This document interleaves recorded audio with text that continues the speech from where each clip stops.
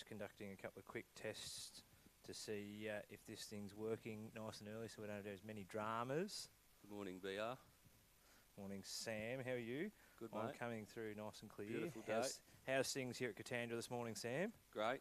Wicket's ready to go. Ground's drying up.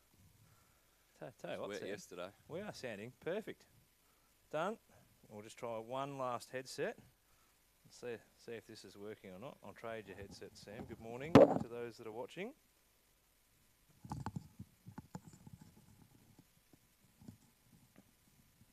Try that, Sam.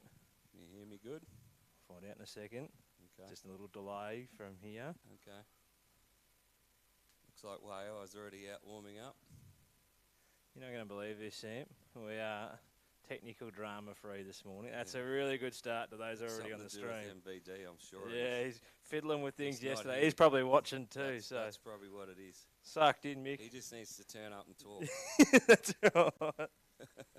Done. Thanks, everyone. We'll see you back here very shortly.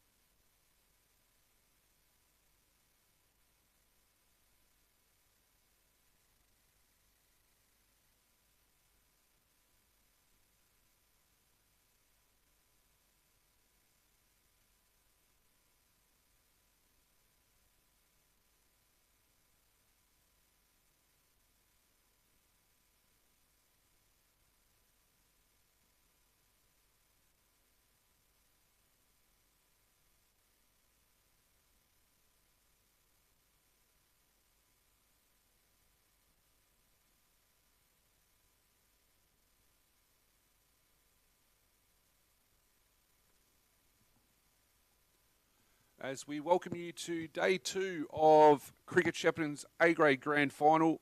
It is a pleasure to have your company this morning. We are underway for day 2. 5 for 66 are Waaia. Mark Nolan into Mitch Cleland. First ball is allowed through to pass to Luke Nolan, and there's no run there. Michael Van Dorsa and Brandon Riley in commentary with you. And BR, great work, mate. You've done an amazing job out here this morning, and I love what you've been able to put together. You have no idea the lack of sleep I faced last night. There was a bit going on. Obviously, we had some drama yesterday. So as Nolan comes in to Clearland, and well fielded by Auld in the gully. And then got home MVD, and like everything, when I went and got my heavy rigid licence many years ago, you get your crunch box ticket and that, and our mate said, he goes, doesn't matter how bad you drive. He said today, he goes, I don't know what happens. He goes, you go home and you start just practising things in your sleep. So I imagine just doing technical things last night around here, and the Saints had a good win as well. So, You're up and about this morning. Bit up and about this morning, so I got out here and got it all sorted early. Nolan into Clearland again, allowed to pass through to Luke Nolan. Still can't explain what happened yesterday. No idea. Just the last thing just needed to plug in and play. Yep. And it went, you know what? I'm not playing. Yeah. I don't know. Mate, the fact we got to air yesterday was fantastic. A surprise. And congratulations to you. You've done a huge and amount of work. Thanks to Dill Shelley as well, giving us a bit of a hand with that as well. So yeah, Dill Shelley helped us out. A couple of hands with that. And also on comms as well. Absolutely. Making a debut in a grand final, always good. As Nolan is into Clearland, squared up, and he's played down the offside of the wicket. Looking around the grounds yesterday too, MVD as B grade have just got underway as well. All those stream links can be found on the Cricket Shepparton Facebook page, with thanks to the Apprenticeship Factory and Club B&F, our sponsors for the year. A bit of an omen, maybe yesterday, MVD. Okay. Well, look around the footy. Yep. The Bombers got done and the Saints got up. There's an interesting one. Yeah, okay. As Nolan is into Clearland, this one's edged through third slip. They didn't have third slip today. The ground's a little bit dry this morning too, and Ald's got there, but not before they've completed 3. Carpenter was quick between the wickets there. I think he went with the 2 slips. I'm not saying that's going to happen today, and just an interesting one that was picked up yesterday by someone here at the ground this morning that passed it on to us. Yeah, a really interesting. I'm going to say I did enjoy it. The interesting one to go with that though is that the Nagambie known as the Lakers are not the Saints. Correct. Whereas they are in the football. Well, they're still known as the Lakers too in the footy. So it's an interesting one.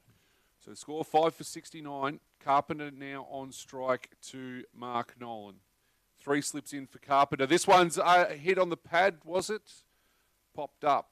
No run. End of the first over of play here at Katandra Recreation Reserve for day 2, or the last day of Cricket Shepparton for season 2024-25. Feels weird. Waaia 5 for 69. Feels very weird. I don't like it. No, I can understand that. So Waaia more cricket. Waaia now requiring 29 runs for first innings points. Winter Irving is going to take the ball. Mitch Winter Irving will start, or he's going to start from the is it Kevin or Gavin Teague end? The Teague end. Kevin Teague end of the ground, or the town end of the ground, as he's on his way in to Mitch Cleland, who holds the key. You would think for Waaia, this has bounced into the ground, and on the bounce, the fielding's been done there by Mark Nolan. You sense Mitch Cleland holds the key for Waaia here. He's up to 29. And a big wicket early for Nagambie. As we've got 2 slips and a gully point cover mid-off on the offside. Winter Irving in again. Drive to cover, no run. Also got deep backward square, mid-wicket and mid-on for Mitchell Winter Irving. As the score is 5 for 69. requiring to get to a total of 98. I keep saying for first innings points, BR, as Winter Irving is in Clearland. Squared up. This one edges into the slips cordon. Points mean No nothing run. now.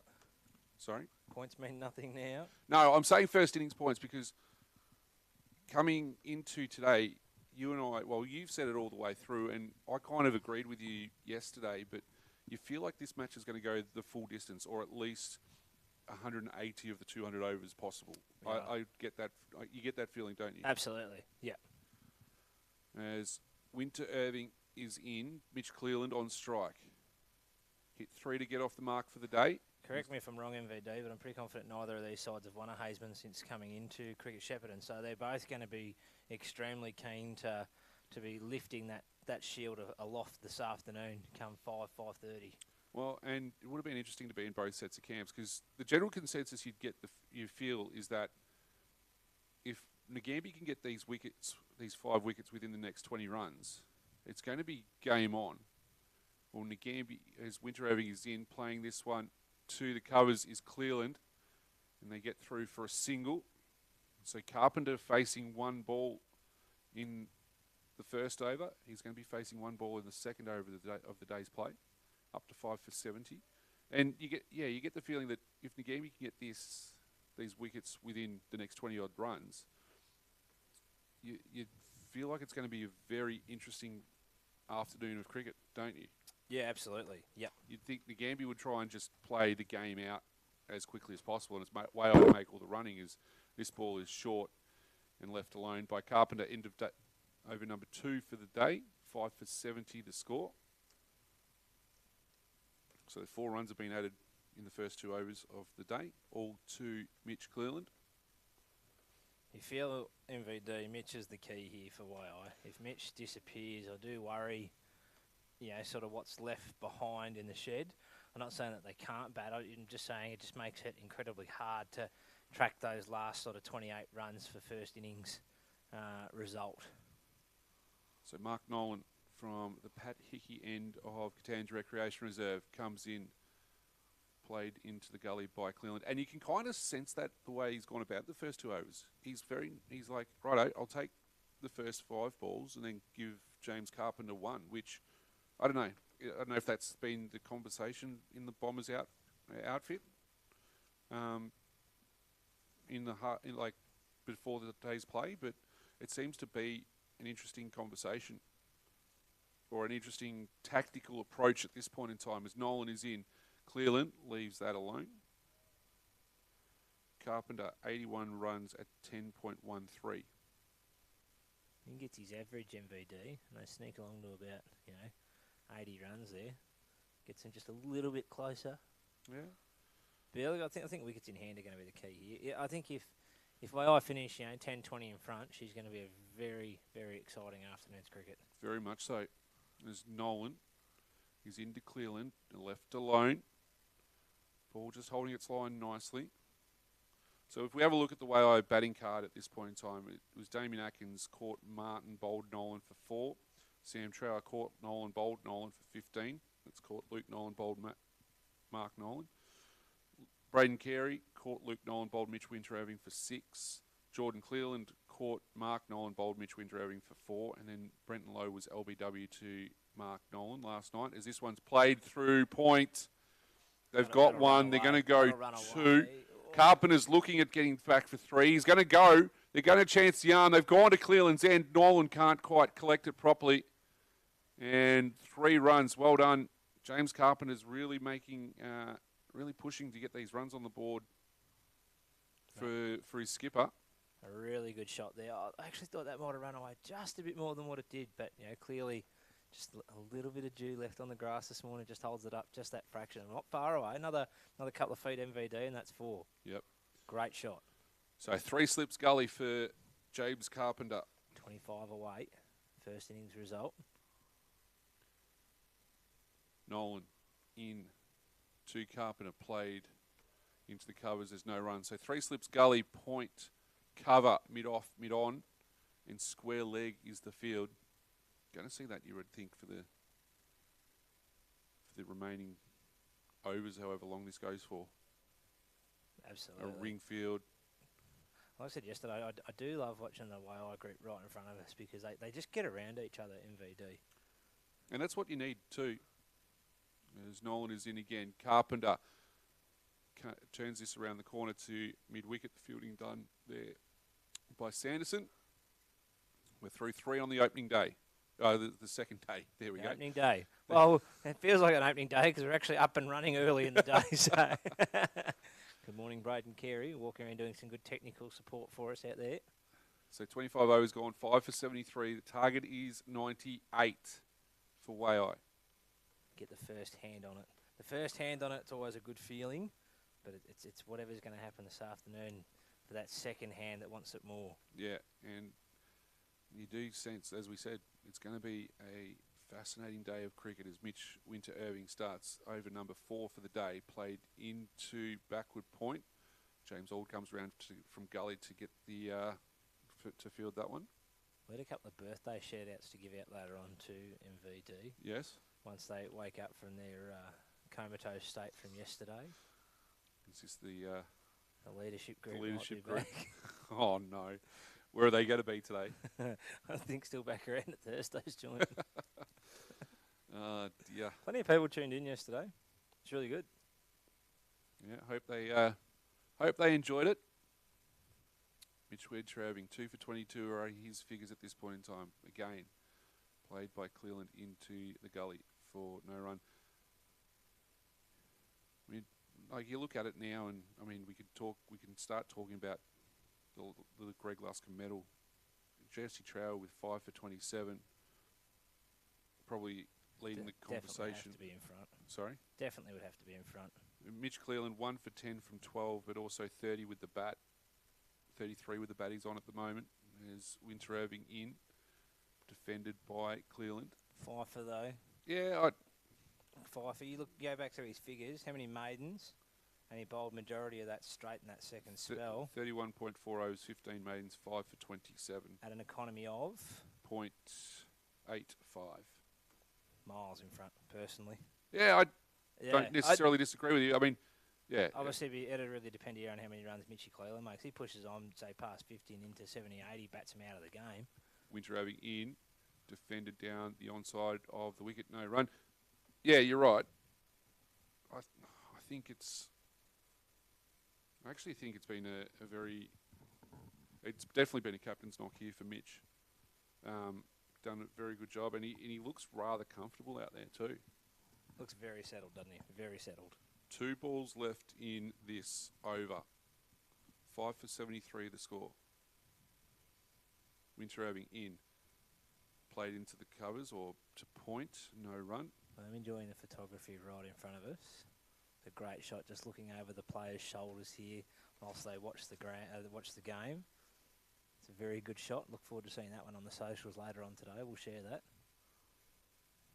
They do a good job out there at Waaia, getting right around their teams. Yep. They bring a great bunch of supporters.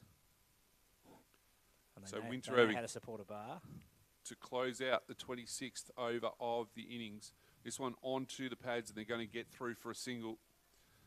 And the fielding's done there at backward square leg, and Cleland keeps the strike. Good bit of farming out there, mate. That's I know that's what I'm getting. What you're trying to that's allude what to. I'm I'm happy getting to at. just put it in a simple term. It does feel like that. And that's what we've said, though, isn't it? We feel like he is absolutely the key here with the bat. Yep. The longer he faces and the more runs he makes, the closer Waaia are to getting this first innings result. And this first premiership for them as well in the A-grade competition. Long time before we get into the P talk. Nolan in, Cleland to cover. Zach Winter-Irving does the fielding. How good's the setup here at Katandra 2 MVD? I know I spoke about it yesterday, but geez, it's good out here. Ground's marvellous. Like, venue's just incredible. Facilities are great. The volunteer staff that are working here are amazing. The coffee van that's set up here today, incredible. They just go above and beyond here at Katandra. This is absolutely the standard set, anyone who wants to host it. As Cleland defends this one to backward point, Barnes does the fielding. Good bowling here by Barney Nolan too. So, just quickly, around the grounds from Cricket Shepparton at B grade, it is 3 for 95 at the moment. Trent Sidebottom's just brought up his 50, So they're not far away from getting a first innings result there, Northerners. chasing 123. As Nolan is in to Clearland, Yep, played to mid-off, no run. 30 runs away. Yep. Potential here that they could take out B and D grade. I was gonna Caramona's say. already claiming C grade and Nagambie in E grade. D grade yesterday was won by 7 wickets there by Northerners. It was Preston Hall, I believe, who hit a 6 to win the game. Yeah, the big Doz. That was the mail I got. As this ball is in, cut, no run there to Barnes. Tim Brett winning the best on ground. Is it the Bob Robert, Barker? the Bob Barker medal. How many flags has Bob Barker got? You know, still talking about blokes who got decorated careers. I reckon Bob Barker's got at least 16 premierships. Yeah, he'd have a number of them. Yeah. I wouldn't be able to tell you exactly what number, but I'm sure I'll get a message at some point from someone that'll tell me. Someone out there will know. So, Nolan in, Clearland plays into the gully, or does the fielding. He's one of those blokes who always won on your team. Everywhere he goes, he just brings flags. Like Dan Christian in the BBL Yeah. and that. Just any side he plays in, just flags. And we thank the Moama Cricket Club for being able to stream the D grade grand final. Absolutely. Michael Costello done a really good job there yesterday. Thank you, Michael. Yeah, great job there. Preston Hall 37 not out there off 41 with a 6 to win it, as I alluded to. As they get through a maiden here, do Nagambie, Mark Nolan 5. Well, the score is 5 for 74. Nolan's figures 3 for 35. Cleveland 34 from 62. Carpenter 3 from 18. I think they'll be very happy with that, the Lakers, to get that maiden. Yeah, absolutely. Gets Carpenter back on strike here in VD. Doesn't allow that farming to continue. Correct. In some of the other competitions that are in their finals, I just want to take you to this one. We're going back to over the in- Howie games, are we? No, that one's all over. Oh, it was well, a two-day game. They got bowled, as we said. Mark Howard's team got bowled out for 60. He Yep. made 10, and then they took one for in that innings as Winter Irving comes in to Carpenter, left arm over the wicket, defended by Carpenter. They took 1 wicket, and that was Mark Howard getting a stumping. You look at it, I'll tell you what, it's very close. Yeah. You'd have to go back and have to watch it a couple of times to see whether or not it actually they've was out. Called it yesterday. Did Yep, they? they called it yesterday. All over. Won by 9 wickets. 1 for 63. It was supposed to be a 2-day game down at Queenscliff. There's Winter Irving in, left alone by What, Carpenter. no second innings? No, they didn't go with the second innings. I don't understand why. Are they? But you getting the feedback coming through already? Yeah, I think Narelle's tuned in just a fraction late here already. Just wants to know who we think will win. And our best on ground. We've already touched on it just before. I think Jesse Trow is in front for the best on grounds. So if Waaia were to get up for the day, As Winter Irving is in again. Oh, a bit of bounce in that one. Carpenter rides it on the bounce, or on the roll actually, in the end to point. otherwise Mitchy Cleveland stands a very good chance here at the moment. 34 not out. So if he makes another 40 or 50, then and bats Nagambie out of the game, then he's obviously in front. Otherwise, if you're looking from a Nagambie point of view at the minute, you'd have to think Tom Barnes. Our mate Tommy Barnes would be in front. They're making about 30 odd yesterday. 37 afternoon. yesterday. Obviously, The depends. only reason they sort of really got out of that hole yesterday was Tommy Barnes very, very aggressively batting. Yeah. Otherwise, yeah, I think Waaia in front on first innings so far. As Winter Irving in, Carpenter tries to push this into the onside to get off strike. Can't quite do so. I still think it's incredibly tight MVD to tell. Oh, I reckon that's safe MVD. I had a feeling that it stumping, was I too. don't reckon that's out. Down Well, at it was, the Howie Games grand final. it was given, so I reckon yeah. he's got his bat down by about 6 metres. You can go back and have a look at that. We're looking at Bowen Head's third 11 as that one was played by Carpenter into the offside. No run. Very around the grounds. While we're talking around the grounds, Strathdale Maristians versus Strathfield, say Oh, you're in the bringing your Bendigo side of the world in into the this. Bendigo There we District go. Cricket Association. Played Where's it- your game? Why aren't you there? You know why I'm not there. It's actually just a field change. I'll come back to that one in a sec. Cheeky chap. As Mark Nolan's has moved third slip into a straightish cover, short cover, as this one goes past the outside Whoa. edge of Carpenter's bat, and he survives. Yeah, not far away there. And it's 5 for 74, 28 overs gone. The overs are irrelevant. 98 is the target required. Strathdale Maristians, 8 for 354 at the QEO yesterday Ooh. from 85 overs. They're only playing 85 over game. Yeah, righto. Grant Waldron, 149 from 250 deliveries. He's had a great season. He's a phenomenal cricketer. There's Nolan into Cleveland, captain v captain, They say 149. 149 from 250. Just short of Yeah. the 150. And he was out late just trying to Just get trying as to many keep runs as pushing, possible. yeah. James Vlamic, 48 from 70. James Barry, good young cricketer coming through, 46 from 61. Matt Wilkinson, the wicketkeeper, 37 from 31, 4 fours at a 6. As Nolan is in. Cleveland leaves it alone, no run. Campbell Love, the best with the ball, 3 for 104 from 22. 12 maidens in that 85 overs. It's not too bad. Strathfield say we'll have to score at about 4.3 runs and over to get this. Reckon they're half a sniff or what? Strathdale Maristians are probably the Central Parks and Brendans of cricket Shepparton in those years that they were so dominant as Cleveland plays that down Fairly to handy. mid-off. And they've just been phenomenal the last few years in the first 11 over there. So you never know. I mean, funny things have happened in cricket. But, I'd say Strathdale Maristians have got one hand on the Sir John Linnop shield in that one. And Carlton, how are they travelling? I will get to that one. As Nolan comes in again. Oh, nearly a leading edge there from Cleveland. Sort of just darts out into that point to cover region for a dot. Carlton recovered reasonably well from. We were talking earlier. They were This 5 last for year too. they were 5 for 36, and they end up getting to 177 all out. How did Michael. our mate Mickey Archer go? 1 not out off 8. Ah, champion. Camberwell in reply. There's Nolan in to Cleveland, left alone. We've got one ball to come in the 29th over. Camberwell in reply, 4 for 28. Ooh. So we're in for a ring-ding-a-ling. Yeah, Xavier Crone, Cam Stevenson with the 4 wickets between the two of them.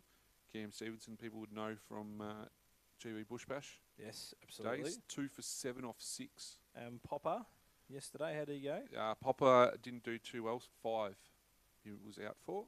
4 more than Arch. Yeah, but Arch was not out, I Arch was not suppose. out. He was on his way to 100 as Cleveland slashes at this one, and the hand goes up from mid-on, but that's about the only I place. was looking out here 3 points. I was You've got to like, watch no the red one's- thing, mate. No one's moving. So, score 5 for 74. 3 maidens on the trot at the moment. Maidens build pressure. They do. They generally say if you get 3 on the trot, something happens. I did hear that somewhere. I can't remember where. Gilly was talking about that, wasn't Was he? it? I think so, yeah. The other game in Vic Premier 1's Richmond all out for 260. James Doherty with 80 there and Mitch Perry with 36. Todd Murphy, 2 for 48 there, 20 overs. Tom Russ, 3 for 43. And Luke DeZito, 4 for 52. St Kilda in reply are currently 2 for 57. Marcus Harris out for a duck. Harry Dixon, 46, not out, opening the batting. And Blake McDonald, 4 not out as well. Mitch Ticking Perry's along. picked up 1. And Lazark has picked up the other. So there's a full wrap of where we are around the grounds as Mitch Winter-Irving is in again to Carpenter, no run. That game being played at the Junction Oval. And the Saints last night in VD. Oh, how'd the they Saints go? last night. How is your household this morning? Because it's one of us is happy. I was going to say we've spoken about the fact that on plenty of times where your wife's Geelong and you're St Kilda. Yeah, I slept outside last night, if I'm honest. I actually drove back here. Winter Irving into Carpenter, edges into the backward point region. Why do you think everything worked so well this morning? Had plenty of time because I was here since last night. Yep, fair enough. Good work. A couple of very happy Saints at my joint last night. I had a mate come around and watch the footy. We agreed that we're not sure why we're putting this on after watching last week, but It was obviously worth it. As Winter Irving is in Carpenter, edges, and he's gone. 3 maidens, bang.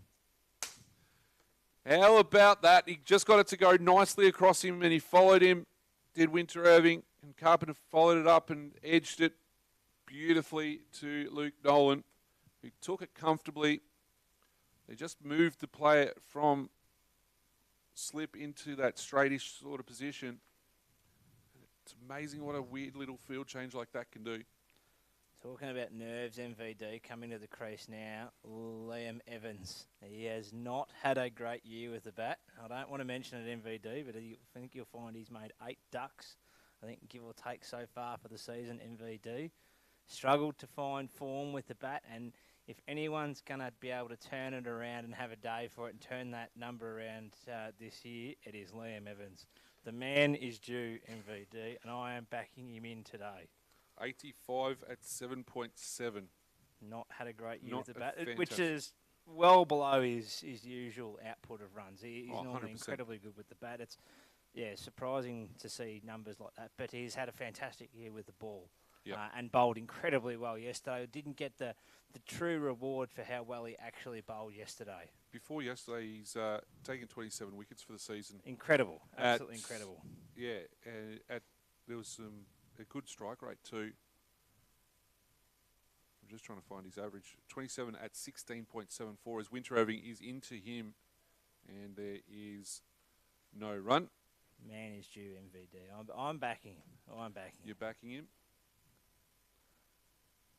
Northerners look like they might have just come short of a ton. I thought they might have been getting to the ton there, but not quite. Three for 99, it looks like, over at Deakin Reserve. Trent Sidebottom, you think MVD in front there for man of the match so far? Yep. So he's got 50. That TV screen's way too small for me. As Winter Irving is in, and that one is left alone by Evans. Is that, no, that I think it's the Dave Shaw medal for that, if I'm not, I might be mistaken in regards to it, but so Winter Irving draws in parity with the wickets for Nolan. 3 for 23 now, his figures, completing his 11th over. 3 for 98. They 3 are. for 98, thank you. Now we've got it on the big Now screen. now you've gone up a notch. There's Winter Irving into Evans. Edging, and he's taken! That's number 9. That is a great catch low down. I reckon that's possibly third slip that's come across to take that. And boy, have we got a game now. 7 for 74. They require 28. Cannot. There's 3. There is 3 wickets remaining. And if that, well, Mitch Winter Irving was seriously pumped up about that one, wasn't he? Can you blame him, MVD? 2 wickets in the space of about 3 or 4 balls. That is an incredibly good finish to that over. That's well done. Mark Nolan takes the catch there. A really good one. 3-ball duck. I'll make it his 9th for the year, MVD. Unbelievable. I think Liam will be sitting there going, I'm throwing this bat, whichever, or pads or whatever he did differently from last year. Find a new bat, son. He'll be dear. okay. He'll be back bigger and better in the second innings, MVD. Yeah, for sure. And he'll have a big role to play, especially with the ball. 7 for 74. Now it makes it look like a really, really big uphill task, MVD. Cleland knows he's the man here to get this done. And there's probably, to be perfectly honest, there's probably a run-out chance at some point in regards to it because you get the vibe that Cleland's going to try and, as we said, farm the strike a little bit. Nolan into Cleland. Cleland hits this up in the air. It's going over the top of mid-on. Couldn't figure out where it was going. There was Wilson, and they've got back for 2, 7 for 76. So it looks like there might have been a wicket to fall at Deakin Reserve. I think Trent Sidebottom's been dismissed there.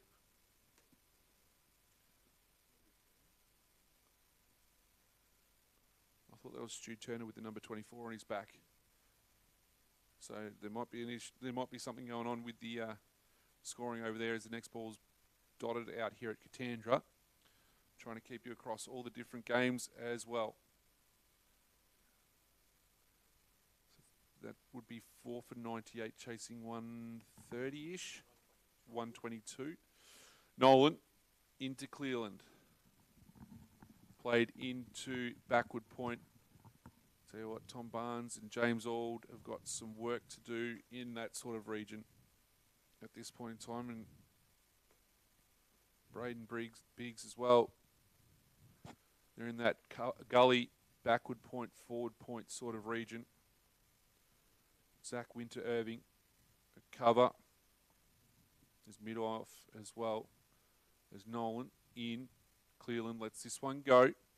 4th ball of the over. 7 for 76 the score. Just feel it really kicked up another gear, can't you, MVD? Yep. Things have really got tight. The crowd's gone a bit more quiet. It's not as up and about as it was about 10 minutes ago. No, not at all. There was the scorecard just go through there. 4 for 105 it moves to. Trent Sidebottom is out there. I'll chase that score up. As Cleland plays this one into the gully. No run. 36 from 72 deliveries.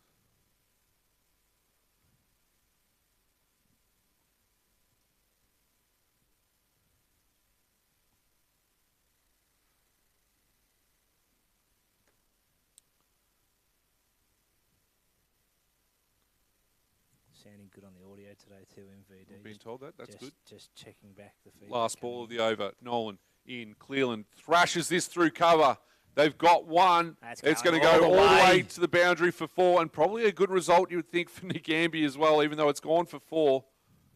Cleland was only probably looking at 1, but it's now 7 for 80, the score. He moves his own total to 40, and it is the end of the over. It was our man, MVD, that took the catch there in the B grade. James Brook took the catch of Trent Sidebottom from Darby O'Brien to remove Trent, obviously. 57 from 126 balls. 3 fours was all that he hit. So a lot of running there by Trent. That'll test out his knee. Batted really well there to get Northerners pretty much to the brink, nearly to the brink of this. That one's an interesting one. They're 4 for 107, as you said, chasing 122. Be interesting to see which way this, whether they'll keep going and how quickly they'll.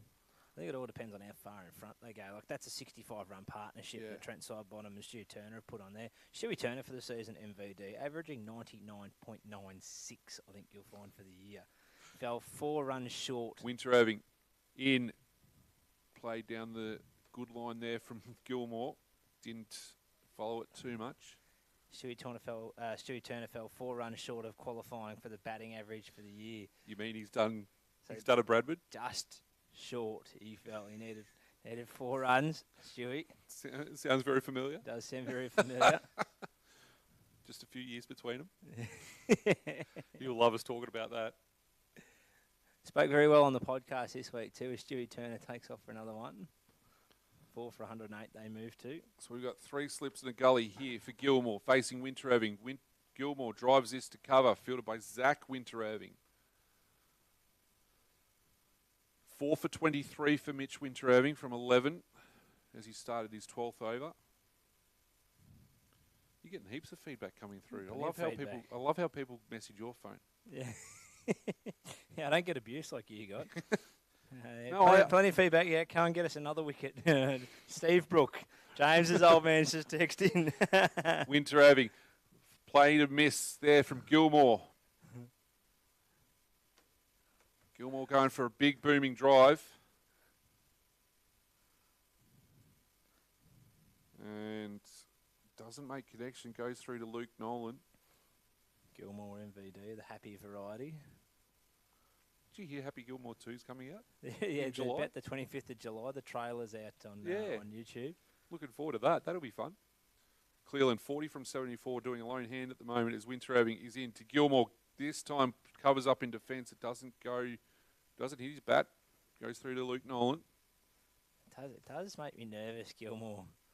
Just fishing just outside off like that. He does have an average of 11.6. He's hit 128 runs for the year and scored, and from my information, he's also scored a 50 as well. So, He can bat. does all right. So, Winteraving comes in again.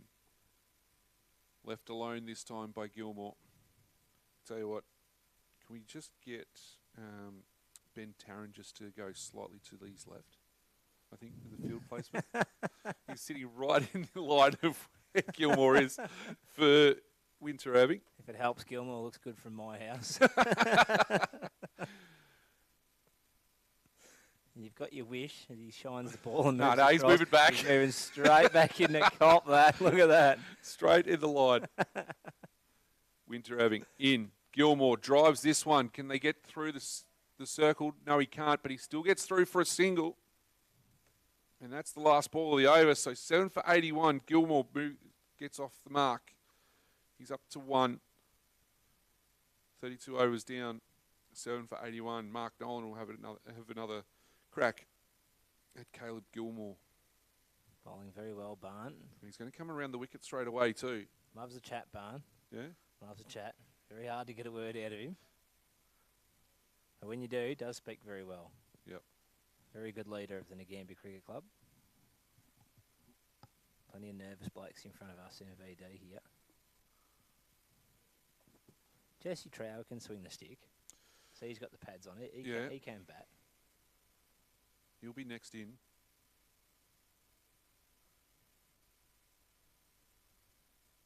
Nervous times though. You can feel it, can't you? Yeah. You can feel it as Gilmore gets ready to face up to Mark Nolan. I'm not playing and I'm nervous.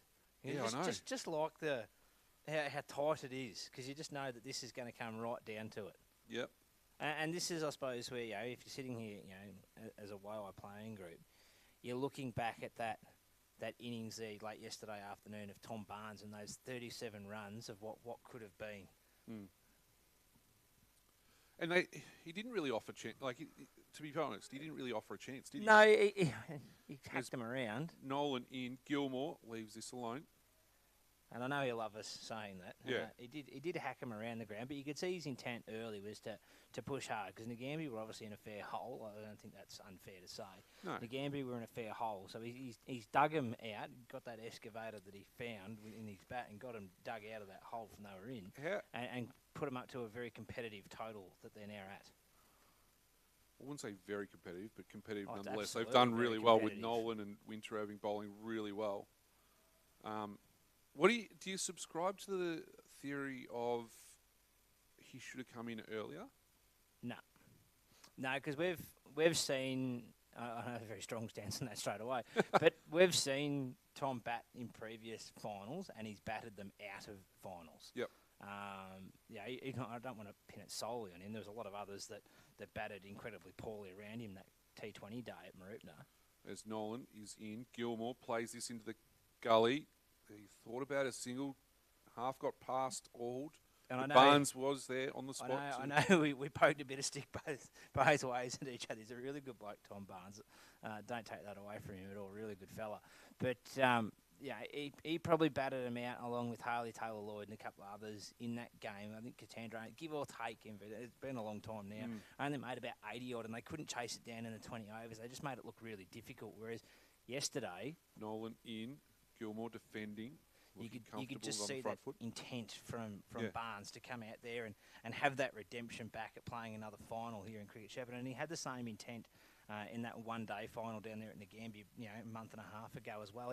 Nagambie, they made about 41, give or take, but he made about 14 or 18 not out in that game too. So, he's definitely got that intent and drive to really bring that run rate up, hard. So I was looking forward to seeing how he batted yesterday. He batted really well. Nolan in, Gilmore driving, gets it to mid-on, can't get it past the field. And now, that's a maiden. Now we talk about a second innings, because let's be honest, I think you'll find this will definitely be going to a second innings with how close this game is. Where does Tom Barnes bat now?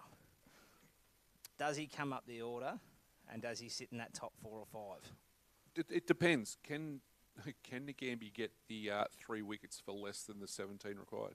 And that's going to be the key. Correct. If they keep him under that 97 total, 97 and under total, yep. then obviously Nagambie are in front. They've got the hand on the shield. Correct. Then yet they bat their normal list. If Yep. they finish sort of, just behind and Waaia finish, say, 10, 15 runs in front, Yep. do you bring Tom Barnes up and have a dip at it? As Mitch Winter Irving is in. An opportunity for caught behind. Abbas Ali shakes the head.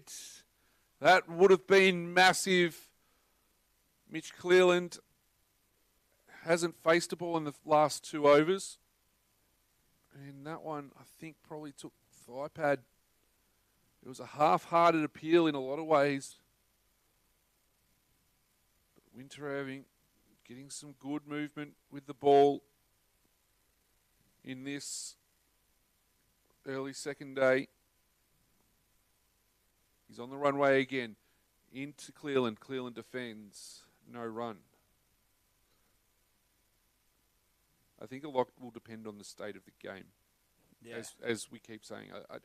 I'm not sure whether or not Barnes would come up. I think they might throw a couple of different looks at the way I attack, but I don't know straight away. I wouldn't be doing it straight away. As Winter Irving in. The opportunity, there's the wicket! Mitch Clearland gone, caught at first slip. And from my mistake, from my looking, I think that's Matt Martin. That's a massive hammer blow there for the Lakers. Clearland goes for 40. And you just sense those first few balls, he hadn't faced for a couple of overs and he was sitting there a little bit toey. Yeah, absolutely. So Clearland goes, caught by Martin at first slip. Feel the intensity, kick up another gear. Mitch Winter Irving completes a 5-wicket haul as well.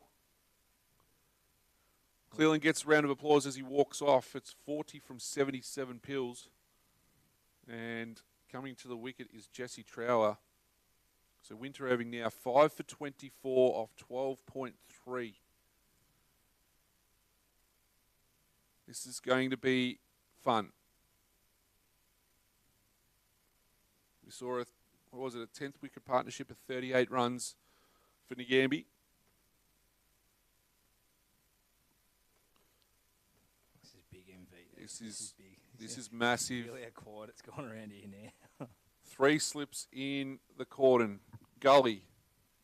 Backward point. Cover. Extra cover. More cover than extra cover. And mid-off. Yeah, and only player on the onside. Bowled in a row, Mitch. Only player on the onside is Ben Tarrant at a wide mid-on. As Winter Irving is in. Left alone there by Trower. Try the bounce and carry on that. Great. He's only bowled. It's only the 4th dot ball in a row. Because Gilmore got a run off the last ball of his last over. Yeah, that's right. Just feels stronger than that, doesn't it? It does. But it's been after the first couple of overs where they were able to get a couple of runs away there, the Waaia boys, as Winter Irving is in. Opportunity caught and bowled! Jesse Trower went to take a swing at that. And Mitch Winter Irving said, thank you very much. I'll take the catch to get the caught and bowled. He's up to 6 for 24. Welcome, Mitch Winter Irving, right back into the mix for the medal MVD. And they are 1 wicket away from the first innings results. Nagambie. Wow. What a 5-minute spell this has been. Probably more like 10, but 10, yep, we'll go with that. I don't know, it feels like 5, doesn't it? It's all happened so quick. It has. Mitch Winterhaving's just been able to go bang, bang, bang, bang, to be perfectly honest, and take Carpenter, Evans, Clearland, and now Jesse Trower as Will Trower comes to the wicket. Meanwhile, around the grounds, MVD. Northerners 4 for 111. They're only 12 runs away from passing Nagambie's first innings total of 122 all out. At the crease was Stewie Turner, 28 not out, and Kyle Montgomery, 2 not out. They're ticking along, MVD, whereas here, obviously our A-grade grand final, 9 for 81, Waaia chasing 98 to win. So 81, Waaia still needs 17 runs to pass. Caleb Gilmore, 1 not out of 12, and Will Trower is walking out to bat as we speak. So Mitch Winterhaving, last ball of his 13th over into Trower, and that's played into the offside, and there is no run. And that completes a double wicket maiden there for Mitch Winterhaving. He now has figures of 13 overs, 4 maidens, 6 for 24. An economy rate MVD of 1.85. Waaia here, MVD, they've lost 4 for 7. Yep. Stats with thanks to the Apprenticeship Factory and Club BNF. Sorry for kicking you there under the table right. as well. That's probably my fault stretching out too far. So now it's up to skipper Mark Nolan from the Pat Hickey end of the Katanga Recreation Reserve. He's in to Gilmore. The 3 slips go down. Edge caught behind, was it? They asked the question. Umpire Delia says no. Tell you what, there's some disappointment on the Waaia faces in front of us.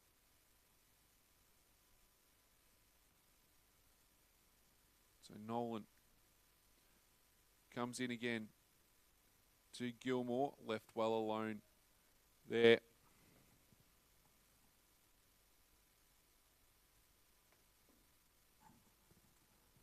Is that what they need, MVD? They need just a cheeky 1 or 2 through the slips region here. Yeah, still not going to be enough, but yeah, I get what you're saying. Get a couple through.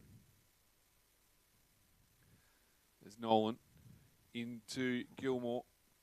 Played on the bounce to backward point. A lot of balls have gone backward point gully today, haven't they? Really, it was only Clearland that was able to get a few in front of the wicket. But they've been able to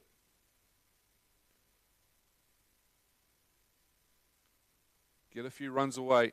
They started the day 5 for 66. They're 9 for 81 now. Gilmore facing Nolan. On his pads, flick down to fine leg. This is going to be handy. This could go all the way here.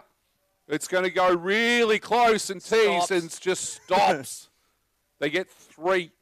About a foot short, that stopped MVD. That's what we're talking about. Just need those little 1s and 2s like that. Just little edges, soft edges flying around. So Gilmore's up to 4. Brings Will Trower back on strike. 2 balls left in this over. The nervous variety now, MVD. Could be very happy, Gilmore, shortly if they can pass the runs. We still need 14. Gilmore is up the other end and he's watching Trower defend into the covers solidly off Mark Nolan. 14 seems like a long way away, doesn't it? Always does when you got 10 and 11 at the wicket day, don't you? Or 9 and 11. 9 and 11, I think you'll find. Apologies to Caleb.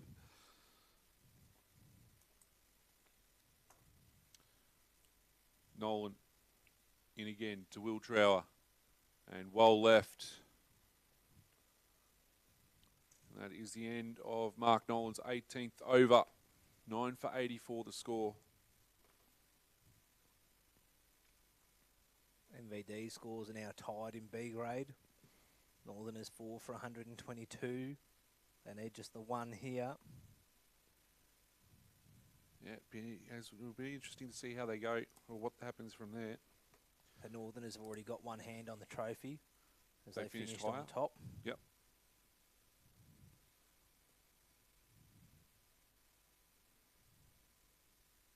There it is. Stewie Stewie Turner, Turner hits the winning runs, turns for 2, comes back comfortably. Winter having And they come into back for a Gilmore. They get through for a single here at Katandra. Bit of a fist pump there from Stewie as well. But they know there's a long way to go in it. Been a big year for Northerners. So they've taken out B and D grade. Yep. At this point in time. Competitive enough for with a young side as well in E grade. Very young side.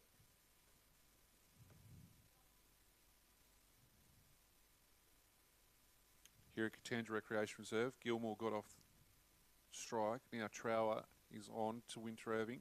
Down the leg side, tried to follow it. Luke Nolan does the cleaning up. Would have been a wide in a one-day game, but not on two-day cricket. So square leg and mid-on are the two fielders on the onside. Zach Winter Irving is halfway down the wicket, on pretty much on the edge of the pitch. Just to the left of it as a straight mid-off. Mitch Winter Irving, ball in hand, into Trower, fielded by Zach Winter Irving, no run.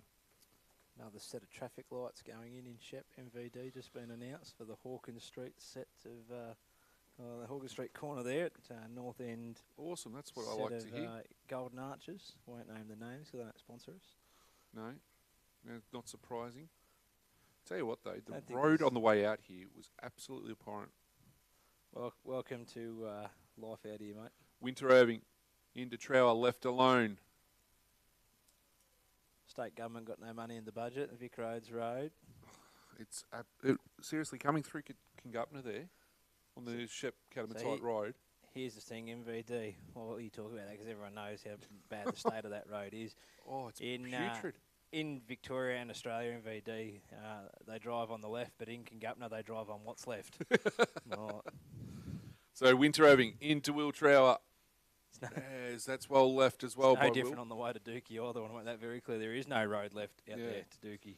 No, I think you're not far away from just wiping it off the map. The way the road's going, there's just nothing out there. If Vic Roads want to do some work, I'm sure the people of Kingupna will be very happy. They'd nearly volunteer to help. Correct, I reckon they would. Especially at the recreation reserve there. Oh, terrible. Yeah, it's putrid. Winter Irving to complete his 14th over. This time, slower ball goes through and no run there. Fishing MVD. It's good weather for fishing. Great weather for fishing, don't get me wrong, but should nearly be illegal this time of year. Fisheries officers should be heady. Jeez. So Gilmore, 5 from 17. Long conversation with Trower in the middle of the wicket. Mark Nolan will get ready to start his 19th over. As we'll see what happens here. Right arm around the wicket for Mark Nolan. 3 slips, gully go down. He's into Gilmore. Left alone. Good forward press and well keeping the bat out of the way with his gloves well out of the way as well. The crowd just calms down a little bit again.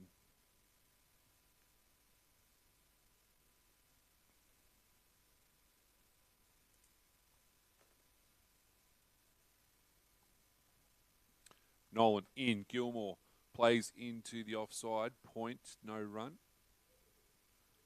Fielding done by Barnes. I said Barnes and Ald would be very important in this scheme of things.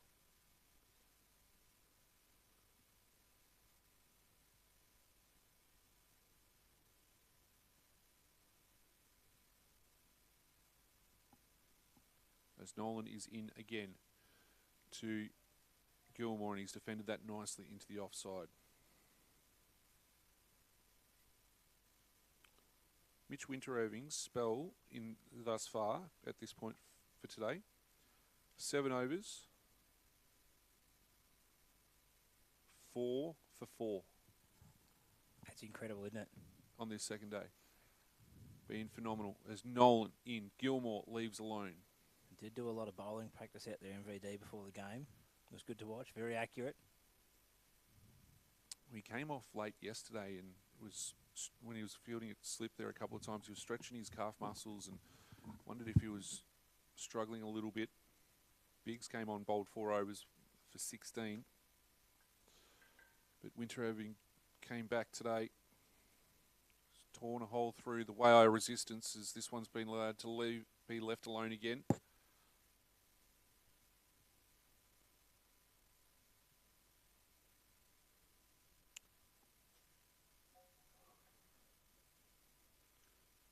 Probably not making Gilmore play enough at this point, but I think Nolan will be happy if he can get another dot ball here, and Winter Irving can have it over at Trower, and he's been able to do that. 9 for 85 the score. Target required 98 for first innings points for Waaia. Nagambie need 1 wicket. And we are approximately 7 minutes away from the first hour of play. No, I'll make that 4 MVD because we started started 3 early? minutes early. Don't want to get technical, but yes. No, that's right.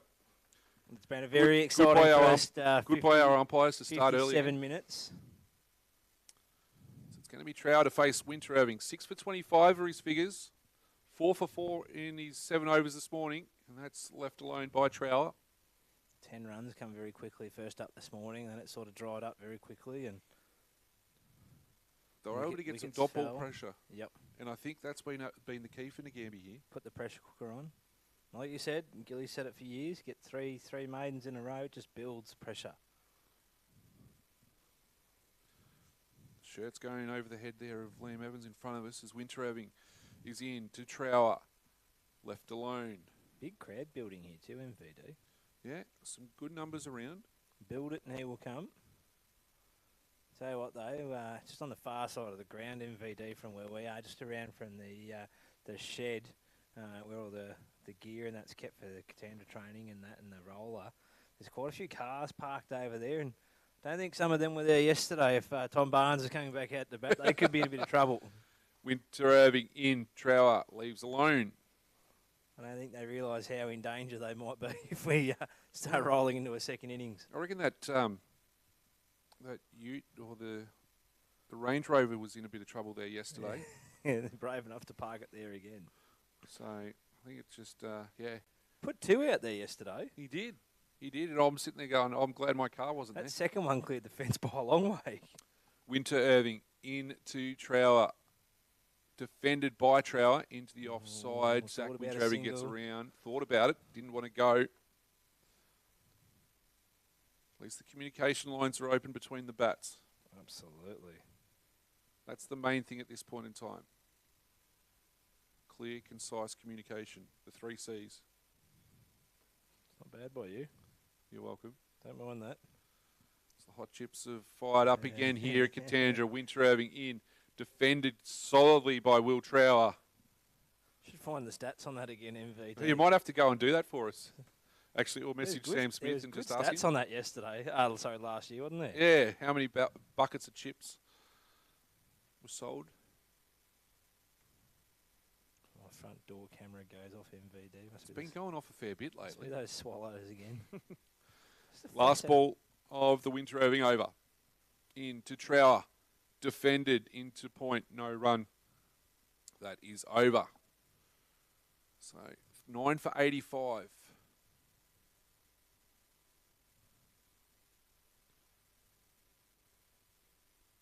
That's the 3rd maiden again in a row. Oh, are you calling it MVD? No, it's not. Sorry, I apologise. It was Oh, not. here we go. It's only the 2nd. No, there was one off the first ball of Winter Irving's last over. So that's the second, 2 maidens in a maidens row. in a row. Right, we can count now. Here Good. we go. Gilmore into Nolan, defended. Nolan into Gilmore even? Did I say that right? I don't know. You've got me confused now. No, well, that's... Yeah, okay. I'll turn you around again. Mark Nolan. Done a power of work for this club. 2nd in the Lightfoot medal on Monday night. He's into Gilmore. This defended into the gully. They've slightly misfielded. Martin was onto it. They thought about a single. Martin said, I'll throw the stumps down, or at least attempt to anyway. They're the ones we talk about there, MVD. Just, get a cheap single from something like that. Still going at Deakin Reserve, 4 for 127. Over there, Northerners have got first innings points against Nagambie. Nolan, driven there by Gilmore, just past the outstretched hand of Zach Winterhaving. They've got two. They'll look at a third, but they won't get there as this ball gets thrown.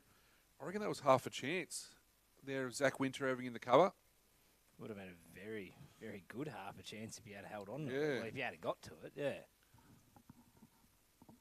Just 9 for 87 MVD. We tick it down.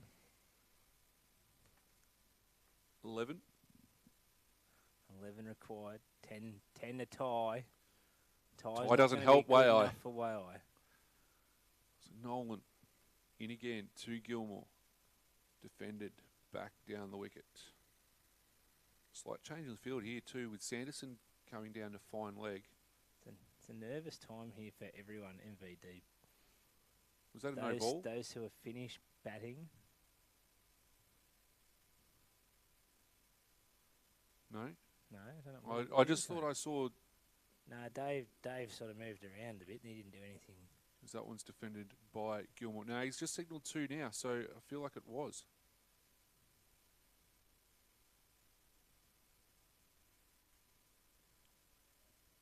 Yeah, the score's just updated, so it was a no ball for Mark Nolan. There we go, there it goes. Yep. So it's 9 for 88. Whoa. So they can't afford to bowl an extras like that at this time. MVD takes it down to 9 required.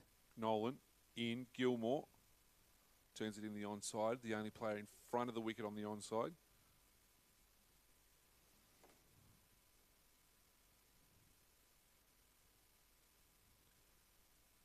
As we think we're going to have drinks at the end of this over. It's interesting the frog box score hasn't updated. 9 for 88 the score. Nolan in, left alone by Gilmore. That will be over. And we are going to take a drink here at Katandra Recreation Reserve.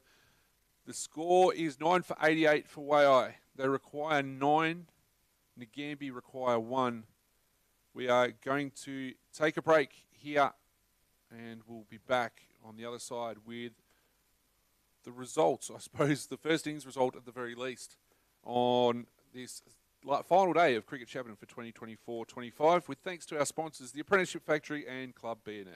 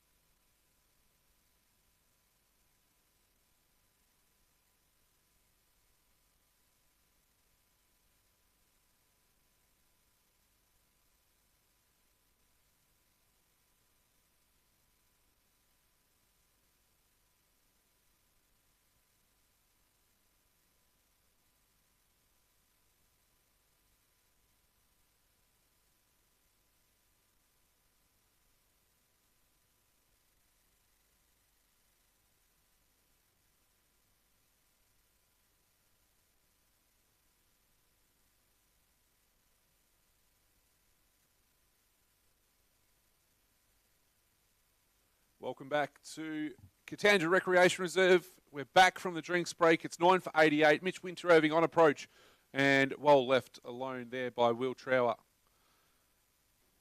As this game has come down to the wire, we thought it might, and we have been proven right after all.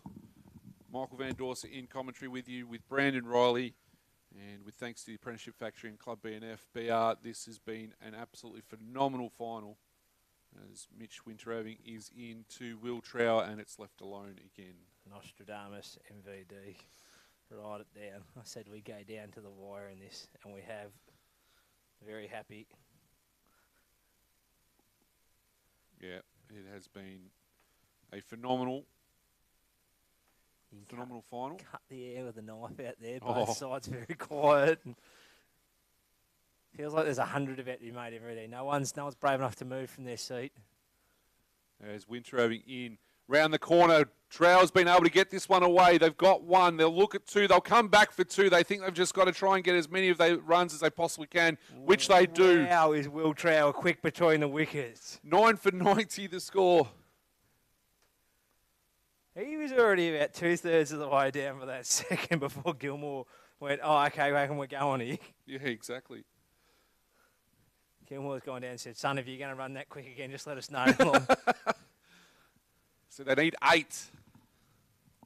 Steady now, he says. Winteroving to Trower, left alone. Well watched. You can't go before acceptances here. You can't get on the front foot. We are up and about. Giving the chair the flick here. We're up, standing up. Very excited. This is tight. This is...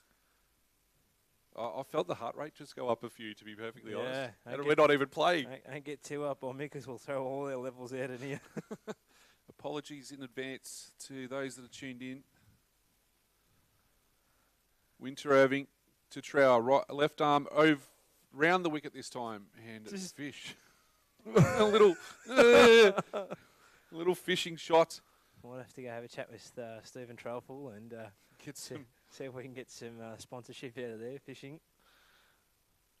Any good fishing gear. Don't want to see it used here today though. Well, I don't mind this though from Winteroving coming around the wicket, trying to get Trower to play at it as he's in again, and this time left alone. That's the end of 40. Just really trying to attack towards those pegs, isn't it, MVD? Well, you got to. It's a hard sort of option, isn't it? Because you're trying to attack the pegs, but you've only got one out at fine leg, and if you get the ball on the pads, you're more likely to get the opportunity to get some free runs there.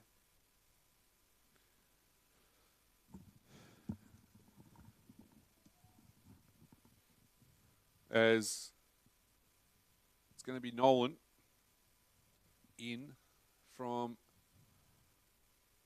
Katandra Main Road end. Steve Hickey end of Katandra Recreation Reserve. Left alone by Gilmore. Very comfortable to leave it alone. Official name, eh? Sorry, Pat Hickey. Just Pat. Pat Hickey. Pat'll do. I think I'm getting my names confused, mate. Oh, yeah. I think his name is actually Steve. Don't quote me on that. As Nolan's bowling right arm. Got life membership here a couple of years ago, I think, MVD. Around the wicket to Gilmore. Drive the peel, half a peel for caught behind as he drove at it. All the blokes in front of us all went, oh, no, it's okay. It was a half an appeal. Everyone's riding every single ball here, MVD. Every ball. Good to see the crowd that are out here. There's a child that's running, trying to catch up to the car out there too. As Nolan in, Gilmore plays into the offside. They think about it a couple of times and all did enough to get a good stop on it. Great stop there in the gully. And they all get around him. They know what every run is worth out here. So 3 slips are Martin, Mitch Winteroving and Biggs. You got Auld in the gully, Barnes at backward point. Zach Winteroving at cover. Sanderson down here in front of us at fine leg is Nolan in. Winteroving picks it up. That's Zach at the covers. You got Wilson at mid-off. And I reckon that's Tarrant at mid-on coming in to walk Well, thought he was doing something, but he looks like he's just picked something up out of the grass, and we'll take that back with him. Flicks it away. Not happy He's with in it. something. He's in it mid-wicket. So Nolan in. Gilmore plays this into backward point. They go off for the single. The opportunity is there. No one was there backing up. Barnes holds on to it. 9 for 91. Still a great stop. Save one, though, I reckon. Knocked it down. That's all he had to do. Save one. Just Barnes was going to back him up, and that's probably what caused the run there. Oh, still the right decision by Yeah. Barnes. Yeah, no, exactly. And he Can't. good call to not throw it as well because there was Yeah. no one there. Hold on to it. That's what we were talking about yesterday. Just hold the thing. Yep. It's my pet peeve. There's Nolan in, defended into cover by Trower, and they get through another one. 21 overs for Mark Nolan, 3 for 48. 9 for 91 the score. Just feel the intensity just keep rising, MVD, rising. What do you reckon here with the left arm bowler bowling to the left-handed bat, and now the right-handed bowler bowling to the right-handed bat? You don't mind? You reckon that's okay? I don't mind it. Just another day at the office for me.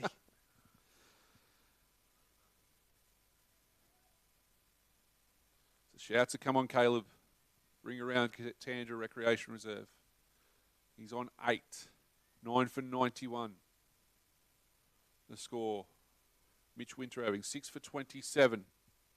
Driven by Gilmore into Zach Winter Irving. Do you want to have another go at that? What? Droven's not a word, son. We went through this yesterday. I thought that's what they did up in the Northern Territory. Oh, this could be a lunchtime finish at B grade. Shout out to Harry Yukic, who's tuned in.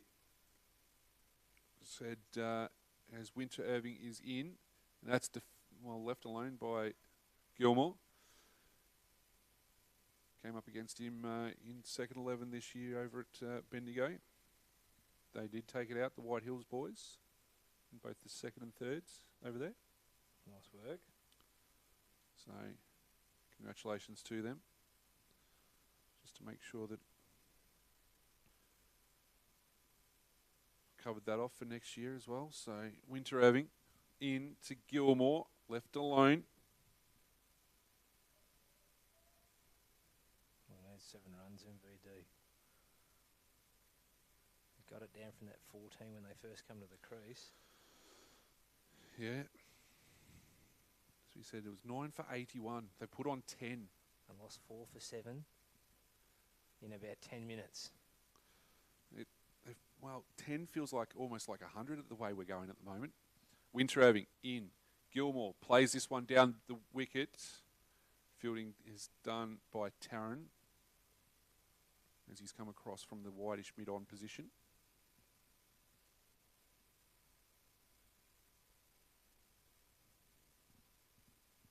Very tight, MVD, very tight. Good crowd, no one brave enough to move.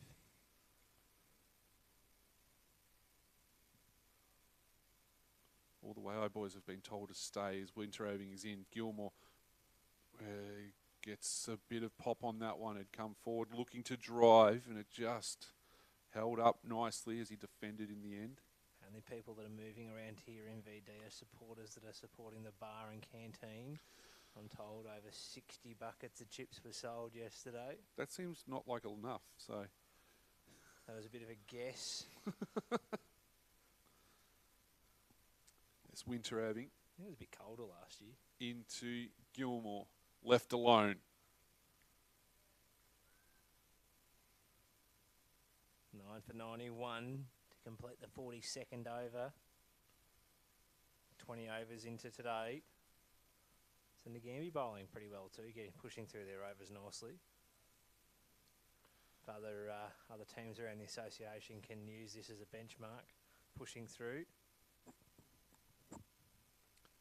I'm also talking a lot quieter based on voice. I'll leave my mic where it was. That's probably fair at the same time. There's Mark Nolan is going to start another over to Will Trower. In, left alone there from Trower. Conversation that went out just at drinks is like, what does Will and Caleb need to do? And they're like, just keep doing what they're doing. I think there's no issues in that respect. And I think they're doing a pretty good job at the moment too. Leaving the ball alone, waiting for their ball as Nolan in. Trower plays this one to backward point. Barnes does the fielding. I feel like that's 22 possessions for Barnes today. Leather poisoning, you reckon? I just Disposal efficiency, 100%. just feel like it's, yeah. Would go okay in the Supercoach, I'd imagine. Imagine if Cricket Shepparton had a Supercoach MVP. Well, I think, wasn't it like fantasy tried at one point? Yeah, There's fantasy has been tried. Nolan to Trower, defended. I think Central Park tried it this year. Winter I know Irving. Katandra have done it for a couple of years. Yeah, right. So goes over to Biggs and just gives him a slap on the back and said, "Come on, mate, keep us going." Might have to look into it at Tatura. Along with everything else that you've got going on in your life. Yeah, that's right. Yeah, good do work, it- mate. I do There is a enjoy- handbake for a reason. As Nolan in, Trower drives off the leading edge to Barnes. Do enjoy a good fantasy team.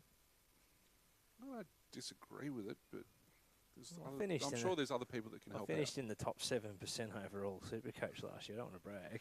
Have you started yours this year? Yep. Yep. They're ticking along okay. Yeah, righto. How many of the GV boys have you got in? Well, the local lads have you got in? Only in one. there? Only one. It's Nolan in to Trower. And that's in my draft only. Yeah, righto. Lockie Ash got a selection Yeah, in my okay. draft. Righto. Nice and handy in the Feeling half handy. back pocket. We'll see a bit off the half-back flank there. Couple of kick-ins here and there as well. And just cheap points in VD. Cheap points. Nolan in to Trower. Defended. Zach Winter Irving does the fielding at cover. Is that 2 maidens in a row? You're the one telling the story, mate. You make me 9 nervous for when you start 91. counting. Yeah, don't make you count. I'll get my toes out for you, mate. Yep, it is. So, just going through the card. Atkins for 4, Sam Trower for 15, Braden Carey 6, Jordan Cleland 4, Brenton Lowe 5, Mitch Cleland 40.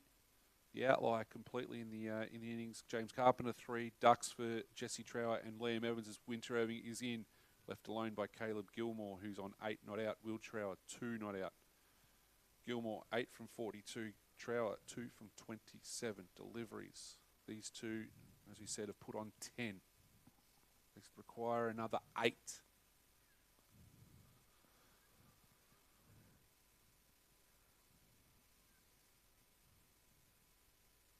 Crowd goes quiet again, which you probably can't hear anyway.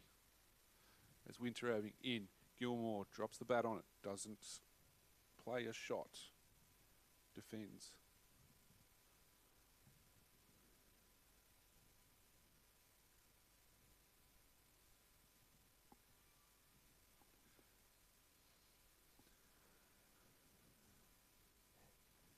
Hush around the Katandra Recreation Reserve.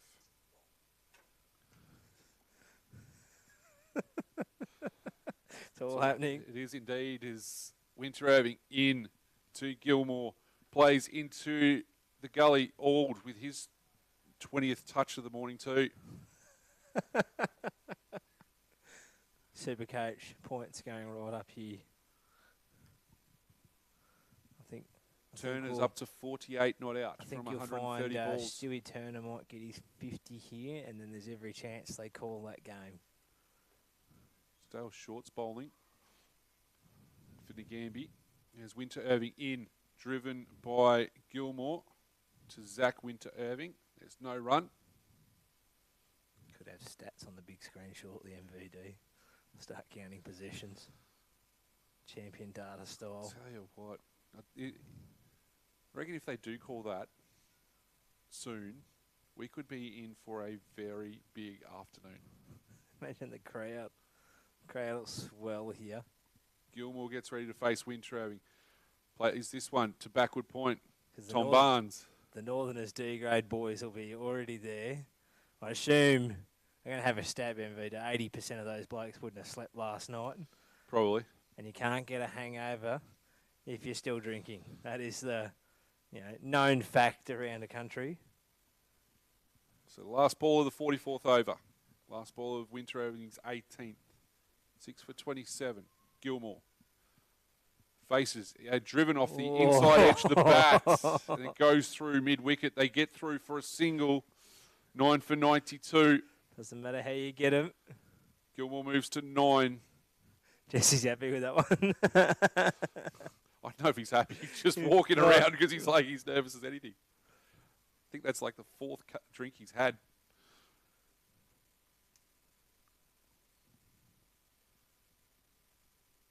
You have to take a toilet break soon, you'd think, Jesse. You'd be surprised, mate. You'd be surprised. As they've got a wicket at Deakin. Kyle Montgomery goes for 5, 41 deliveries. Northern is now 5 for 136. Nolan to Gilmore, played to the offside, into the covers. Zach Winter Irving does the fielding. Ryan Ezard picks up his second. He's got 2 for 10 from 10.2. Stu Turner's looking for a drink.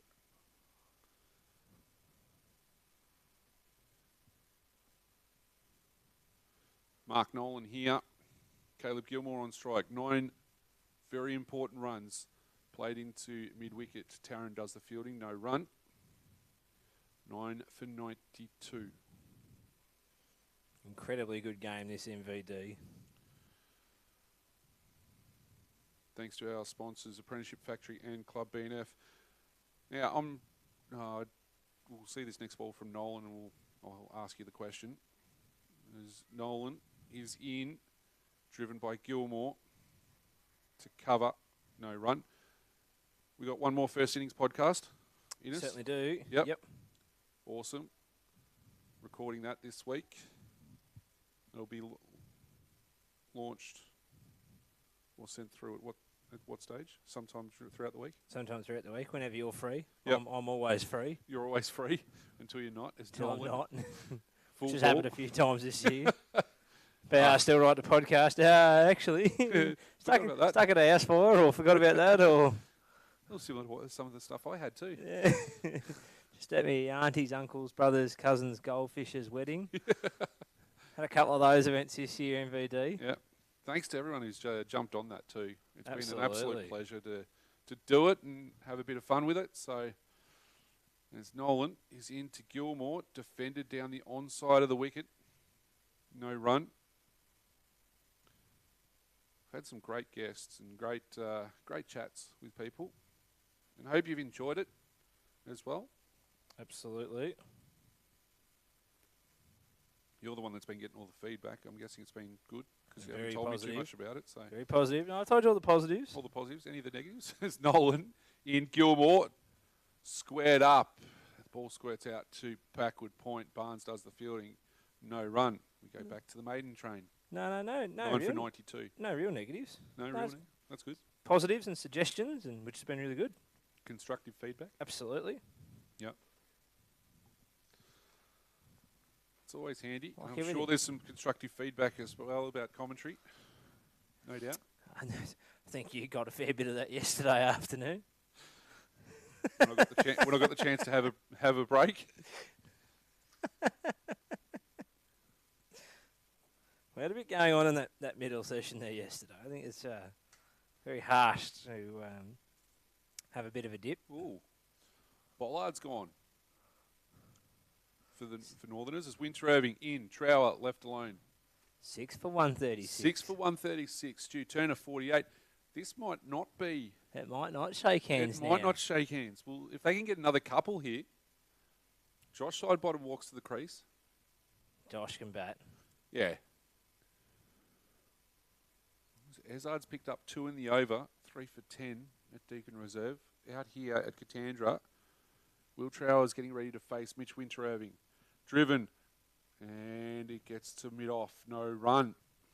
9 for 92 here. You sense that this was going to happen at some point. Like there was that clump of wickets. We're going to see a bit of a petering out. Absolutely. Petering out's not the right word. A bit of a lull.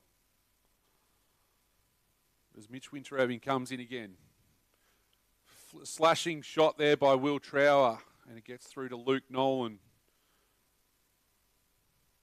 Matt Martin just puts his hands to his mouth and goes, "Oh, what might have been."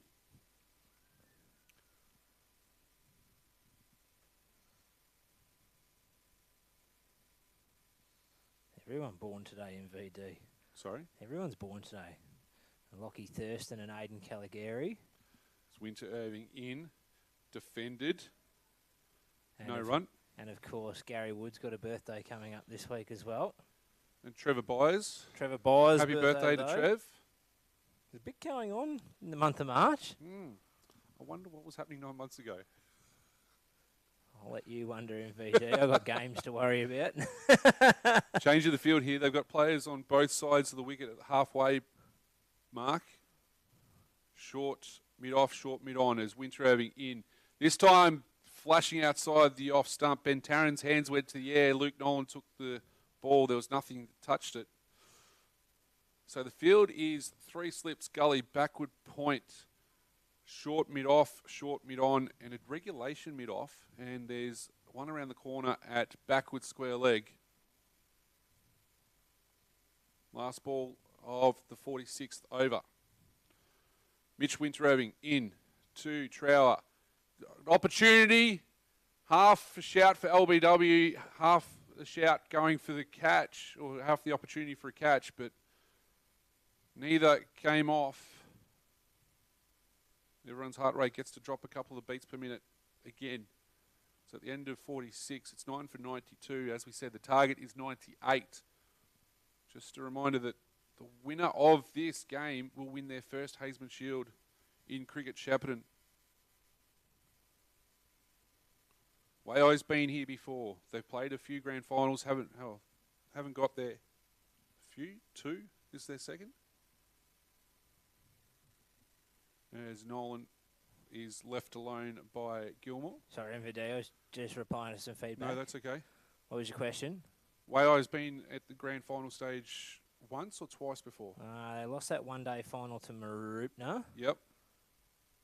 I reckon that's the only I one. reckon that's it. Yep. Well, Was he Marupna beaten the second one?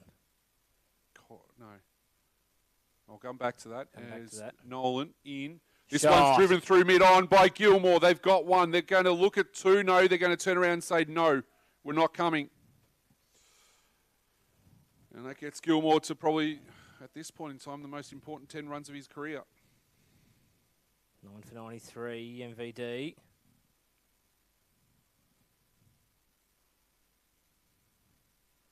Just 5 runs away now for Waaia. 1 wicket still for Nagambie. Nolan in again. Defended nicely there by Will Trower. This is just as tight as we thought this was going to be. Kai Abram. It was Kai. Yeah. And then I think it was Marupna Kai. That's again right, last- yeah, because Kai put that real tough challenge in and then just didn't quite get enough. No. Nolan to Trower, left I alone. think that was the game Sam called all on his own and Gary come give him a bit of a hand. That's right, yes. Because you had a I fire. was away with fire. You were playing I in a was grand playing. final. Yep. Bit going on. It's been a bit going on in the years. That has been. Does make it hard when we end up in this time of year together playing. Good though. It's good that we're playing. Yeah, it is. Yeah, it's great. Not good for poor Sam. We just need some extra hands to help us out, and I think we found one too. As this is an opportunity, a bit of a tick boof though from Trower, because it was Inside edge that inside onto his edge pad. onto his pad. As the great Jim Maxwell would say, tick boof. As all the players' arms went up in the air at the slips court, and Damien Atkins looks like he's going to run out a drink to the Waaia boys at the end of this over. There's Nolan in, left alone by Trower. As Atkins is running that water out. Winterhaven gets the ball and he gets ready to start again. Yeah, what was it? it's been good calling Haisman Shield cricket over the last. How many have we done now? Oh, gee, we've done a lot. Oh, I reckon I've been a part of at least 8. There was something. Oh, yeah. There was something that popped up on social When I media. say a part of, in either organising or that, like I haven't been on all of them, obviously due to playing in a couple and being away with work. Yeah. But I reckon it'd be at least 8 MVD. It's been something popped up on socials when when we did it the first time in a long while. Is Winter Irving in Gilmore plays this onto the onside. No I run. reckon I've been on the Cricket Shepparton board at least 8-9 years. I reckon pushing 10. Yeah. I reckon I definitely would be pushing 10 MVD. I don't know. It'd be pretty right. close to that. Have to be pushing 10 because I was still working at Rubicon Water in Shep back then. Yeah, right. There's Winter Irving into Gilmore. Drives. Winter Irving collects in his follow through. All those years ago, and you nominated to put me on the board. Now I'm off and you're not. Done well. As 2 more hot chips buckets disappear past us, MVD. They are in hot demand today. They are definitely like that.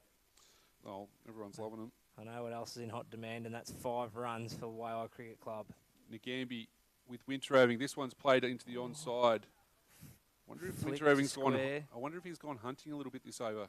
Mitch Winter Irving looks to have bowled a lot straighter to Caleb Gilmore.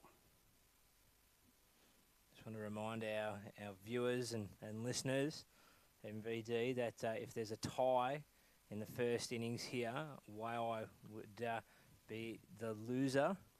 Nagambie finishing higher. As this one's left alone by Gilmore. They would be our winner.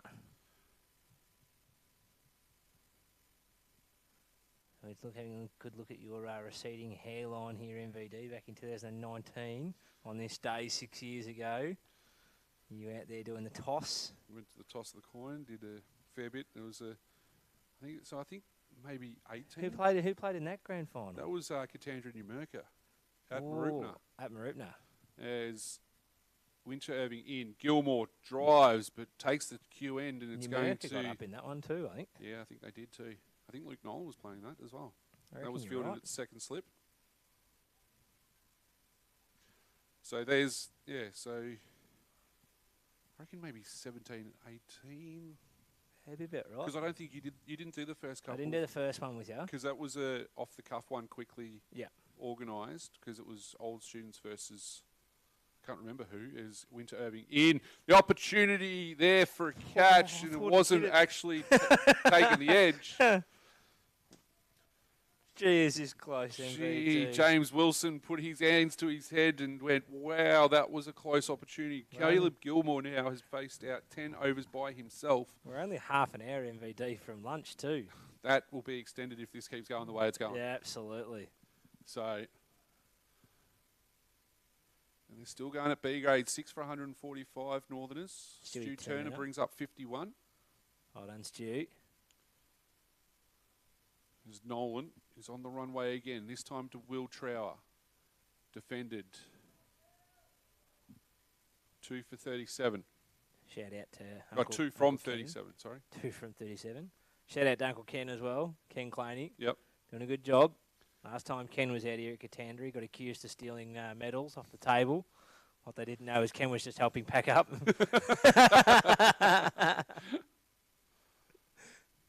Shout out to Riley Shannon. Nolan in, Trower defends. This would have to be one of the closest games I think we've done, to be honest. Yeah, since the Waaia Marupna game. Yeah. Yeah, which I wasn't there for that Yeah, one. you were. Yeah, there was you, me and Woodsy in the box. At the end. Yeah, right at the end. Yeah, 1 day game. Promise you. Still got the video on me. Yeah, no, I know the game you're talking about, but I don't think I was in the box for that one. There's Nolan in. No, Trowered French cut almost. Oh, that did How not was look like that it missed by missed? much. How was that missed? Oh, wow, that has probably just gone over or just missed the off peg by millimetres. 9 for 93. Got the ball to move nicely there, did Barney Nolan. Won by playing card in that one, MVD. He's in again. Trower, this time, defends into the onside. Off the middle of the willow that time. Couple of decks of playing cards in that one. Goodness me. That's how tight we're talking. Yep. Like, no, I reckon you won a C grade flag that day. I reckon I did. And you came and joined us in the box. Maybe for the last little bit or something. With a big stupid grin on your face. There's Nolan in. Bit of a fishing shot there from Trower. It's really not much of an. It's not a convincing cut shot, is it? Yeah, but it's if you get it right, it flies. Well, Yeah, but fly through point. If he gets it wrong, it could also fly over the top for 2 or 3. There's so many possibilities it could go, or he mucks it right up and he's out. Yeah. Yeah. So there's. I think there's Luke Nolan had a 3 word to him scenarios too here. after that. As Will Trower in, he's facing Yeah, Mark Nolan. That's a wide. Oh, Wow. that's a good call. That looked fairly wide. That was out there. It was an enticing ball. That's what he wanted. He wanted to encourage that cut shot. And on the replay screen here, the Apprenticeship Factory replay screen, MVD. Definitely looked a touch wide. Was Good call must there have been by umpire Delia. Must have been a big wide there to be given. He's gone a couple wide here. This one was at the pegs and defended into the offside. Mark Nolan looked at it a couple of times and said, I'm not sure about that, but 9 for 94. Takes them within 4 runs, MVD. Oh, 4 gosh. runs. 1 boundary. I'll tell you what, it's not going to be a boundary to win it. Oh, bring Tom Barnes back out with the bat. He'll show you how it's done. Yeah. So Winter Irving, these two have bowled unchanged from the start of the day. Oh, yeah, Narelle's turned up here too, MVD. And she's got that camera. Oh, gosh. I don't know. Those playing along at home and don't know any time Narelle gets a camera out, wickets just seem to fall. So Mitch Winter Irving into Caleb Gilmore. Down the leg side. Hands go to the head there of the Waaia boys in front of us. I got excited because I went, oh, that's wide. And then I went, no, this is A and B grade. It's 2-day cricket because I was playing lower grade MVD and the down legs are wide. But no, it's not here. Narelle's come into the room. Narelle, been told, plenty of feedback coming in. Put that camera away. Winter Nice, Irving, camera out. 9 for 94 the score.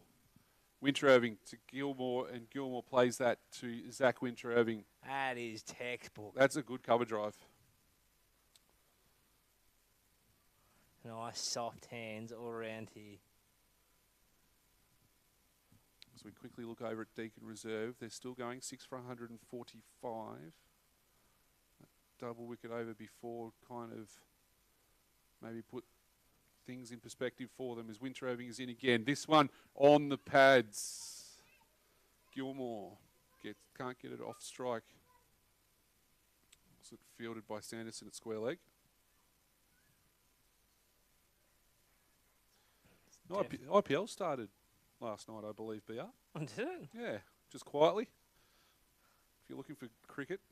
There's about 14 Aussies worth about $18 million, give or take MVD. 9 for 94, Winter Irving.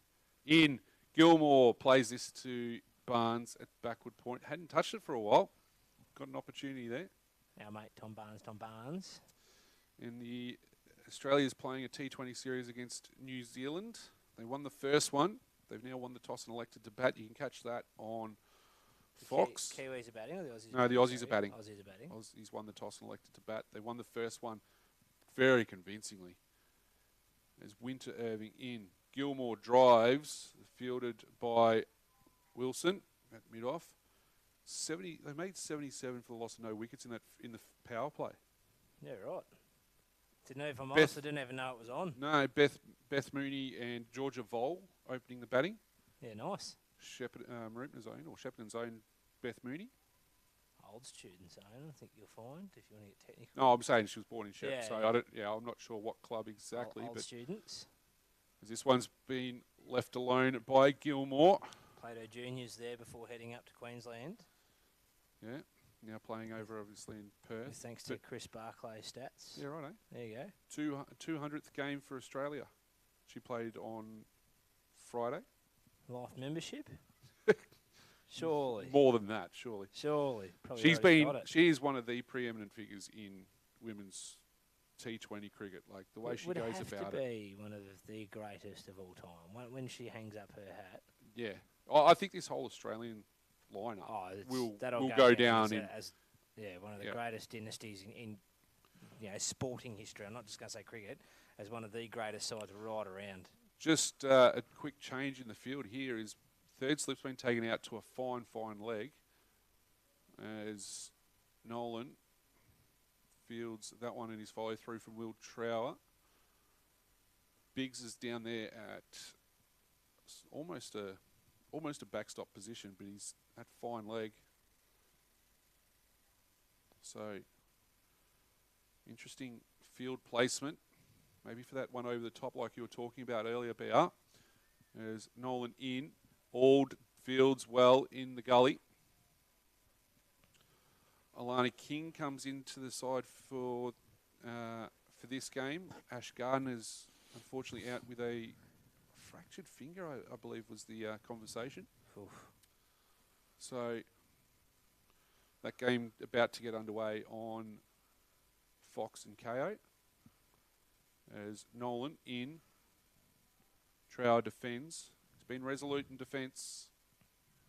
It's who's going to blink first at the moment. One of the best defensive blocks going around the association. Looks very good. Building a nice wall. 9 for 94. 4 runs required MVD to win this one for Waaia. 1 wicket for Nagambie. 3 runs will do for Nagambie. Nolan in. Full ball. Dug out by Trower.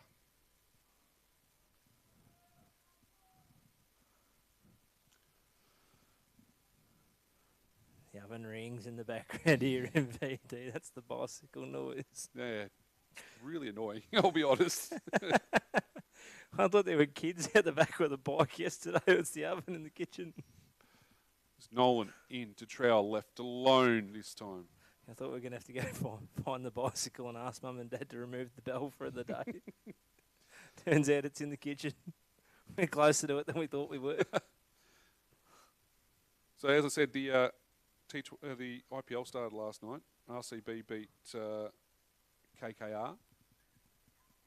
And Josh Hazelwood was back and he took 2 for. As Nolan in, Trower defends into the offside. And there's no run. That's the end of 51. 9 for 94 the score. Nolan 3 for 50 from his 26 overs. Trower 2 from 48. Caleb Gilmore 10 from 67. Unbelievable at this point in time. Jinka Rahane made 56 as KKR made 8 for 174. As I said, Josh Hazelwood 2 for 22. And then RCB with Phil Salt at the top, 56 from 31. Virat Kohli 59 from 36. Got the win by 7 wickets. What'd you say Hazelwood took, mate? 2 for 22. Yes, 2 for 22. Marvellous, that. Out here at the Katandra Recreation Reserve. Spencer Johnson, none for 31 off 2.5. Expensive. As Winter Irving in defending by Gilmore. I think that would have been Johnson's debut there too. None for 31 there. Few nerves. He'll settle in. Yeah, he'll settle in nicely. So, interesting to note though, I was reading there that they're allowing saliva to shine the ball again in the IPL. Yeah, why wouldn't they? Well, you're not allowed to at the moment still in international cricket because of all the COVID stuff. So Well, they've we actually are here. changed that rule for the IPL. As Winter Irving is in. Slashing shot. Fielded well by, All the boys by in Zach front of Winter us. Irving. Gee, that sounded good off the bat too. Zach Winter Irving fielded really well. The Waaia boys jumped up on their seats. They thought it was through. They did. So did I, if I'm honest. Gee, that sounded good. It's great fielding. Winter Irving again to Gilmore. Left alone. How many maidens in a row, MVD? No, none. You've because lost- we had you've lost no, count. because we had the wide. So I reckon there's. Oh, yes. I reckon. No, I'll check. I have lost count. Every time it resets, I forget.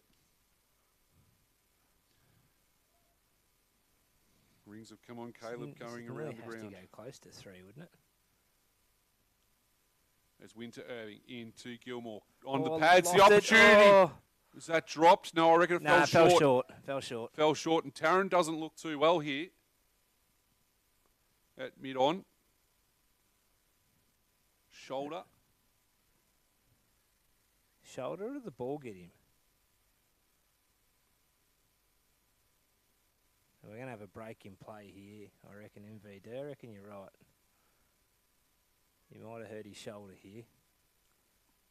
Yeah.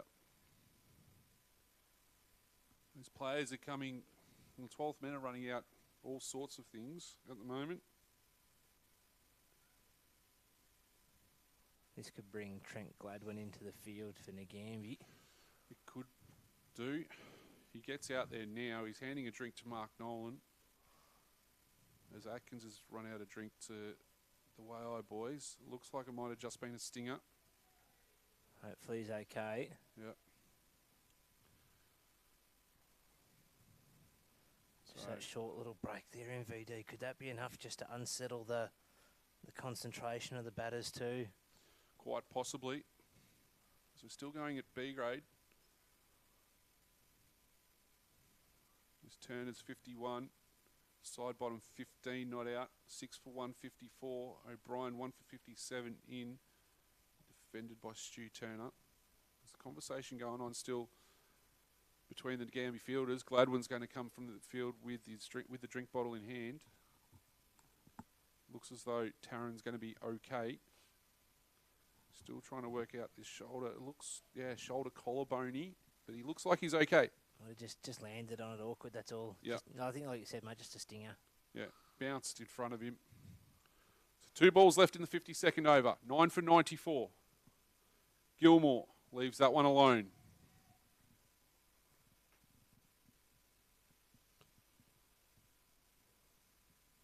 Four runs still required, MVD. Did we work out how many maidens in a row, if this is a maiden? I'll let you know. Is this I'll 3? let you know. I'm pretty confident my mail's correct. It's Winter Irving. Into Gilmore. This is left alone as well. It is indeed 3 maidens on the trot, BR. Good work by you. Oh, MVD. 52 overs gone, 9 for 94. Do you want to talk about a commentator's curse, MVD? What happened the last time we had 3 maidens? Got about I think it was a double wicket maiden, wasn't 2 or 3 balls into the next one. Unbelievable. If you're a Waaia supporter, nervous times. If you're Nagambie, fingers acrossed, the same happens. Just one will do that. They 2, then they'll be happy with 1. They're not selfish down there in Nagambie. They'll share. As Nolan is in, Trower plays the drive down to out to the covers. Zach Winter Irving does the fielding. I think it was on ball 3, MVD. Go back and check. I don't think It got me nervous now. Jesse Trower sat down for the last 15 minutes. Standing in front of us. The feedback from B grade, it's getting boring here. They want some action. As Nolan in, Oh, Trower reaches. into the offside. Zach Winter Irving This is fields again. This is the ball, MVD. Oh gosh. Something's happening on this ball. If this comes off, whether it's a run or a wicket, I'll look like a genius. If nothing happens, well then, nothing else changes on people's perception. Nolan in to Will Trower. Defended. Nothing. There we go. Look at that. Zach Winter Irving's fielded 3 balls in a row. Just build something here, MVD. Build something.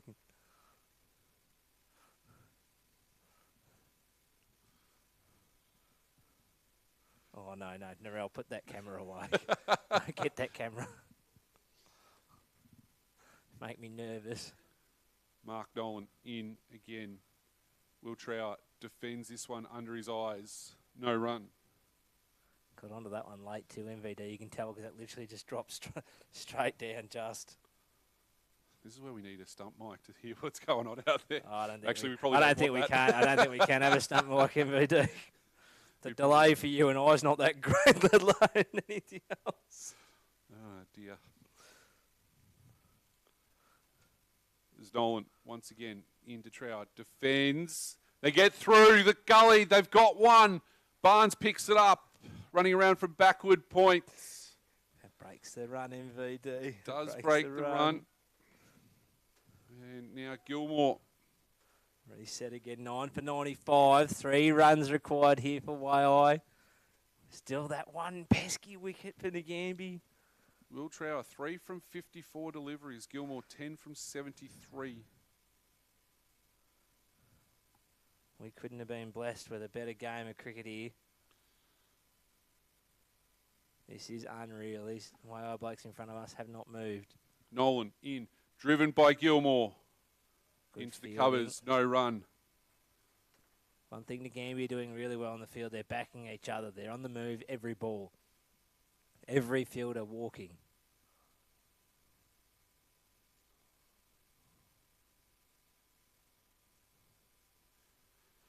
There was a patch there where Winter Irving took 4 for 4 in his spell at one point. It was 4 for 7 that they lost, Waaia. Yeah. Now Winter Irving's going to bowl to Will Trower, right arm around the wicket. Trower has faced 54 balls for 3 runs. It's Mitch Winter Irving in. Played backward of point. They've got 1. They've going to come back for 2. They have got 2. The throw comes in to Luke Nolan. Scores are tied, MVD. Scores are tied. Wowee. And Will Trower goes to 5. 9 for 97. A bit of a breath there from James Carpenter. A wicket here, MVD. Nagambie have the first hand on the trophy. We have one run required Jesse here Trower for can't Waaia. watch.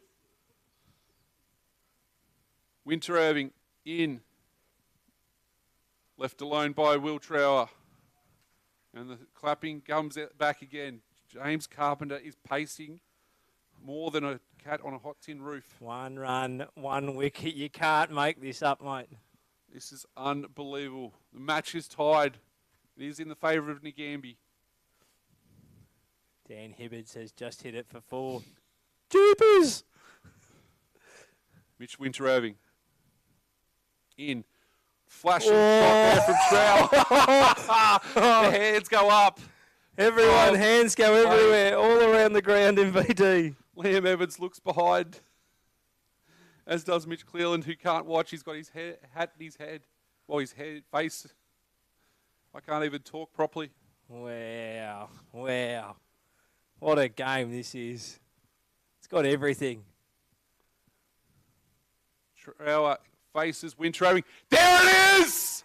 Waaia have got first innings points. They're going to come back for 2. They're making sure they're backing up the throw. Gilmore's going to... Oh, run out. Oh, he's nearly mucked it up. Hold on to it. Now you can come down and kiss and cuddle. Gee whiz. They've got just first innings points. They're keen to congratulate each other. But there's still it's still live. The game's still live, and 100%. That's where they're at. As Winter Irving in, Trower defends into point. Wow. That would have been unbelievable. In front. Waaia are now in front by a run. 2 runs in front. 2 runs in front. Thank you. They needed the 1 to get first innings. We've got plenty of overs left in the day. As Winter Irving in to Trower, left alone. Still about Now they can go and say well done to each other. Still got about 60 overs left for the day. 100 overs a day, sorry. More hot chips walk past us, MVD. They are flying out today. Waaia have first innings points. Wow. They are currently in the lead by 2 runs. And they're going to keep going. Naturally, that could have been fascinating if they 100% the ball was still alive. The game wasn't over. Nolan into Gilmore and left alone. would have been fascinating to see what had happened. For mine, it would have, if they had have thrown the ball and hit the stumps, I reckon Shags might be right here. would have been out. Now that all the relief's off, do they lose a wicket here? Do they lose a wicket this over now that the pressure's sort of Quite dropped, possibly. just a lapse in concentration? I reckon Shags could be onto something here. Quite And possibly. he's right. If you're Nagambie now, you've just got to bowl at the stumps. Well, Nolan's coming over the wicket now to Gilmore. 9 for 99. They're in front by a couple. The Waaia boys are ecstatic. They've moved off their chairs. They're okay. Deep sigh of relief from Jesse Trower in front of us. Mitch Cleland's Aluminium talking. chairs, mate, but I tell you, there's marks in there. They've been stuck there for 2 hours. Damien What a Atkins having a bit of a game. chat as well. Game is by far not over as this one from Nolan is defended by Gilmore. We will, lunch is due 7 in minutes. 7 or so minutes. We could see the extra half hour taken because they are 9 down, obviously, but they have been 9 down for some time, so that could possibly be interesting as well. And you'd think if a wicket was to fall now, lunch would be taken. They won't lose any overs either. So Nolan working hard to try and get this final wicket, as they have been for some time now.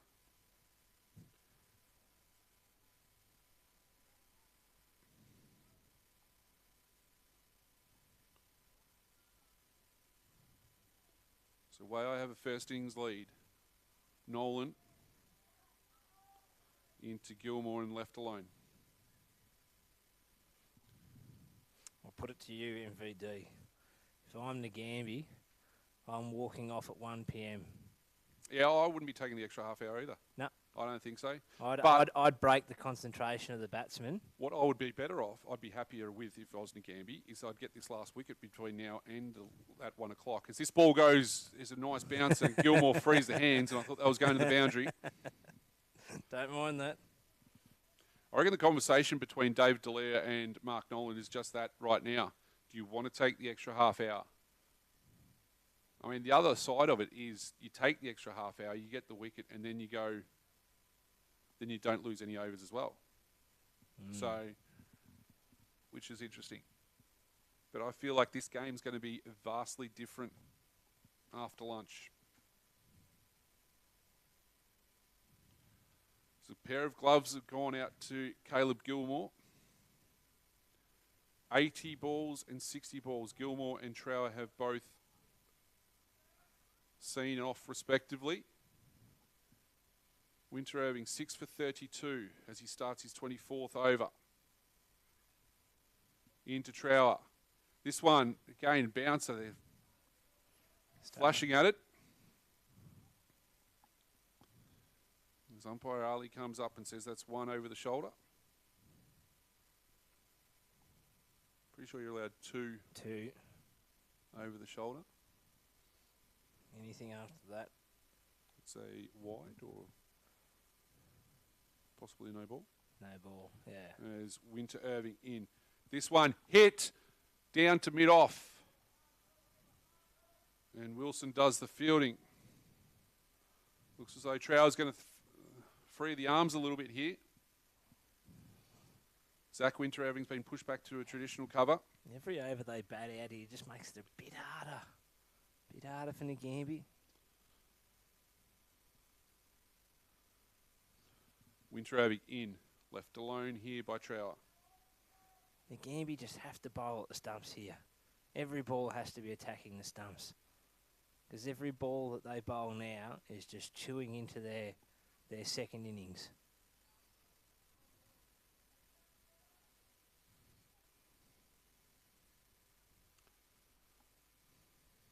Winter Irving to Trower. He's in. This one, slower ball. That was coming our way if he had got onto it. And I reckon he missed it by about a foot. Yeah, and a half. I reckon it was going straight up the chimney to catch to Ben Tarrant.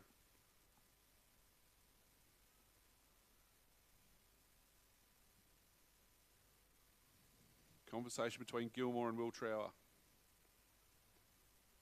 Well, I know they're in with the fight, or in for a fight at the moment.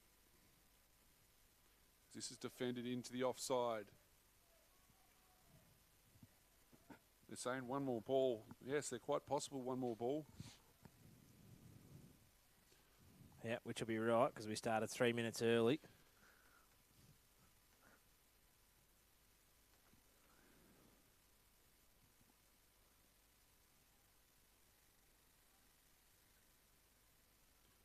As this ball is in, Q end gone to Gully. What are we doing here, lads? Are we going to lunch? The conversation between the umpires is Bus Ali and Dave D'Elia coming together. Are we taking the extra half hour? It does look like we are taking the extra half hour. And Nolan is at the top of his mark. So I actually don't mind this idea, as we will take the extra half hour because they're 9 down, because pretty much you're not going to lose overs. If you can get the wicket in this next half hour, you're not going to lose overs. Which, I know what you're saying. I'm kind of 50-50 because you're only losing 3 overs. Yep. But it's And still they're 3 going to overs bat you're a going lot to need, more I reckon. aggressively. Nolan in. That's well played there by Gilmore. Gone backward of point. Barnes does the chasing. They've got 2. And that's all they'll get. Barnes throws himself off his... Don't know what he was doing there. He's thrown himself off his feet, and it's gone, and they've got through for an overthrow as this one went down to long off. That's a bonus. That's a silly throw.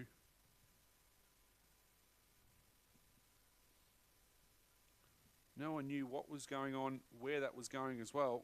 So it's now 9 for 102.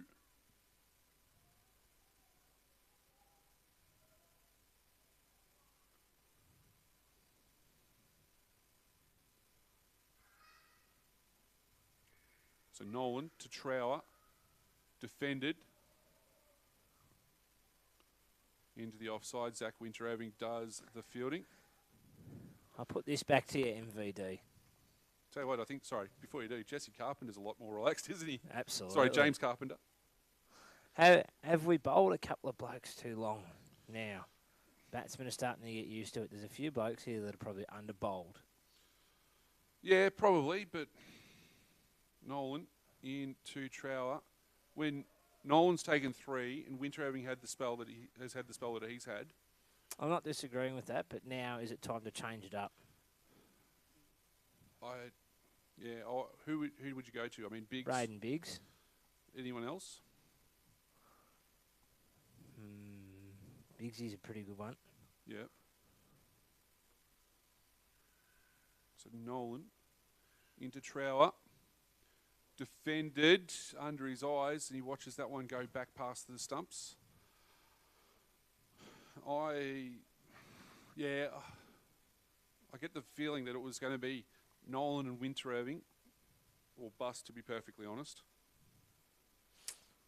Oh.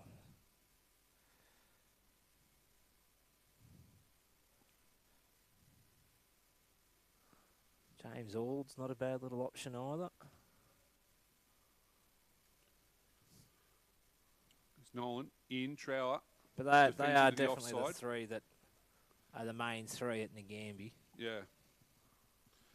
You have a look at the field now. It's got fine leg, backward square, and just deep forward square leg.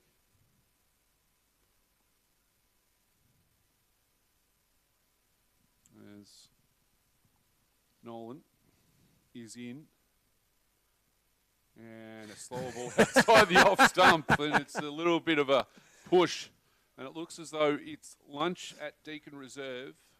6 for 167 from 72 overs. Stumps are still in the ground there, which is a good sign, MVD. Nagambie is still keen to push on. Well, and to be perfectly honest, I mean, Narelle's still standing next to us, so... No, someone else doing the presentation there today. I think Andrew Butcher's doing the presentation there today with Brett Sharp. Yeah, righto. 2 of our great executive members for Cricket Shepparton doing a really good job. Big thanks to Andrew Butcher and co this morning for setting up the frog box at Central Park. Thank you to Central Park for hosting B grade and, of course, setting up the frog box and that there to get it streamed all weekend. Doing a really good job. Gilmore gets ready to face Winteraving with 2 back for the hook shot. Sanderson's down at fine leg. We've got a deep backward square as well. James Wilson's stretching the arms a bit.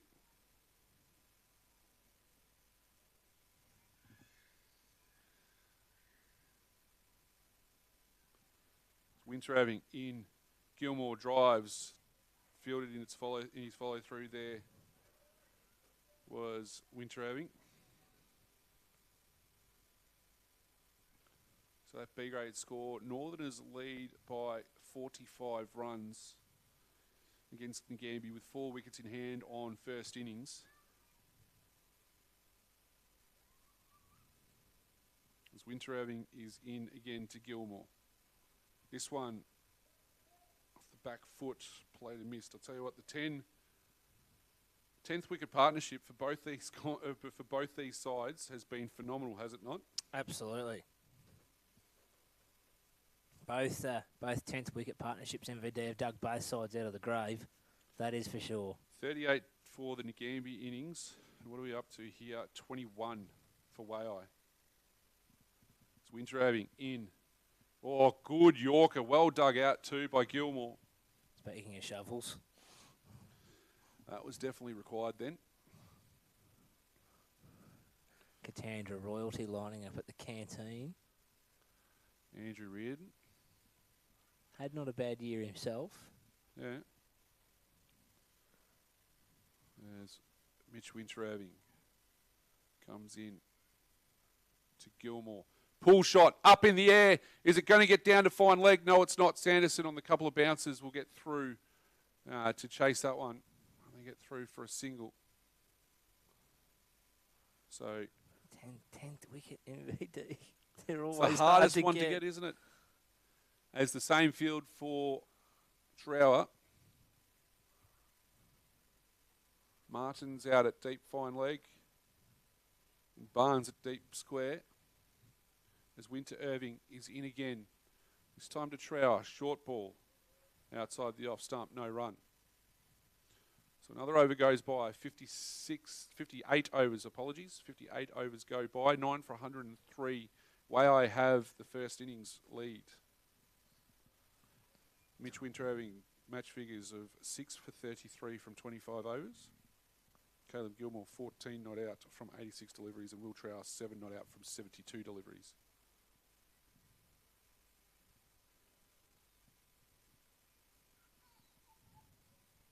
Melissa Gilmore doing a fair amount of work on the camera for Waaia. Does a great job.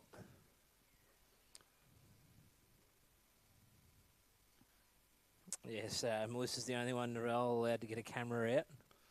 There's Up to you now. in. It's your freedom of choice. Caleb Gilmore hits it through mid-wicket. They've got 2. You just sense the Nagambie players are just starting to get a little bit agitated the longer this goes on. It's a quick score update as we go around the grounds with thanks to the Apprenticeship Factory over at Mount Maunganui. Australia none for 53 in the 5th over. Starting off again really well as Nolan in. Gilmore leaves it alone. Try and say that 10 times after half a dozen Froffalabras. Mount Maunganui. Responsible Froffalabras. Georgia Vol 36 from 19. Beth Mooney 16 from 9. There's an extra in there as well. 53 for none. 4 balls into the 5th over. Absolutely flying, the 2 of them. Here it's a little bit more circumspect as Nolan in. Gilmore drives to cover. No run.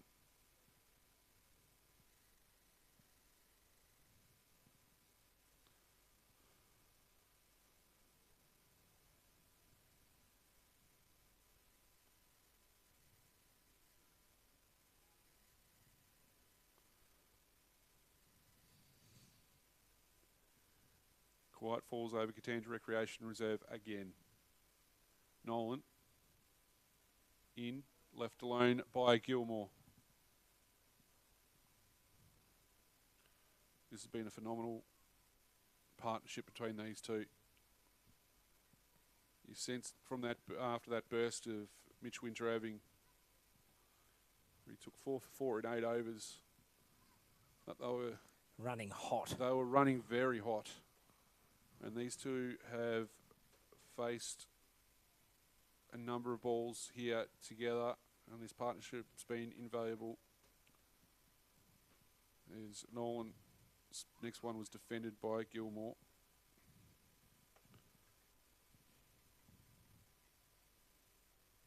Wish we had the partnership sort of screen. How much it was, because it hasn't been a huge partnership, but it's been a dour partnership where they've been able to pick off the runs where they needed to. This time, gets a top edge from Gilmore. Chased by Sanderson. They haven't got there. He's going to try and get this one in. Martin with a throw from fine leg. And they get through for 3. Every run being cheered here by the Waaia boys. That's what we were talking about before, wasn't it? Yep. Just that flying top edge.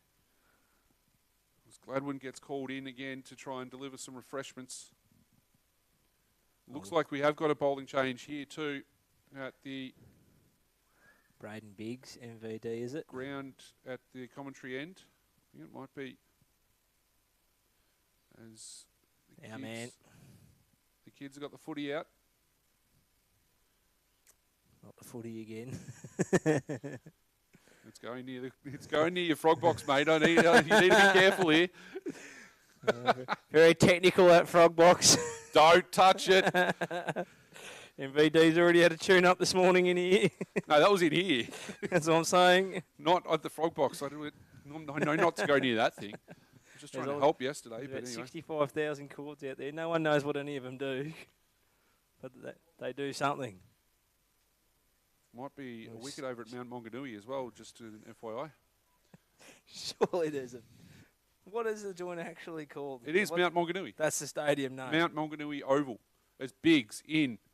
Gilmore on his pads. Gets this through mid-wicket.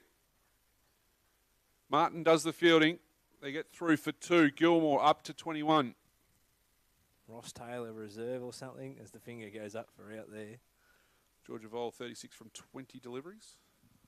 57 for 1. Sophie Devine's first ball. Dallas for now, 4 for 15 in B grade yesterday. Would be in the conversation. Biggs in. Gilmore leaves alone. The Bob Barker medal, Trent Sidebottom, 57 when it really mattered. David Shaw medal. David Shaw medal, sorry. B grade, thank you. D grade was Bob Tim Barker. Brett for the Bob Barker.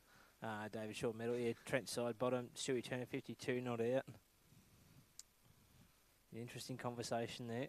Interesting conversation here too, I reckon. BR. There's Biggs in. Shot by Gilmore through mid-wicket. That will go all the way, will it? No, it'll going to hold up too. Can't buy a boundary, these blokes. As that is chased down. Good chase there. Be a conversation out in the middle soon. One of us need to just get it, over the rope. Threes are great, don't get me wrong, but a bit more value. Good footy pre-season between those two boys at the minute. Will Trower 1 for 11 from his 9, and obviously 7 not out from 72 at the moment. Jesse Trower's in front for Waaia. As that is a nice Yorker. It's flushed him too, I think. Yeah, I reckon it was just darting down leg. Big game in the AFL, not far from kicking off too. Brisbane on West Coast. So Waaia leading by 16 at the moment. We've got all your sport covered here. 16 minutes away from lunch we are. Biggs in. Top edge. Is this going to be out? It is. The innings is over. And you've spoken about lunch, and they've got the catch. And our man coming on too, Braden Biggs. Martin takes the catch at backward point. Waaia take a 16-run first innings lead MVD. They got their first hand on the Haisman Shield for 24-25. We'll take a quick break here at lunch. You're listening to the Cricket Shepherd and Haisman Shield Grand Final with thanks to the Apprenticeship Factory and Club BNF.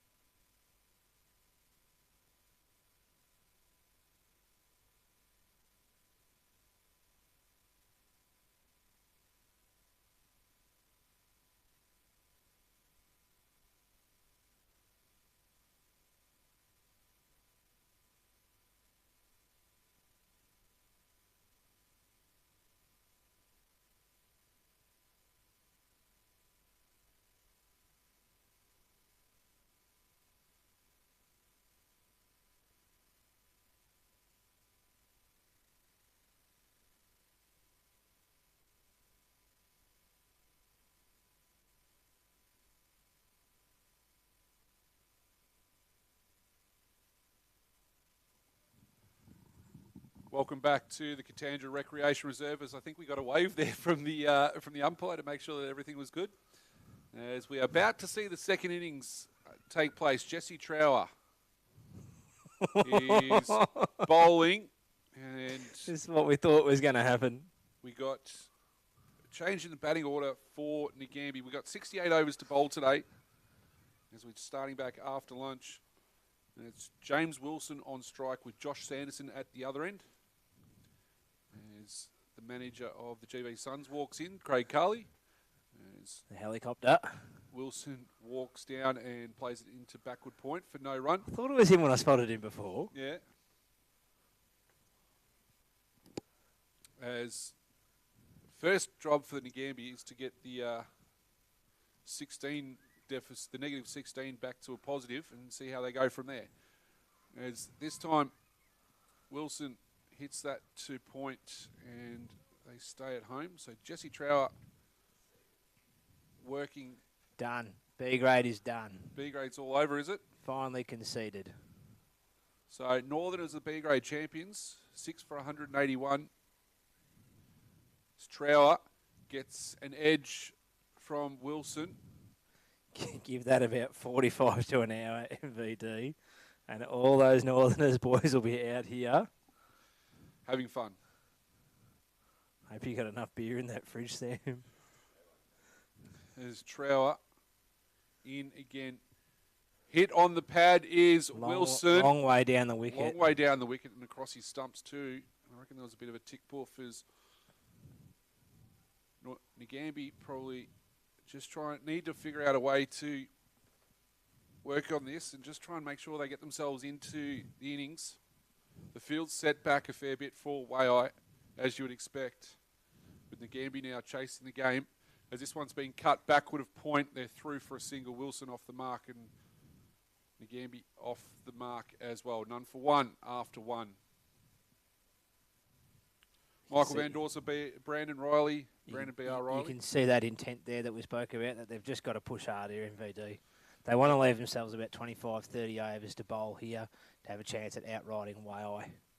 And it's going to be an interesting one. And if they can do that and put about 120, 150 on the board, we are in for a humsinger. Waaia obviously don't have to chase the runs because they obviously finished in front, so we're not going to see that big chase at the end. So the last 20, 25, 30 overs, it may be a bit of a real grind, but it's going to be a really good afternoon's cricket. Yep, so if you're not doing anything, just make your way down here to Katandra. Big crowd. Where the fridge is stocked. Well stocked. It's always well stocked here at Katandra. As we said, B grade, congratulations to Northerners who take the premiership in that one. It's Cleveland in. Driven down the ground by Wilson, and it is through for a single. Atkins down there at mid-on. It's probably set halfway between mid-on and long-on. Just around the grounds too quickly, MVD. You laughed at me before when I said the AFL was starting soon and Brisbane and West Coast were kicking off. I just want to go to quarter time score, MVD. Yep. Brisbane 1-2-8, West Coast 5-2-32. At the Gabba too. At the Gabba. So interesting that one as Sanderson faces his first ball of the innings. He turns it around the corner there from Cleveland. They've got one. They're going to look at two and they'll come back. So Sanderson off the mark with his first delivery. Nice little turn around the corner for a couple. Bowling with no fine leg. He's not sure about the scoreboard as well at the moment. Must have slowed down again.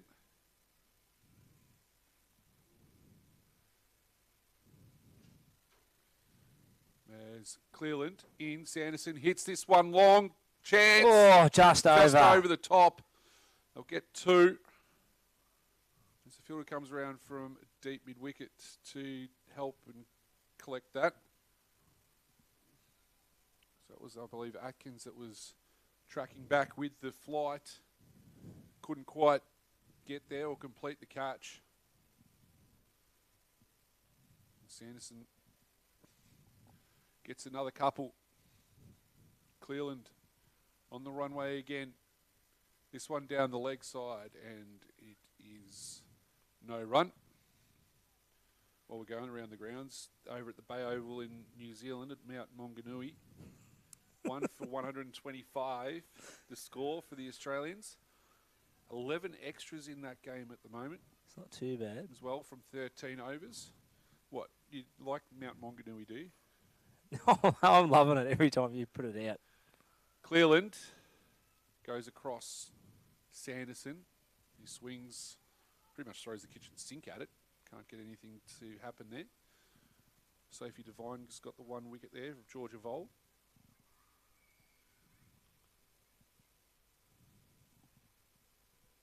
Beth Mooney, 46 not out off 30 deliveries. Cruising. Miss T20, as that one looked like it was going to go skyward if he'd had it connected, but Sanderson couldn't quite do so. So with 2 overs down, the scoreboard's just had a little conniption at the moment, so I'm saying we're none for 5. I think we had 4 off that over. Not scoreboard drama in the second session, MVD. Ah, First session, magnificent. perfect. Second session, scoreboard drama. See it start. You can hear the wheels churning. Surely not. We'll be right. So Trower in. Wilson tried to cut that one. It'll really turn into a one-day sort of T20 sort of mode, won't it? Oh, this is all T20 from here, mate. Nothing to lose now for the Nagambie boys. What's already been handed off's already been handed off. There's an inside edge there from Wilson, takes pad and then falls short of keeper Carey.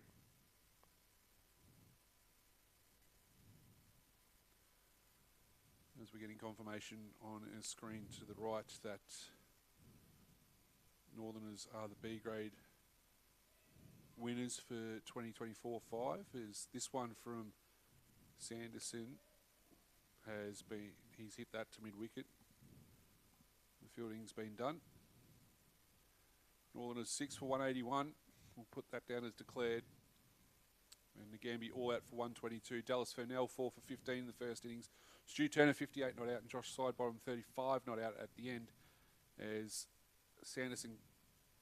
Wilson can't lay bat on that one. Through to Carey for no run. So it'd be interesting to see which way the Dave Shaw medal goes in that respect. Stu Turner 1 for 14 off 7. Josh Sidebottom 1 for 23 off 14. Trent Sidebottom with 50 as well. As this one's an opportunity to taken. Wilson hits it straight to Sam Trower at mid-wicket. And he goes for 2.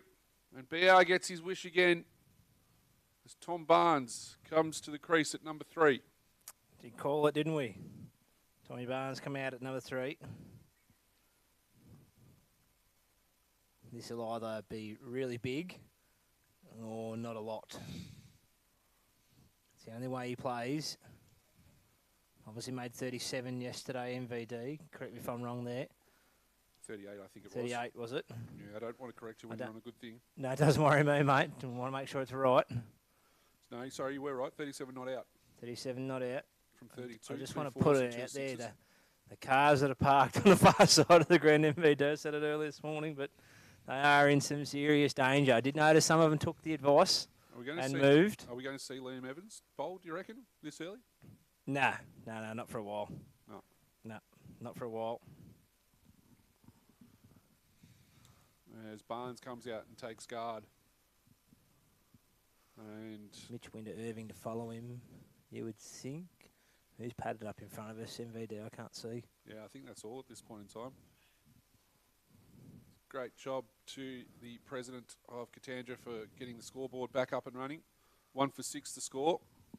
Last ball of the third over. It's always player HQ a problem. As Barnes hits this to cover, there's no run. And that is the end of 3. 1 for 6. Or do we say 1 for -10? You just confused everyone. Those playing along at home who can't count and can't English. Welcome to life in the commentary box. Well, technically it is. So is Droven, but Yeah, it's well, not that's in the exactly book right. either. You've gone with that twice. It's a new way of looking at it. So it's going to be Clearland. As the field is spread far and wide. Very Sanderson's on far. strike. We've got a gully, point, backward point, forward point cover. Long off, long on. Deep mid-wicket. Extra mid-wicket. No, that's straightish mid-wicket. And a backward square for Sanderson. As Clearland is into him now. Now, swinging a miss outside the off stump through to keeper Carey. I wouldn't be against the idea of sort of shuffling half a stump across it just as he's about to release the ball and then guiding it out sort of through that cover backward point region there, because they're obviously going to bowl it nice and wide. Obviously can't bowl too straight here because then they're obviously going to be able to free the arms a bit. It's Clearland in. Like Sanderson that. hits this one and he's been taken.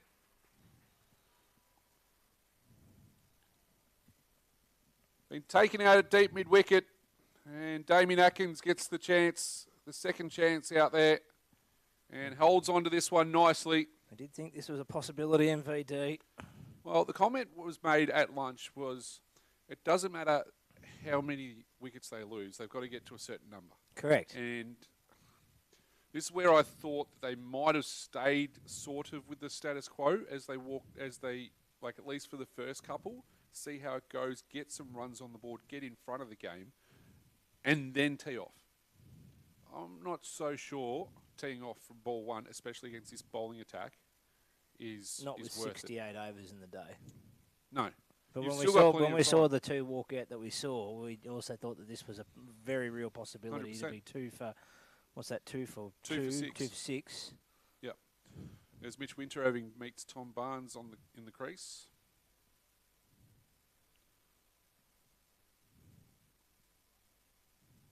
Oh.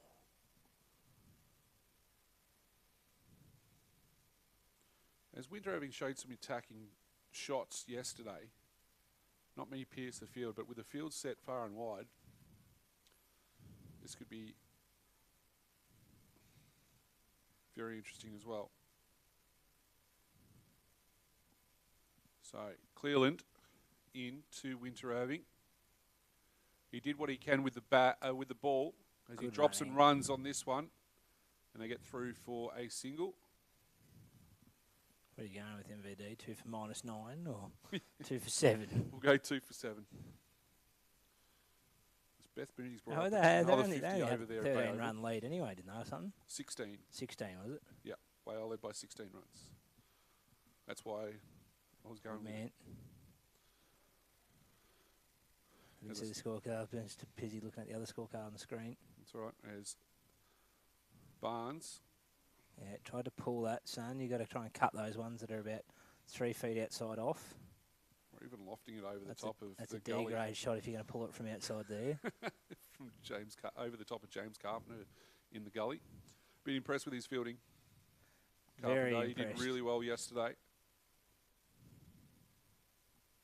Clearland. Slower ball. Barnes hits himself off his feet.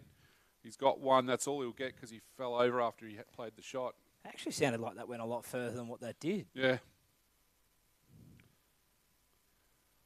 So they're 2 Would for have- 8. Would have lost a score. lot of power through the shot as he fell.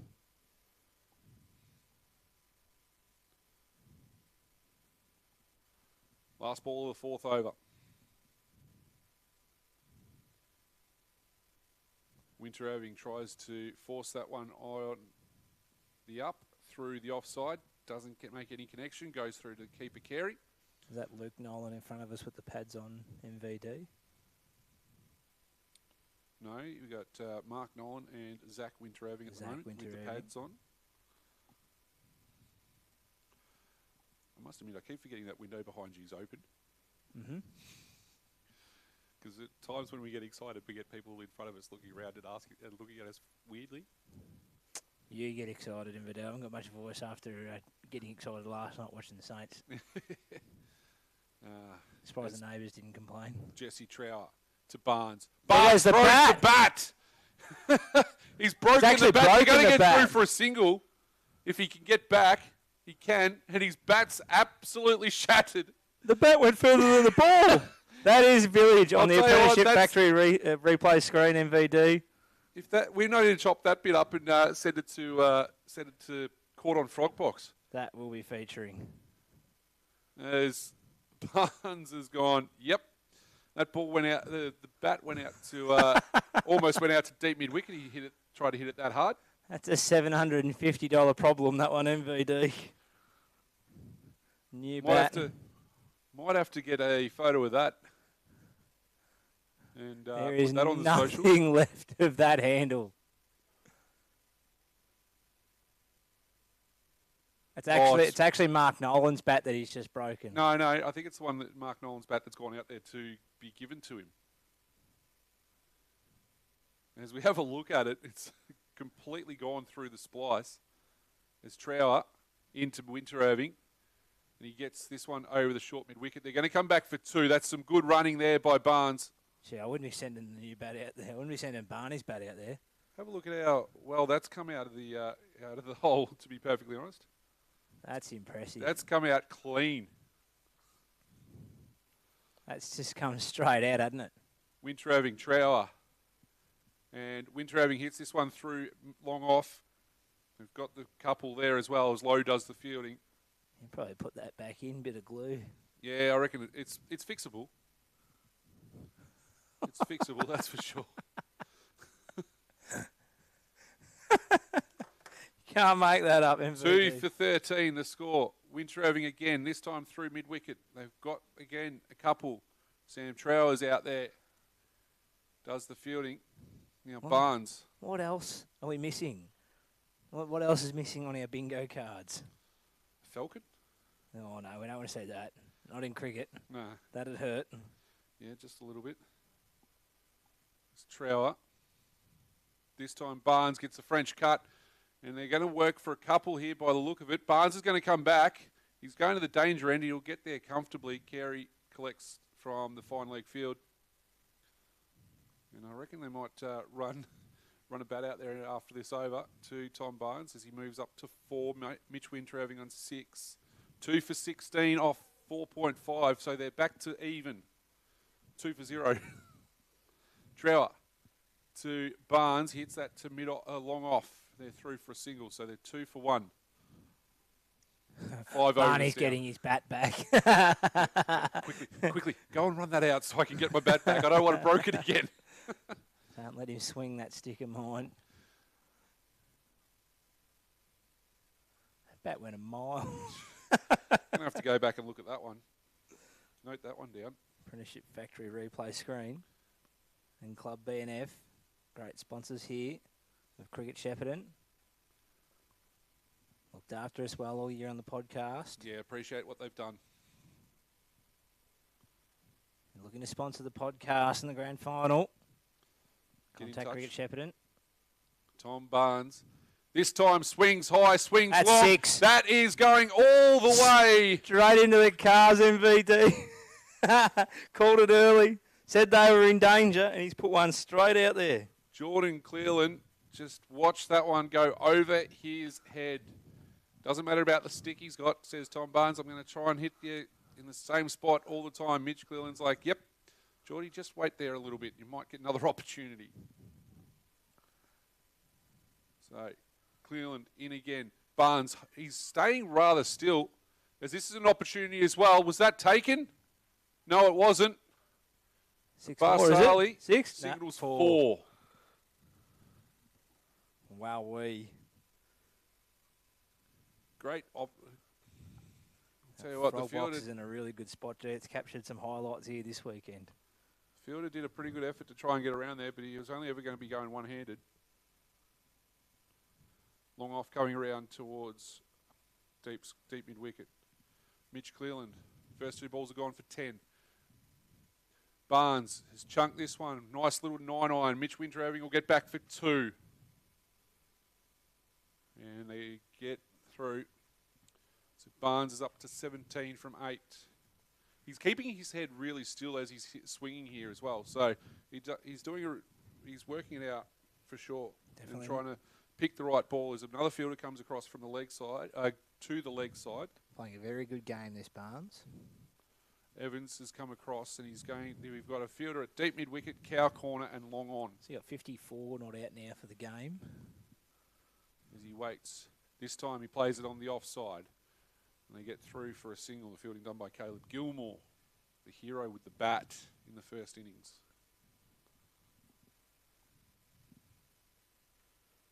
For the Waaia side. It's the only wicket they haven't been able to get so far. Nagambie, isn't it? Tom Barnes. I mean Waaia. Waaia, sorry. So Mitch Winter-Irving hits this one, chunks it, and he'll land nicely between Evans going back. They're going to go for two. Can they get the opportunity? They don't get the opportunity of the run out.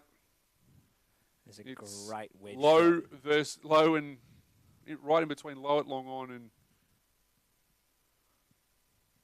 Evans at mid wicket. You're on your own, mate. I can't see that far. Binos and glasses. Clearland bowls to Shot. Winter-Irving, and that one has gone out towards the deep cover boundary. Oh, it's through. Did go through the legs there of Atkins, but they were able to get two, and that was it. And that has been a huge over for Nagambie. Mitch Clearland now 1 for 22 from 3.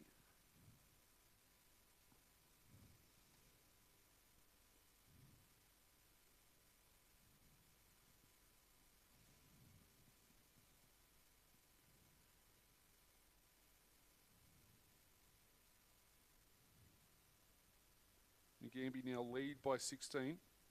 That last over went for 17 runs. Jesse Trower to Barnes. Barnes has clocked that one nicely. Getting between the fielders, has it? No, it has indeed. Sam Trower did his best to try and work that one out. He only had to go 5 metres and couldn't make it.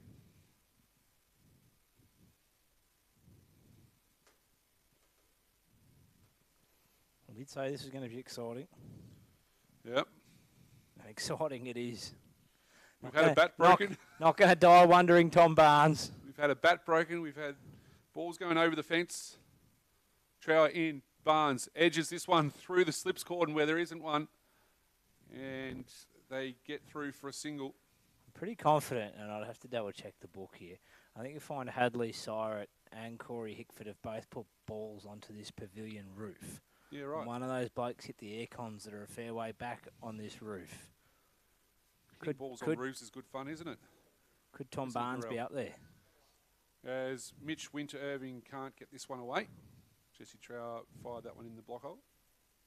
You reckon with Tom Barnes as a chance, MVD? The grandstand over there could be a chance. I don't think...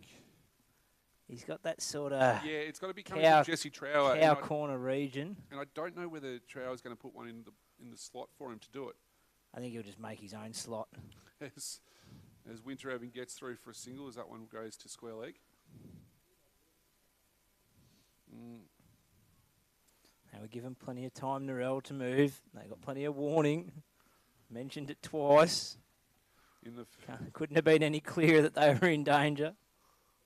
If they don't listen, that's on them. Well, Insurance they've got pays. 3 now in front of us. So the cow corner's got an opportunity. This one's gone straight up and it's going to be over the fence. That's 6 more. Like you said, he's probably going to make his own length at this point, Tom Barnes. So if you're not watching this, get on to the Frog Box because this is going to be fun. The fielder's always good to watch in that situation. Once you watch the ball fly, you go, righto, where is our fielder at here? And the further he step back, go, don't worry about it, son, you're already over the line. Trower. Well played by Barnes. Works this into the gap. There is no one at backward square. They're going to come back for 2 comfortably. And Barnes is up to 31 from 14 deliveries. Barnes making it very enjoyable. Actually, that's on me. I just realised that I'm the one who's got to shut that off. thanks for the. We'll take a peek behind the curtains here. BR's talking about the frog box that's at Central Parks, at Deakin Reserve, that's still showing the match summary. I thought it was odd that it was still running, and that's because I need to shut it off. I was going to say we could probably put something else on there if you wanted to as well. That's Village MVD. It is. Nah, it's all good. Only the people that here know that it's still on. Oh wait, I just told everyone. Bad luck. Make sure I'm turning off the right stream. Oh. Can you imagine? Can you imagine? You can't be doing that to us. Clearland in. Winter Irving plays and misses outside the off stump. B-grade stream has ended. 2 for 48 after 7. There it goes.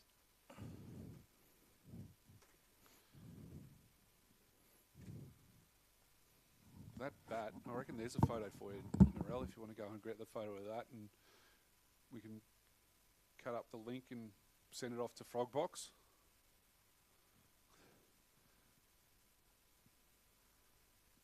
As they get through for a single there.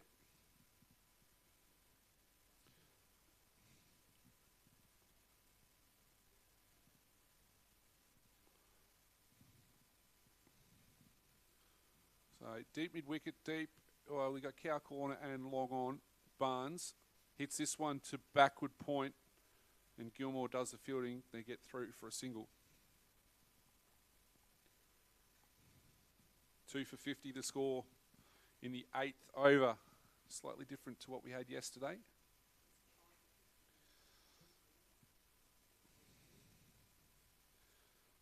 There's Mitch Winter Irving waits for Mitch Clearland. Winter Irving flicks this one, somehow gets it towards backward square. They've got a couple. Don't think I've seen Mitch Winter Irving play a shot like that before, but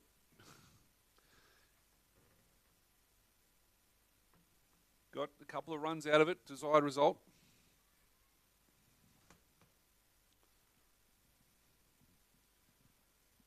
So what does he do here? 2 balls left in the 8th. Clearland, Winter Irving swings and misses at a slower ball outside off stump. Fun fact, MVD. Tom Barnes, before coming into today, had only hit 5 sixes for the season in A grade. Yes. Pretty confident he's got at least 3 or 4 here in this match. Just putting that out there. 13 fours before today as well. There was a couple in the first innings. What's he got? A couple already now as well. Last ball of the 8th over, Clearland. Winter Irving hits this one down to long on. They get through for a couple. Well, they get through for one. Sorry, I'll get a bit ahead of myself. He's hit 2 4s and 2 6s already in this innings, Tom Barnes. 7 for 52. There's 53 to score after 8. Mitch Clearland's figures 1 for 29 off 4.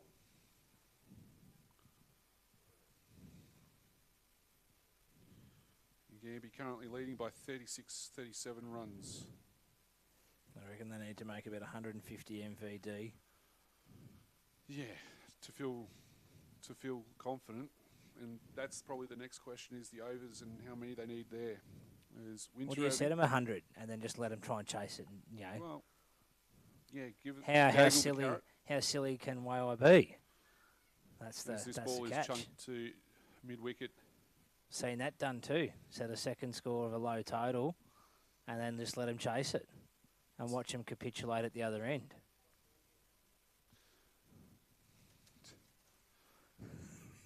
As Winter Irving hits this one into the deep. Long on comes round to does the fielding. Sam Trower does that. They get back for 2. The crowd jeer as he fumbles it near the line. I'll tell you what, the lollies I brought have been a big hit, haven't they? Absolutely. Anyone who's walked into this room, straight into that lolly Straight packet. into the lolly bag. That is elite. G'day, Steve. Comes into the commentary box to say g'day. Trower in. Winter Irving pulls this one Wow, out that's to the deep. That's rocketed. gone like a tracer bullet, and I reckon that That's been well fielded. That was That is well fielded. Evans. No issues there from me. We don't have a boundary rope, so it's no problem. Steve, can you just give that door just a little nudge, please? Sorry. Barnes now swings this one into deep mid-wicket for 1. And they get through for a single.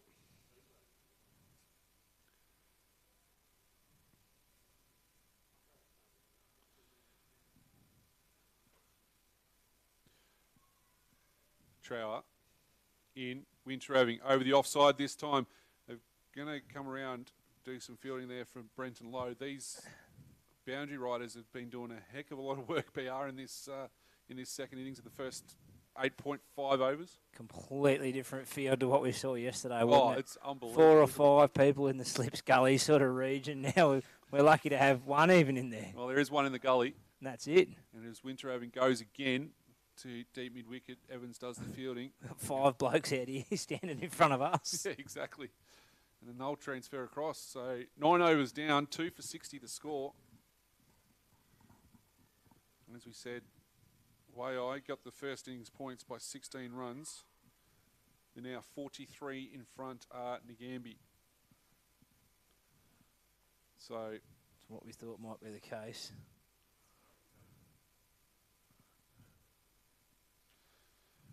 Magical number has been presented. Oh, okay. Fair enough. Well, as we said, we can see sitting in front of us, Mark Nolan's got pads on. Zach Winterhaving's got pads on as well. As Mitch Cleland will get ready to bowl his 5th over. Mitch Winterhaving on strike. This one's been hit down to long off. They've got one. They won't get the opportunity to look at 2. Tell you what would be exciting. Wow, I come out and bat the same. Yeah, it would be. Can you imagine we go from like a full Haisman shield straight into a T20 final? Just get 2 done in one. Why not? Why not? That's it. All in a Sunday afternoon's work. As Cleland in, Barnes hits to mid-off again. Sam Trower goes back and does the fielding. They get through for 1. Over the ditch, Australia 3 for 178. Where's that game being played? Thank you, Michael. Bay Oval in Mount Maunganui. At least Perry 20 from 12. Annabelle Sullivan, the not out bat, 6 from 8. As Cleland in, Winterhaving hits this out to deep mid-wicket. They trot through for a single. Beth Mooney, 70 she made from about 40-odd rocks. Absolute talent, that is Beth Mooney, the way she goes about her cricket, especially in the T20 format. It's fascinating to watch. Cleland. Barnes, swing and a miss. Really good intent here from Nagambie. They've obviously got to really keep pushing here. They know they've got to bowl Waaia out again.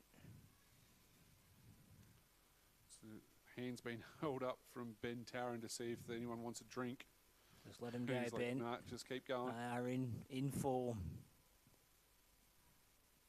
He opened the batting yesterday. He's running drinks at the moment. This one's gone straight up in the air. Braden Carey settles under it. Mitch Cleland picks up a second wicket. Tom Barnes goes for 34 from 19 deliveries. An enterprising knock for Nagambie. They've definitely got the lead now, and it's 3 for 63. They lead by 47 as Mark Nolan comes to the crease. Barnes goes for a pair of 30s in the match. When you say 37, not out yesterday, 34. He's done a pretty good job with the willow. I think he's proven a point to you, by the way, BR. Well, you work it out. He's made 60, 70 runs out of their 150 that they've made. 37 plus 34. It's incredibly well batted. 71. There you go. I said 70 odd. Didn't say it had to be specific. So, brings Mark Nolan to the crease. Last ball in the 10th over. Believe it or not, BR, they're going at 6.3 and over approximately. This takes me back to, I think it was at Lord's MVD many years ago. England going at 2 and over. The Aussies declaring gave them a look at victory. Suddenly they went at a runner ball.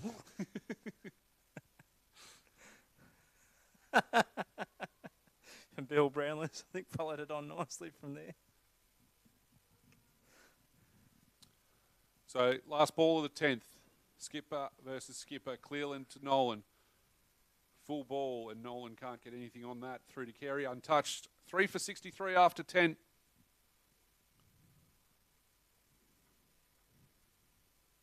As we say thanks to our sponsors for this year on the First Innings podcast, and also our grand final sponsors in the Apprenticeship Factory and Club BNF. We really appreciate the work that you've done or helped us out with across the year. Help and support.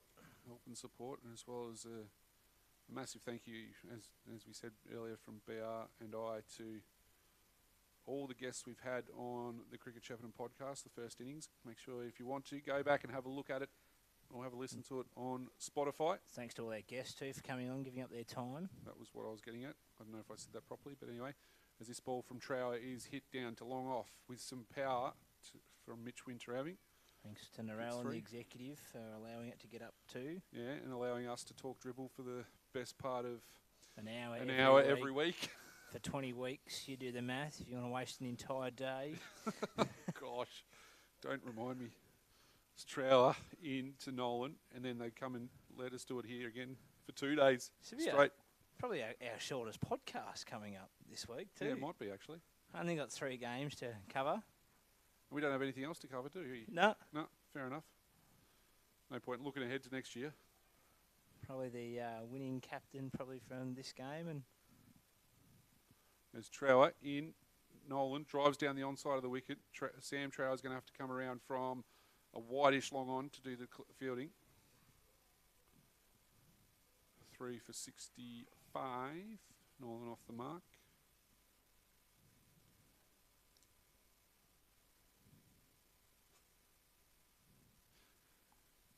Trower in. Winteraving hammers this one down the ground to long off for a single.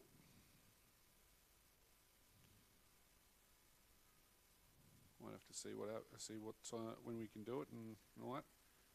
2 balls left over at Mount Maunganui in the Bay Oval in that one. We'll get to that score in a sec as Trower into Nolan. A little bit more circumspect this over. They're all just singles. Australia just bring up the 200.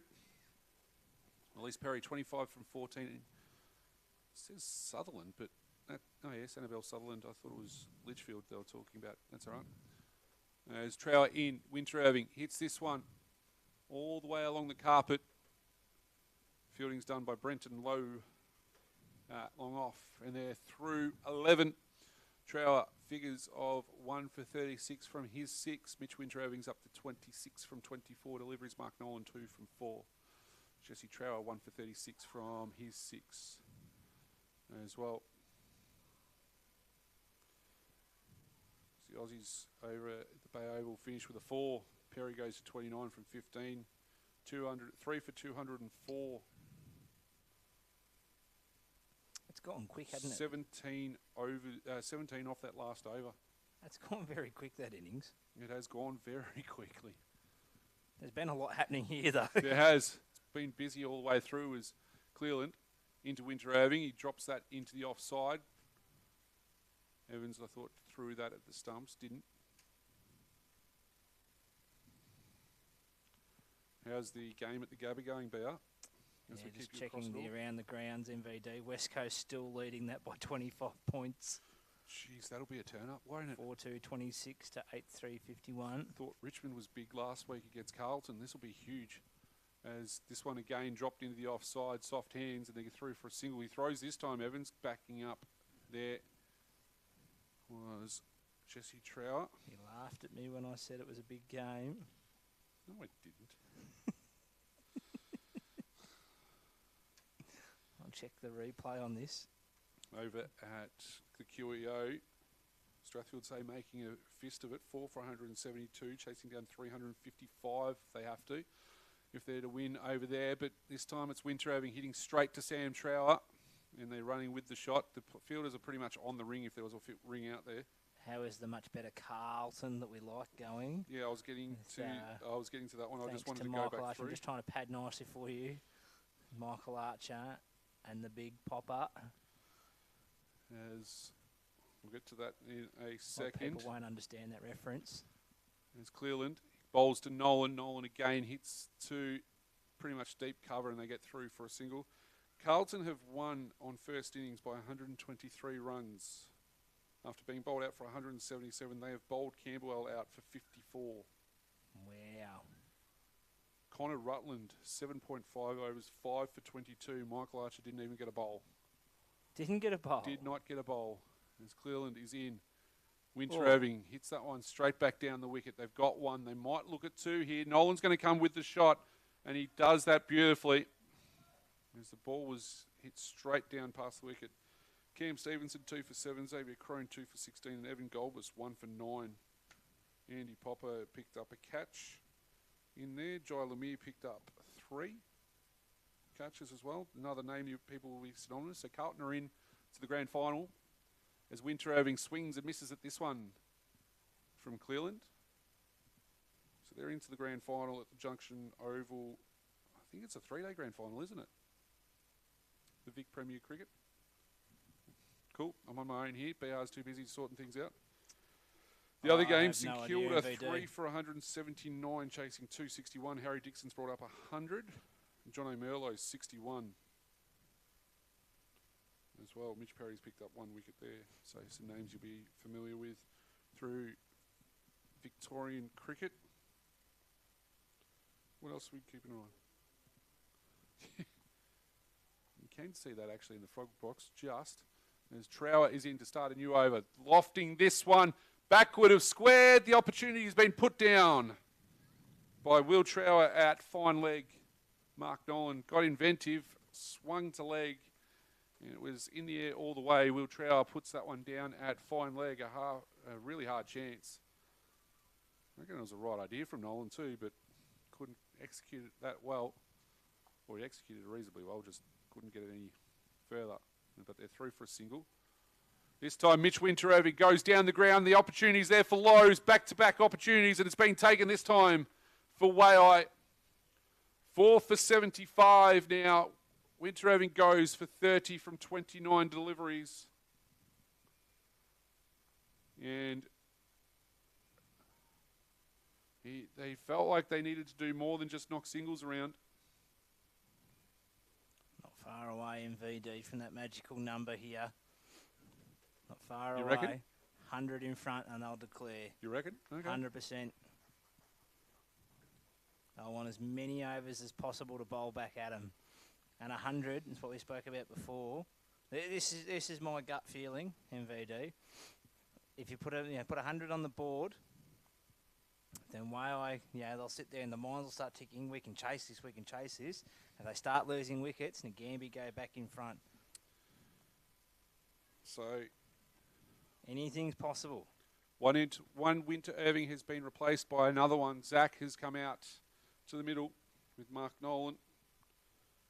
Mitch made 30 from 29. Caught by Brenton Lowe from Jesse Trower's bowling. Tom Barnes 34 from 19 with 2 4s and 2 6s. And as we said, they lead by 59 at the moment. 4 for 75. Or if you want to, BR, 4 for 59.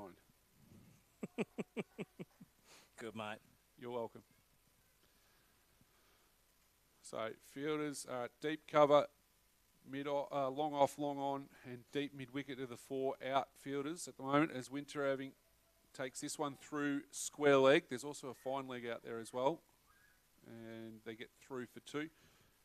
There is a bit of a working bee going on at the nets over on the far side of the ground. You can see the ladder up in the left of your screen. Taking the nets down. Taking the nets down for footy season, I'm guessing. Yeah, that Trower. way kids don't just climb on it. Zach Winter Irving gets the top edge on this one, goes straight over Carey's head. Carpenter has to go back from the gully to go and collect this and picks up another 2.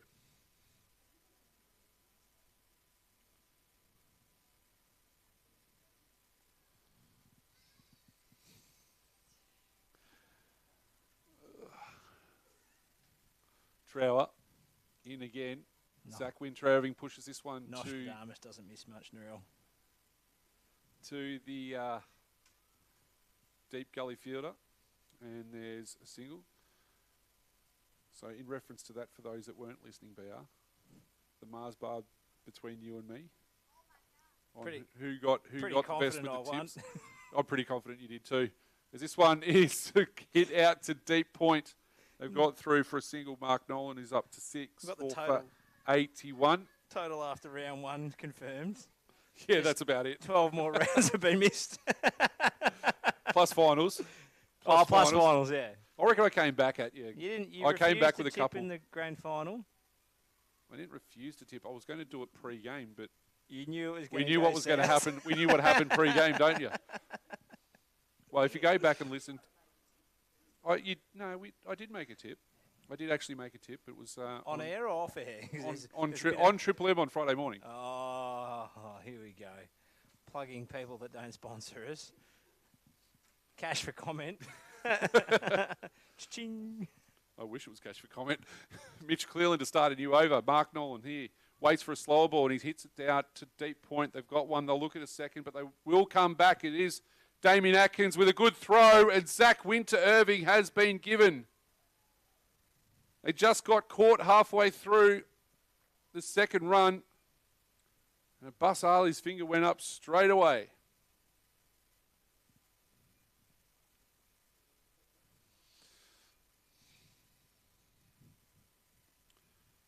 Got caught napping a little bit there between the wickets, Nolan and Winter-Irving. As Zach has to leave the playing arena.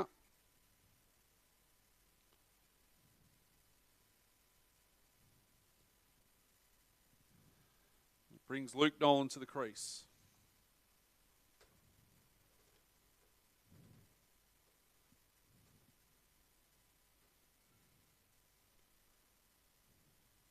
So they'll get one for that one. Score will go to 5 for 82. Cleland 2 for 38 from his 6, 2 for 39 from his 6 it will be, or 6.1. And we've got the two Nolans at the wicket, BR. What we've been looking forward to for a while.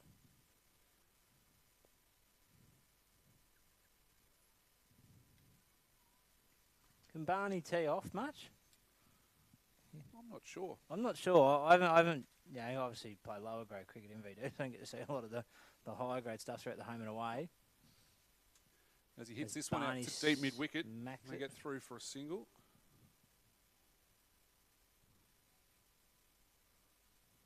He's got 400 before this weekend. He's got 491 runs at 40.92 with a strike rate of 63.85.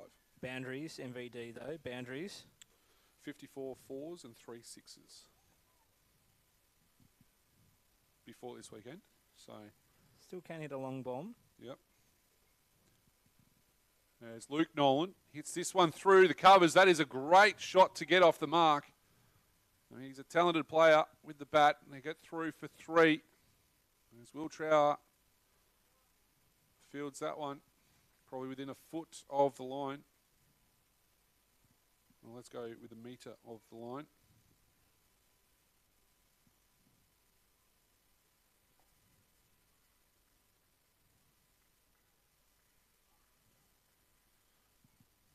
This one from Mark Nolan, turn 2, backward of square. They're going to come through for a couple. It's just not getting all the way, is it, to the boundary? And we did hear that ground was double cut this week as well. So just holding up a little bit towards the boundary side, where probably most of the rain probably ran off to. So couple of don't know what they've done with the scoreboard, because Luke Nolan definitely hit a 3 in that with that first ball. Oh, so run out. Oh, no. There, as they got through for a single there. Just play HQ things, mate. So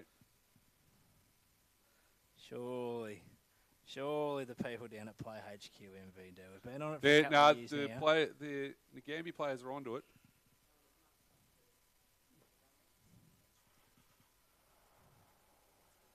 Yeah. There's might have been an issue with the Bigsy's going to sort it out. And who's on strike sort of situation. Is they get through for a single there. that very similar MVD to the baseball. Who's on first? I don't know. He's on second, yeah? No, I don't know. He's on third. What's on What's third? on third? No, we'll work it out. That's all right. Come on, mate. Abbott Costello. I wasn't born when they came out, BR. Much to your thoughts. My hair suggests I might have been somewhere close. What's left of my hair? So we're going to go back through and figure out what I think with scores up to 5 for 91, they've got it fixed up now.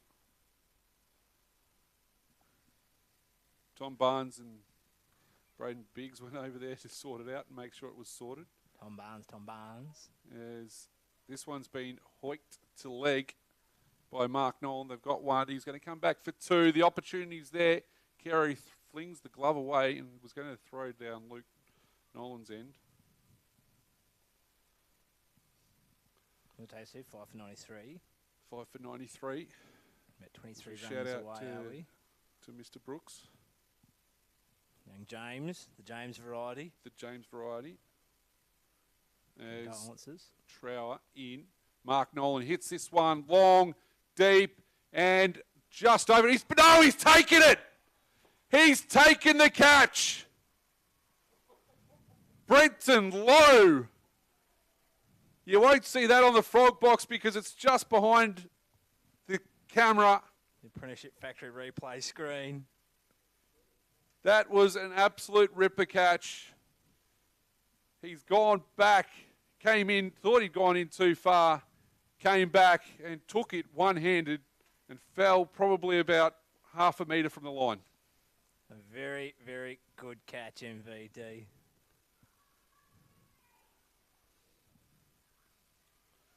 There's a conversation between the skipper, Mark Nolan, and Braden Biggs, who's walking out to bat.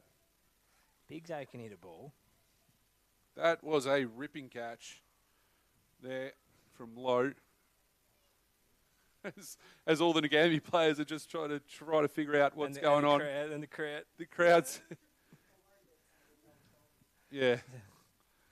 I can hear Almost like I can hear the WD-40 kicking in now. Merv Hughes nearly down here fielding in front of us, isn't it? You know, got the crowd going. They're all doing the same stretch.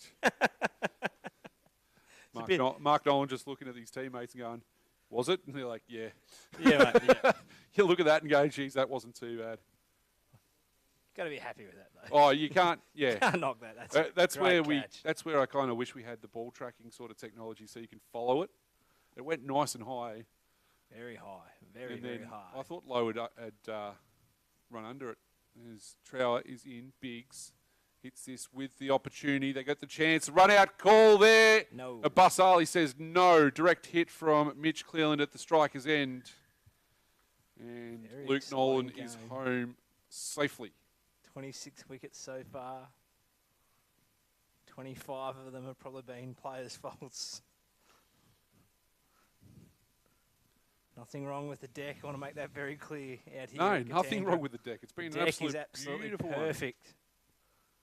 As Evans gets brought in from deep mid-wicket to Tom a normal Barnes bid- shown how easy it is to bat on it. No one else has found the same sort of luck. Trower to Nolan. Nolan plays this into mid-wicket. Evans can't get across to field. It's been backed up by Sam Trower, who got there and prevented any more than a single.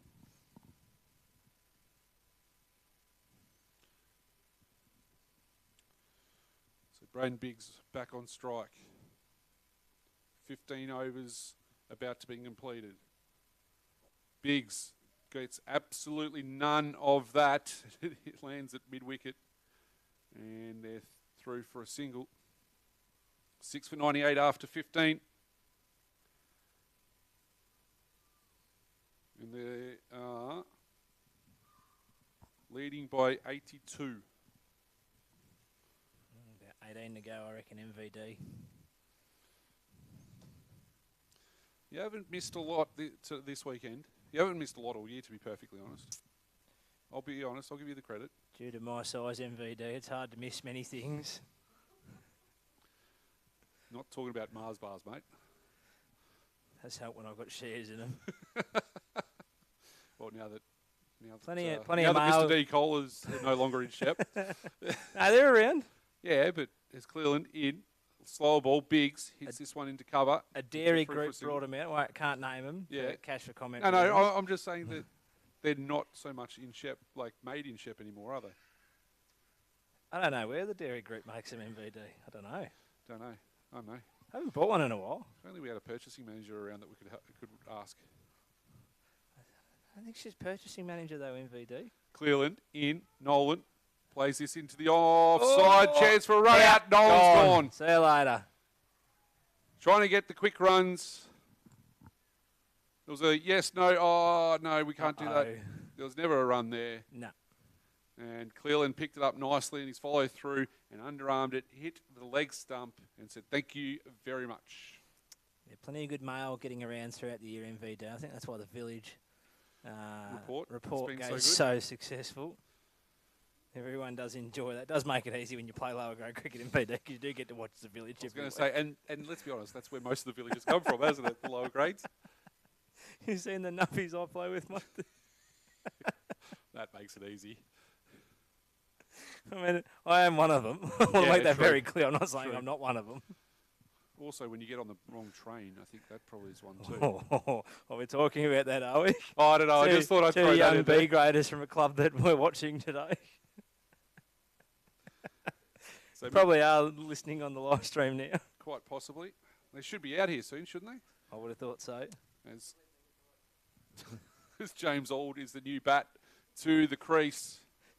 Trains haven't ran this way for a very long time, so it'll be interesting. Mitch Cleveland, 2 for 49. Got the run out there as well. It's interesting though, MVD. Still getting mail even today, which What? is odd because no post on Sundays. True. Auld defends, but they're going to sneak through for a single. Just got it wide of the short cover field. Now Biggs is on strike. Carpenter in there at short cover. Yeah, that's interesting. The only time you get mail on Sundays is in December generally, isn't it? Generally, yeah. Yep. Yeah. Parcels and the like. Are we saving this for the podcast? Or is it stuff you can go with now? There's Cleveland into Biggs. The 100's come up. This one's been hit out to deep mid-wicket. They've got one. They're going to look at two. They'll come back for two. Ald's quick enough. Good footy season pre-season there good footy pre-season there for James Auld. Playing for the Shep Swans, I think, again this year. You're on your own, mate. Yeah. You're one out on that one. Thanks. Thanks, I appreciate I think you're right. I Is that what you want me to appreciate say? I think you're right. I have no idea. You got no idea. As Biggs that's up. hits this one over the top of where first slip would have been. They'll get a couple again. As Evans comes back, completes the throw. Speaking of footy MVD, we keep going around the grounds. The Brisbane Lions, they're still down by 4 goals at half time. 27 to 51 to the Eagles. Starting soon, North Rabble taking on Melbourne. Jack Darling playing game 300 for North. Well, game 2 for North. Game 2 for 300 North. in his AFL career. North, 298 of them for West Coast. North Melbourne, they start in 40 minutes. Cleveland in, Big, swings hard. This one's gone to fine leg. Evans is going to have to run around and try and get this one again. They've got a couple. Ald's going to get back for 3. This is really good running, is it? No, it's not. Don't know why he was trying to get back for 3. As they are declaring.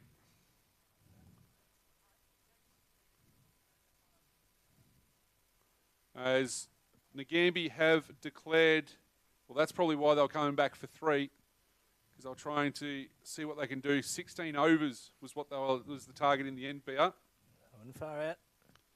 100. They put 100 on the board. 106. So about 90 is the target. So 8 for 106 declared.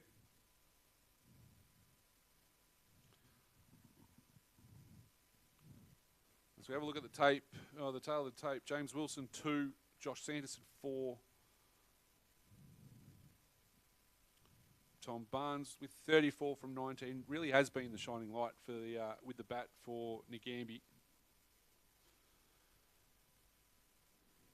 As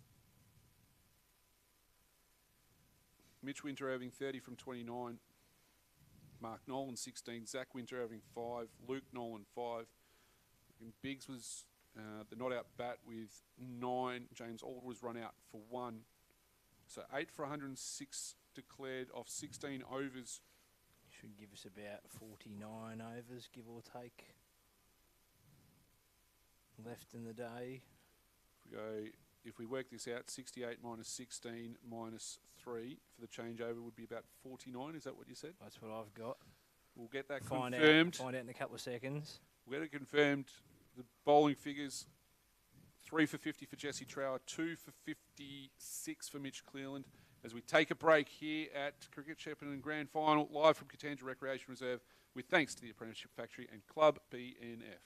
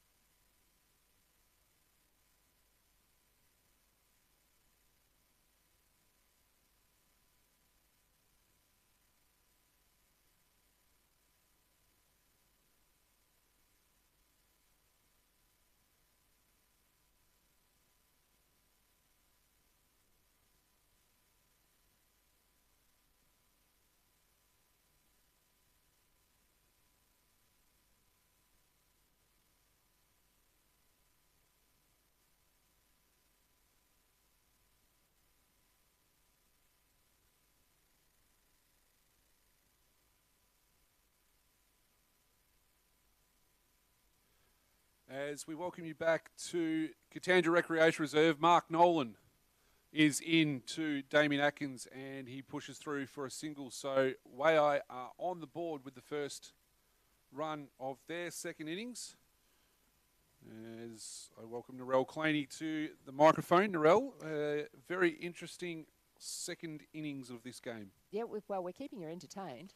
We've lost BR at the moment. He's obviously gone to find himself some more dim sims before they run out. As the target score is 90. The conversation we were having during the innings break was whether or not Waaia want to chase this. And it's going to be an interesting one as Sam Trower is getting ready to face Mark Nolan and it's left alone. There's a bat pad is in there. What would you be, like putting your own sort of cricketing hat on and your wealth of experience around the place, what would you be saying at this point? Well, would you be chasing it or would you be trying to just play the game out? The trouble is, if they start going for dot ball cricket, they could easily end up just stuffing things up and going out. And having a look at Nagambie's field, that's what they're really hoping that's what they do. So that's down the leg side and Trower doesn't catch up to it. But they've got to play their natural game, but at the same time, go against their instincts and forget the scoreboard. Yeah, and I think that's right. But yeah, if you start to play defense, like if you go really ultra defensive, you create a rod for your own back in a lot of ways. What do we got? What do we say? We've got 40. Was that 40? I can't even 43 remember. overs 43 to go. overs to bowl. So there's time there. Well, we've seen that already based on yesterday's, didn't we? 43 overs, anything can happen. But they don't have to get the runs. But at the same time, if their natural game is to play a shot, they've got to play the shot. Yep. Yeah, so it can mess with Waaya's mind a bit here at the moment. If there's a couple of quick wickets fall, panic could soon set in and, yeah, anything could happen. We might see the players in front of us get a little bit toey in that regard. The Waaia players are down in front of us. Yes, they're all seated comfortably at the moment, but we'll soon know if some of them start moving around and if hats start coming off the heads and in front of their faces, we'll definitely know what they're feeling. So Nolan, first over from the far end. As the kids go running past the commentary box. Lots of kids floating around this weekend, which is great to see. Nolan into Trower and defended into the offside. So the first over completed. It's none for one. I'm just going through that scorecard again for that 16 overs, I'm going to say, of pure pandemonium cricket. It was 8 declared for 106. Nagambie had some time that they wanted to, a certain time that they wanted to bat until, and a certain amount of overs they wanted to bat. Yeah, it was better than a lot of the T20s that we've seen. So it was 16 overs, 8 for 106, and Tom Barnes 34 from 19, 2 fours and 2 sixes. The standout, the only one that hit the boundary pretty much for both innings. He did the double, 2 fours and 2 sixes in both innings. Mitch Winter having 30 from 29 as well. 16 to Mark Nolan. Got caught brilliantly by Brenton Lowe down at long off. Misjudged it, ended up catching about a metre inside, or half a metre inside as Mitch Winterhaving is in. And that was a full toss, hit through cover. Opportunity there, quite possibly, and they're through for a single. That looks like Ben Tarrant, who fell awkwardly earlier in the day in the fielding innings, and he looks like he's just trying to hold his shoulder, isn't he, a bit? Yeah, he's holding his shoulder a little bit there. So hopefully he hasn't done any damage, and it is just a bit of a sore spot for him at the moment. And he's going in under the lid now as they recognise that that's an opportunity for them with Sam Trower, the left-handed bat on strike. As Mitch Winterhaving is in again. This has been left alone and no run. Jesse Trower, 8 overs, 1 maiden, 3 for 50 in that batting innings, or in that second innings there for Nagambie. Mitch Cleland, 8 overs, 2 for 56, but he also got a run out there as well. With Damien Atkins also getting a run out. I think there was a run out, and there was a run out at the last ball of the innings as well, which we don't quite have. We'll have to go back and have a look at that. Winter Irving is in again. Trower. They get the opportunity for a run and they take it. They take it. Leg by, being signalled. just got away from Luke Nolan. It Yes. brings Damien Atkins back on strike. It does look like they're going to just, if there's runs there, they're going to take them. They're definitely not just dot balling it at the moment. So these guys are actually wanting to make sure that they actually get these runs and actually prove that they have won both innings by the look of things. Well, I reckon that's probably a good way of looking at it as well, as Winter Irving is in, Atkins on his pads, trying to get some swing going at the moment, I think. Winter Irving trying to hit that front toe, and it's down to fine leg, and they get through for a couple. One thing's for sure, 100 overs, it's a good game, isn't it? I've never not liked 100 over cricket. Yeah. I think I keep saying it's not about me, but my very first premiership in senior cricket was in C grade, and it was against Dookie, and it was a reverse outright. Yes. So you don't ever forget it, as Mitch Winter Irving is in to Atkins and there's no run. Yes, well, when I was down at Deakin this morning, the Northerners boys did quite... they did want to remind me of a particular reverse outright that occurred in B grade a few years ago between Northerners and a club that I may have allegiance to. Of course, I have allegiance to all clubs now. Yeah, of course you do. Yes. Yep. As Winter Irving is in to Atkins again, full, trying to get that swing. Fielding done by Tarrant. And it's none for 5 after 2. Yeah, it was very interesting. We're down on 20 wickets fell in the first innings, Yes. and on the first day, and so yeah, it was quite a fascinating one. Peter Baldy was one of the umpires as well. Well, there you go. Yeah. Yep. So No, you don't forget those things. No. And they do come back time and time again. And this is where 2-day cricket, and especially 100 overs.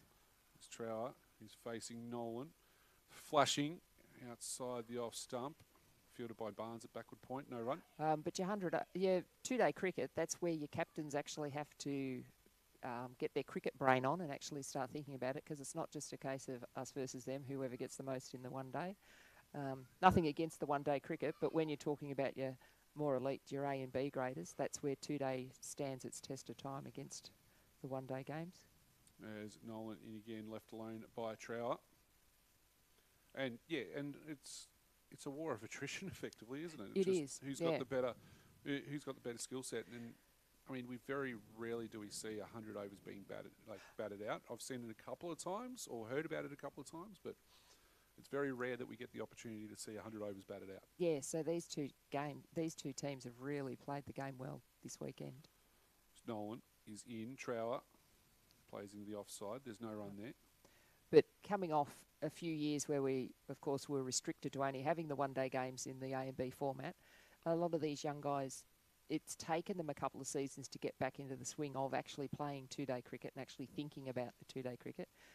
And we've seen more outrights throughout the season than what we did the first year back. As Nolan is in again to Trower, short on the hip, and he's been able to turn that one around the corner. Is it going to get there? Just gets there for 4. The Waaia crowd are definitely wanting them to chase these runs down. You can hear them going. So I think if the dot balls start piling up, you'll be able to just feel the tension rise a little bit more. yes, and as we said, if there's a couple of wickets that fall, then a whole different game's going to occur. So Trower off the mark with the 4. As I think we've got some issues with the scoreboard again. Don't swear like that. I apologise. Nolan in. Trower pushes forward to defend. He can't quite get any bat on it, which is good for him because it went through to Luke Nolan untouched. We don't need Play HQ to have any issues right now. This is just too Too much. too much. Oop. I don't think that BR could bring back his scorebook again. Oh, I don't know. It's still sitting there from yesterday. I still don't think it adds up. No, but it didn't need to. It was helpful for the time, but Needed Yeah. it at the time. must be second inning. It must be second session sort of stuff. As that is a good Yorker there from Nolan, dug out well by Trower. Looks like they've got it back pretty well. As that's the end of 3, none for 9 the score. They're Got scoot. 40 overs left of the day's play. And they Anything need can 80. They need what? 82, 91. They need to get to. Yeah, anything can happen in 40 overs though. Like, Oh, 100%. like you see it just on a regular Saturday. Sometimes 40 overs is more than enough. It's interesting. Nagambie have only used 3 bowlers the whole game. Oh, Waaia have only used. Well, I reckon they've only used 5. they've certainly put some work in, but at the same time, it wasn't exactly a long stint. 4. They've only used 4 Yesterday. bowlers. Yeah, as Winter Irving starts a new over. This one's short at the body. Atkins does well to catch up with it, and Sanderson does the fielding at fine leg. The bowlers for both teams have definitely put the work in. Let's face it was number 10 and 11 that did all the work in the first innings. Yeah, for both sides. It was a 70. We worked it out. A 70-run for the 2 10-wicket partnerships, and they faced about the Waaia first innings. The 10th wicket partnership faced 26 overs. Obviously, they've run out of Dim Sims. BR's back. Winter Irving left alone there by Sam Trout.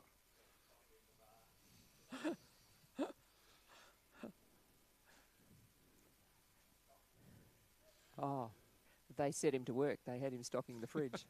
Was it one for them, one for me? Not yet.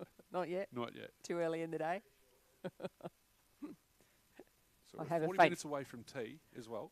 Just throwing that one out there as well, as Winter Irving is in, left alone by Trout. And you always know with tea or drinks breaks, there's always something happens. They either seem to manage to get runs or wickets after any sort of break. One Well- of two things seems to always happen after a drinks break.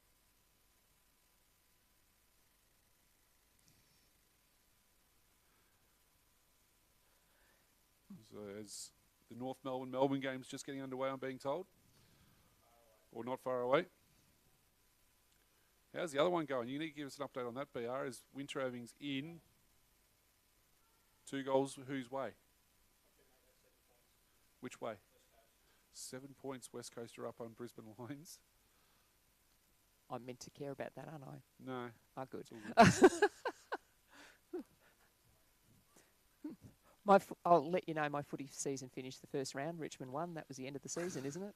Well, this will be a bigger turn up if this stays on. If this works from mine, I reckon this will be bigger than last Thursday night. As Trower lets this one go, you don't reckon it won't be? I thought West Coast beating Brisbane in Brisbane would be a bigger turn up than Richmond beating Carlton.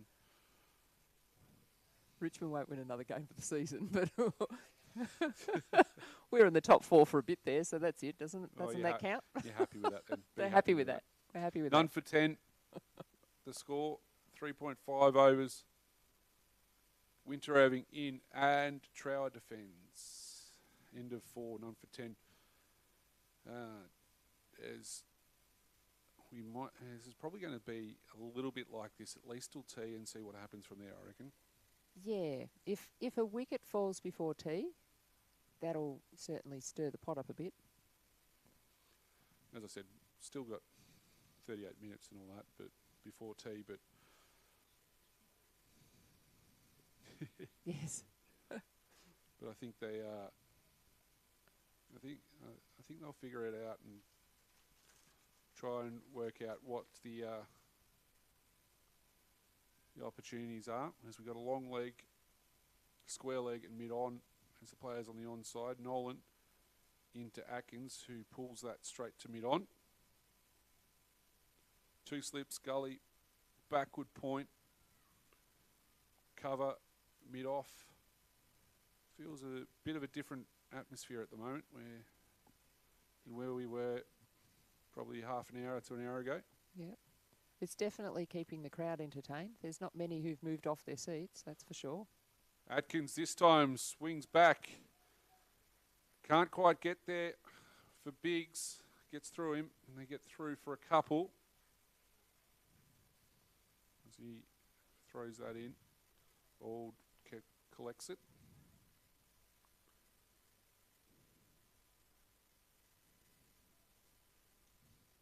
It's a little working bees finish. The Yeah, ladders are packed up. The got the nets away. nets are down. Yep. The roller's still out though, so I'm surprised. As Nolan is in. Atkins, and he's bowled him. There we go. Middle peg. Mark Nolan gets one to stay a little bit low on Damien Atkins. And that's his grand final done. We've clearly got more Waaiyas at this end because the crowd was a bit more cheery down the other end than at this end. So the first wicket to go, Mark Nolan rattles stumps. Damien Atkins has to walk off after hitting a handful of runs. The Waaia boys start doing a little bit of a walk around now. 7 from 9 there from Damien Atkins. And the new bat to the crease is Liam Evans, BR.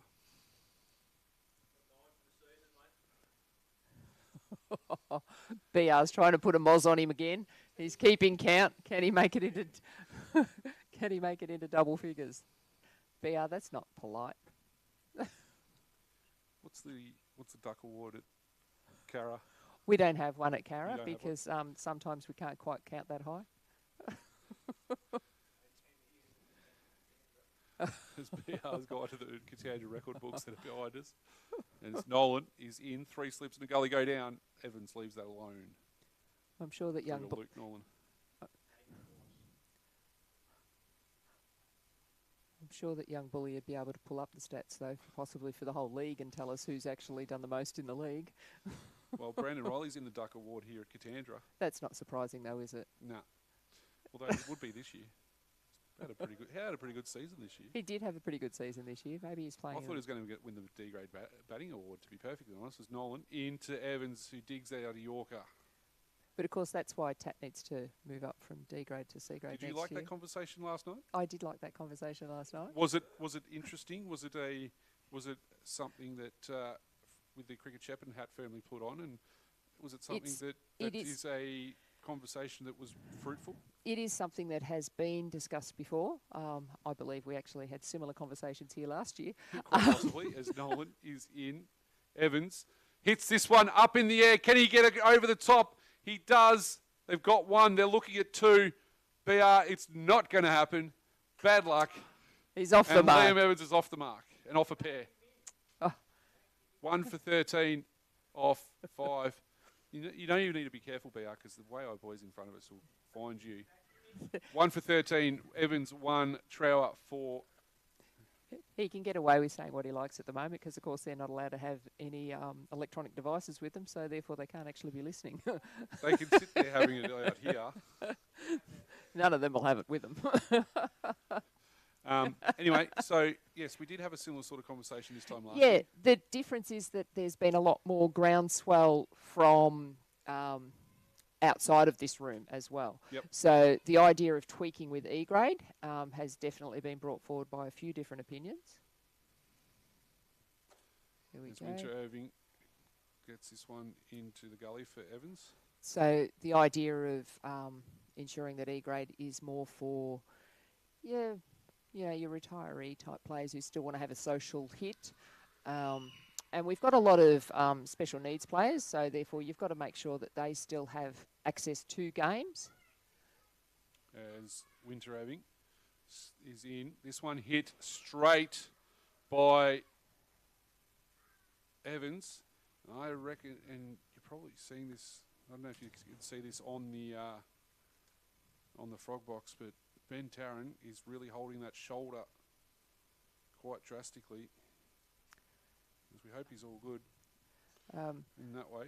Because some of the teams, some people will say, we should swing B grade to 1 days, but the problem with that is if you only have one division doing 2-day cricket, as this ball is in and played into the gully by Evans, you lose that opportunity for kids to actually develop the skills that's actually needed for 2-day cricket. And as we've seen here today, over this weekend, 2-day cricket is totally different to your 1 day, so you do have to think about it a bit differently. So if you remove that second tier of 2-day cricket, and a lot of associations that have done that have ended up losing 2-day altogether. Yep. As Winter Irving in. This one through Evans. player availability always comes into it though. But with that, there is ways around it because at the moment we have like an XY facility where you can name 12 on one day and you can name 12 for the next week. There has been suggestions that maybe we need to up that to 13 so that then you've got 2 players that you can substitute in and out. There's Winter having in again. Short ball pulled by Evans, and that's made its way to the boundary. 1 for 19. Evans is up to 7. And really just trying to attack here, I think, Evans, and get himself out of a bit of a funk. To be perfectly honest. But you've also got that, you've got to have that commitment to your club. So that also comes down to it as well. Like you would like to think that your A and B grade players are actually committed to their cricket. Exactly, as Mitch Winterhaving is in, defended by Evans. And there's no run. Your C, D and E are far more social. Yep. But there are a few clubs in D grade who should be playing that level higher so that we actually have a more even competition. And there were a few issues going into the start of the season where clubs ended up possibly where they shouldn't have been. So if we can sort those little things out and even the spread out a bit more, and if we can tweak E grade a bit, I think that will actually maybe encourage some of those teams that are down there to actually go into your D grade and push them up and rejig the numbers around a bit. So it looks like we've got a change in the bowler. Is that what you were signalling me before, BR? Sitting there with a mouthful of lollies. Braden Biggs comes into the attack from the north end, and Mark Nolan actually takes a spell for a bit. Braden Biggs is who BR wanted brought on earlier last time round, and when he did, he actually had a breakthrough. So Biggs is in, Trower. This one bounces away from the stumps. All does the fielding. So yeah, you're never going to please everyone. Yep. But at the end of the day, so long as we continue to provide a competition that players are wanting to play in, which I clearly think we are because we're one of the largest associations in Victoria, so clearly we're doing something right. Must be, and people still want to come in and say hi as well, from what we keep hearing. Yes. As Martin misfields that one, and Trower gets through for a single in the covers. Yes, and there's still there's plenty of other leagues out there that look towards us, and actually I've had quite a few interesting conversations with a few different league bosses over the course of the last season about what we're doing, how we're doing it, and what's working for us. So if they're ringing us and asking us for help, that's a good sign, I think. Biggs in, Evans plays that to mid on. It was a full ball. I've had some more information put to me as well, or just put in front of me. The heat rule, are we happy with it where that's at the moment? Well, if you have a look at it this season, we didn't even use it. Yep. That's Didn't use it for 40 or 42 degrees. As Biggs in, this one's been cut into gully, no run by Evans. We do need to make sure, though, that when it does get up in temp, because sometimes it can be 35 and it can actually be harder out there depending on the humidity than what it is when it's 40. Yep. So we do need to have common sense come into it. Like, drinks need to be allowed whenever. Drinks need to be out in the middle of the ground. Square leg umpires need to hold a bottle. Biggs in again. This one played off the edge by Evans to Ald in the gully. Are you also saying that is a paid umpire? Well, currently in the rule book, it just says square leg umpire can hold a drink bottle. Yep. Okay. So to me, that doesn't matter whether you're getting paid $100 or whether you're out there with your club shirt on. Okay. Yeah, no, that's right.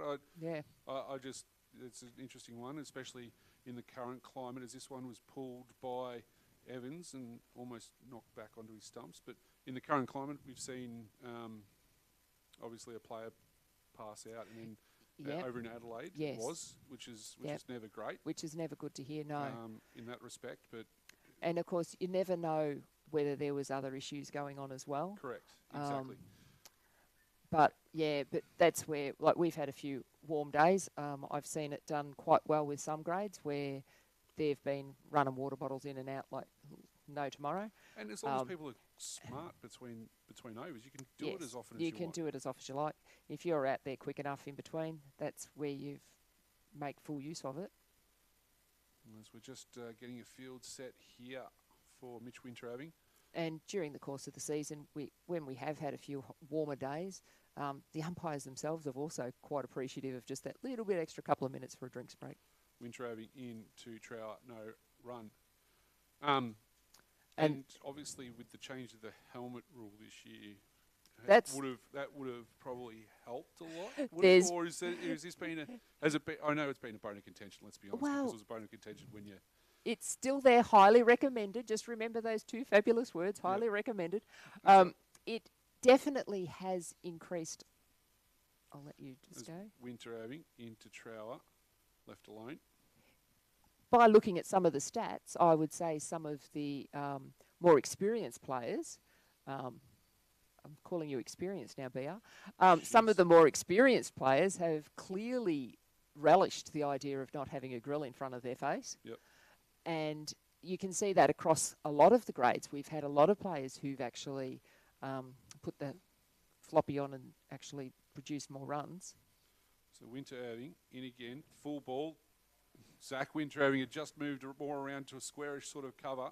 He's going to have to go back and chase this one. They've got two. They're going to look at three. Trower turned blind. Took a couple of steps down the wicket and said, no, I better not. One for 22. Like just take Crouchy from Carra, who actually took out the B grade batting this year. He quite often, he'd start in the helmet, but he was quite often just bringing out the soft top when he needed to. As Winteraving in again, left alone by Trower. It's an interesting one because, correct me if I'm wrong, I suppose here you can walk. Well, we've seen it already this weekend with Mitch Cleland walk out and take the and just walk out in the floppy hat. Yes. And And if you know what the bowlers are doing, and even with the mediums, whereas like as I'll come back to it in a sec, as Winteraving is in to Trower and defended into the offside, there's no run. Like in Bendigo, the rule is that you've got to have two spinners operating before you can have like a spinner from each end. Spinner from before each you can end. have Yes. the hat on. So, which I wasn't aware of and until I got told otherwise. But at the same time, I thought as soon as the spinner came on, you could do it, and we'll see how we go. So, interesting. And that rule would cause you could quite easily play against that rule because I watched a B grade game the other week where they started with a spinner at one end and they had the quicks and mediums from the other end. Yep. Well, your poor old batsman, then he's stuck with the helmet. helmet on for the whole day. So Yep. that can play against him. But at the same time, I think it's been a good mix this year. Of course, as soon as if anyone gets hit at any stage, which of course you don't want to see. No. But as soon as that happens, it'll be all Yeah. hue and cry, as it is for any rule which goes against them. Biggs in, cuts back in nicely, and Evans defends that to the covers. No run. One thing that always amazes me, though, watching the different fielders is they say about the heat and all the rest of it, and yet a lot of them are out there in just a cap and not in a broad brim. Yeah. So that one always amazes me as well. It seems to be the older they get, the bigger the brim is.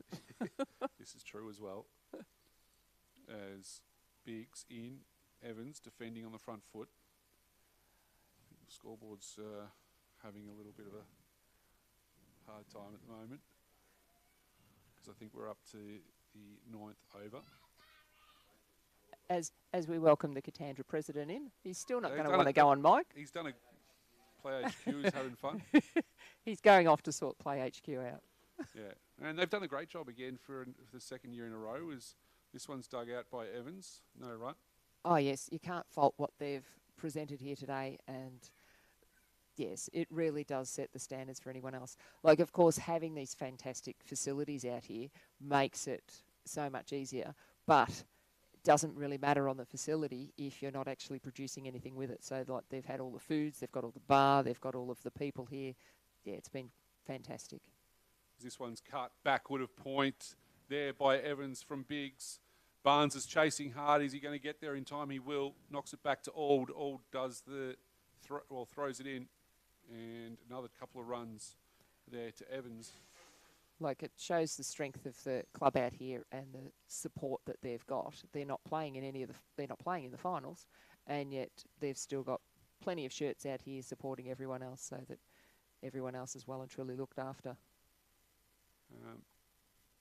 Biggs in. Evans gets something on this as it's a French cut down to fine leg. There's no one there, so they're going to pick up 2. Trower's looking possibly a 3rd. No, Mark Nolan does the throwing. And they get through for 2. Waaia and Nagambie. Firstly, I'll touch on Nagambie. They've made grand finals in all 3 grades of cricket, Shepparton, plus their women's made the grand final. Yep. Have to be pretty impressed with how, and plus they're half the under 16s team made the grand final as well. As this is a good ball, Peel for caught behind, is not out, and Abbas Ali says no. Evans survives, and they I think that's caught up pretty quickly as well, but I'm not sure. 1 for 26 is what the scoreboard says at the moment off 9. Yeah, Nagambie must be pretty impressed with how they've gone this year and as a club to get every side playing in a grand final. Yeah, everyone in the grand final. And also they were in the one-day final, which they may prefer to forget, but they were in that as well. Yep. Yeah, it's fantastic effort, realistically, for any club to get all 3 through, like to actually have them all playing in finals for off-starts. Yep. But to then get everyone through, that's a different feat again. Winteraving into Trower, and that's been played to Zach Winteraving for no run. Because, like, you know, as BR can lay testament to, you might have teams in the finals, but that doesn't mean you end up on the last day. Yeah, and I think credit to them. They've done a fantastic work as that bus gets hit over BR at that point. But it must be they must have been pretty happy as Winteraving's in. And driven down the onside of the wicket, no run. Like to see them come into the competition a few years ago and really just try and build their club back up, yes. I think has been fantastic, and to see how they go. And they've got a great crew down there. They're actually, you know, they do a power of work. And they do the extra things, like they participate in the junior country weeks, and as you said, with the female comp, they were in that. Winteraving in, Trower leaves alone. They also were the part of... They coordinated, I suppose, the when we had the Cricket Shep women's versus the Golden Murray women's. I was busily chasing and chatting to them about organising uniforms and which way they were all going and all the rest of it with that. So it's great to see. So, and that's what you want from clubs, is you need that extra little bit of... Winteraving in, Trower slashes at it, the appeal, and he's been given. He's gone. Sam Trower, top edge. Caught by Luke Nolan at the wicket. And it's 2 for 26.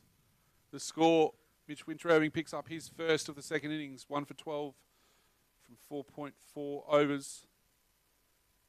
It's the feeling there's a little bit, well, not a huge celebration from the Nagambie side, but I feel like the Waaia boys are probably feeling a little bit flat as well at this point in time. I think it's been a long couple of days. 100% it's been a long couple of days, but it's interesting to see the reactions on all and sundry, to be perfectly honest. Yeah.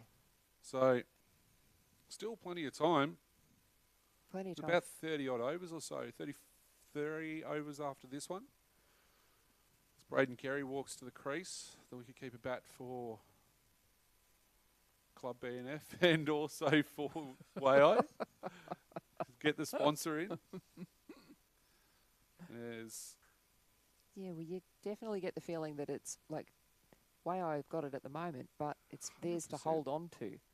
And that's probably a different way of looking at it. They've got to hold on to it. Yeah, indeed. 17 minutes to a tee, I'm being reminded, and tell you what. And tea breaks, as we said, they'll cause either wickets or runs. So, and it's another wicket now before the tea break, or another 2 wickets before the tea break. It starts messing with the mindset, and that's what we said. It's mainly what's going on above the shoulders that's going to determine. Winteraving in, and that was past the outside edge of the bat of Braden Carey. I said it wasn't a huge celebration from Nagambie. And I think it probably won't be too much until they can get They need, through halfway through their wickets, I reckon. yeah, We'll yes, start seeing that in a bit. yes. It's a slow build for them. It's Yep. a case of for each wicket, I think you'll get a little bit more animation out of them.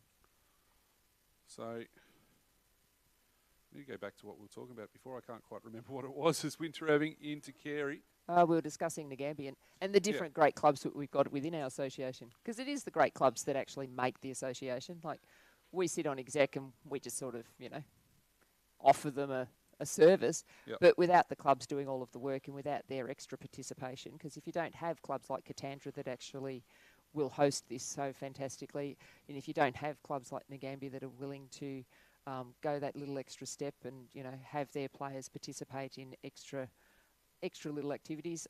It was great this year to see us have the rep game as we had, as you commentated on for us earlier on in the year. And it's those little extra things that really make the association. Biggs in, Evans with a Ooh. bump ball.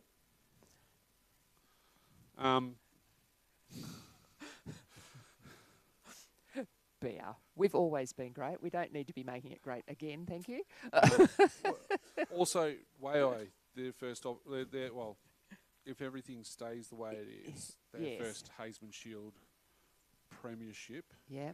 at their second attempt of trying in regards to breaking to a grand final. As Evans this time drives down the onside of the wicket. They've got an opportunity here for a couple of runs as Martin chases hard and will reel this one in. They've done really well with the field.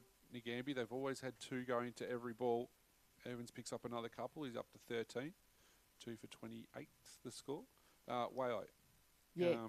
Another great season from them, and to knock off Central Parks and Brendan's last game as well. Any time you can knock off Central Park in a final, you're doing well. Narelle, you're being parochial again. No. You said you were cheering No, on for no, all no. teams. I'm cheering for all teams, but what I'm saying is Central Park have just got that history that you just can't, like, watching the scores Emulate. last week, I'm like, yeah, you still can't write them off yet. You Yep. still can't write them off yet. There's just something about that club that they just know how to dig down when it comes to a final. So anyone who can knock them over in a final is doing quite well. Yeah, for sure. As Biggs is in.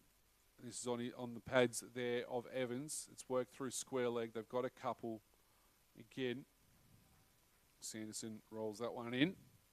And once again, it was Jesse and that actually conversation with them last year. They're like, we want to play rep cricket. We haven't had a chance. We're too young to have played the last time Yep. we did any rep type stuff. And that's what got us thinking on that. Throw Paul Travascus into the mix, who's always big on a bit of rep cricket, and these guys got a chance to have a go at it. Yeah, it's great to see. Biggs, appeal for LBW is not out. Bust does his little swing of the arm. There's no luck there. And it's great that those young blokes are actually wanting to do those sorts of things, because they could just sit on their haunches and not want to.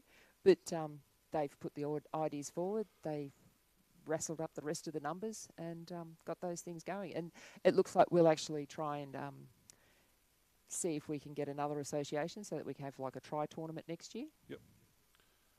Biggs is into Evans again, dug out from a full ball. You always hear from... End of 11, 2 for 30 the score. Target is 91 for Waaia to complete an outright victory. You always hear from older heads that, why aren't we doing country week? I've done a couple of country weeks with Cricket Champ. They're not developing the kids. They're not, it's player availability at the time that it's available. We can't always have our top 11 actually going down there. They've got work commitments to be able to compete for a whole week. You end up not with your best 11 down there. As Mitch Winterhaving again. This one through to Brady Carey, and it's been taken. Been caught by Matt Martin at first slip. Mitch Winterhaving now up to 8 wickets for the match. See, we're definitely trying to keep you entertained for the whole day here. That's exactly right. And I'm surprised some of the Nagambie faithful haven't made their way out yet as well. Or have they started to come through, Sam? Haven't seen them yet? I think some of them got caught with, they were doing a bit of congratulatory drinks with the Northerners, and we all know that that can be dangerous. Very much so. They may have only got as far as tally on the way out here.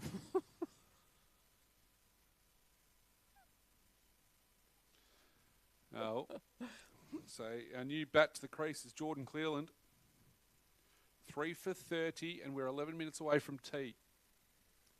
The old tea break. 61 required, 7 wickets. Well, 61's not required. No, it's, well, We just need, how many overs we got left to go? 31 after this. Yep.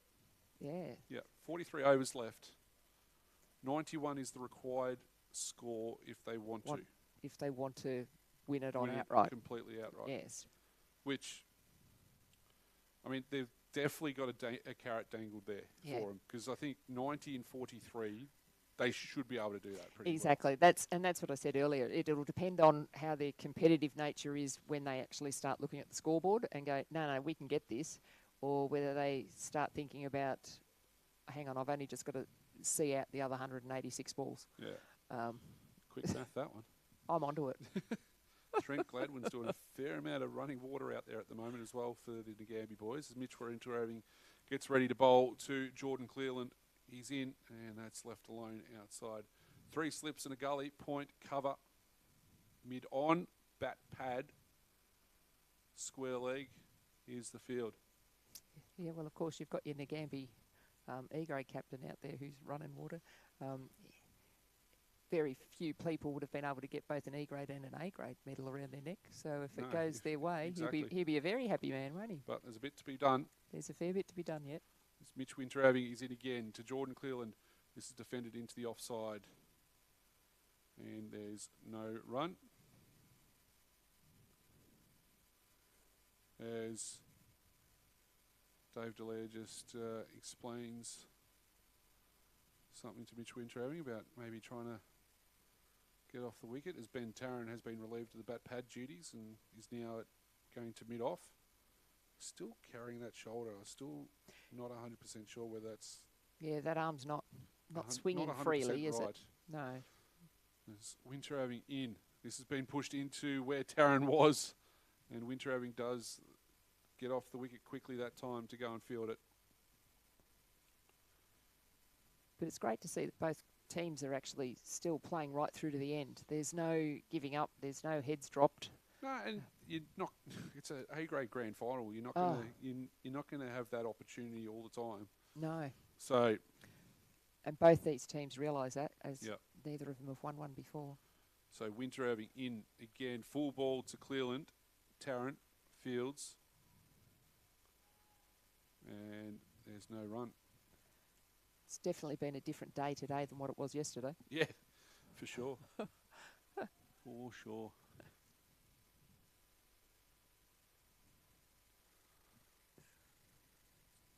It's Winteraving once more to complete the 12th over of the innings in short ball left alone by Clearland, and there's no run there through to keeper Luke Nolan. 3 for 30 the score. Tea's not far off. Go for another 8 minutes for tea. We'll take a break and then get set for what will be the last session of play for Cricket Shepparton for 24-25. Yes. How's We're going. that Oh, We're going right to the end. going right to the end. There's no finishing it at tea or finishing it at lunch that like there has been in the past few years. We're definitely utilising the whole of the day. Yep. Well, if you're going to play Sunday cricket, you might as well use the whole section. Might as well use the whole day. Yeah, definitely. It'd be interesting as we have a look here. Mark Nolan setting the field. 7-2 offside field. Biggs in to Evans.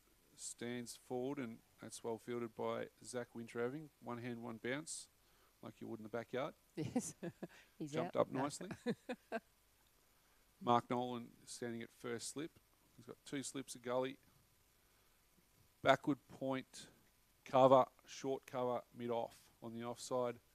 Got backward square, and you got mid-on the onside. There's Biggs in Evans plays that closely to his pad. And there's no run. I think it's just what they're doing, I think, Waaia, is just keeping Nagambie interested. Yes, and I think they're just playing their natural. They're not naturally just going to play dot ball cricket. They're actually going to automatically try and trace the runs.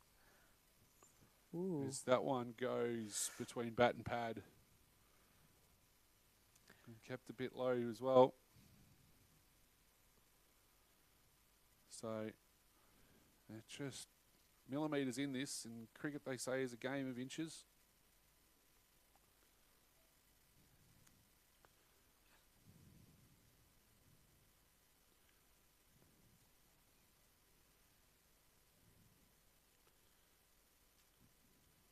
As Biggs rounds his mark again. Evans covers up in defence. There's no run there. As we quickly go around the grounds, it's going to be a gallant effort by Strathfield Say, but they're going to fall short of the Strathdale Maristians 354 with the QEO. Sam Johnston 6 for 62 there with the ball. Not a bad effort. As Evans, great Ooh. fielding there by Zach Winter-Irving at short cover. Well driven by Liam Evans. But well fielded equally as well. I don't know what you'd say would be better, 6 for 62 or 149 in the first innings for Grant Waldron. 140. Anytime you're getting 100 in Yeah. a grand final is a darn good effort, isn't Ben it? DeRouge takes 2 for 32 as well in his 13 overs.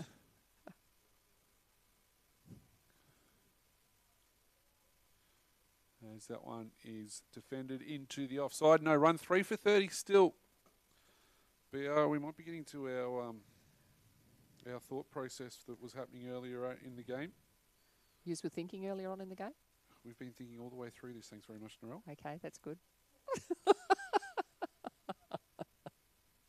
We've got 2 maidens on the trot. 2 maidens on the trot.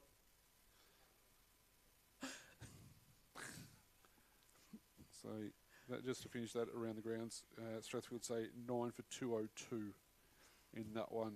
So a matter of time for Strathdale Maristians win another premiership over there, as this one's Yet another one for Strathdale. knocked into the onside. Mitch Winter-Irving collects in his follow-through. Yeah, Strathdale had quite a few of the players that we saw in the rep game. they did, including the captain. Yeah. St Kilda trail by 26, or they need 26 to defeat Richmond in the Premier Cricket. 4 for 235. Harry Dixon's out for 111. As Mitch Winter-Irving is in, playing down the offside to Tarrant. Jonathan Merlot on 95 not out. And Ed Newman 10 not out. As the winner will play Carlton next week, as they had a 123 run win over Camberwell. Yes, not a bad. We'll keep an eye little on effort. that one. Yes. It's Mitch Winter-Irving in again and left alone by Geordie Cleland. Ooh. Interesting little passage of play. 2 minutes before tea. Gee. Can they get through this and to get one more? Yeah, we'll have one more over before tea, no doubt. Well, if they keep dotting it up like we are, Then they should. they Yep. should be able to get one more in. Yep. They've done quite well with the over rate. 3:38's the time.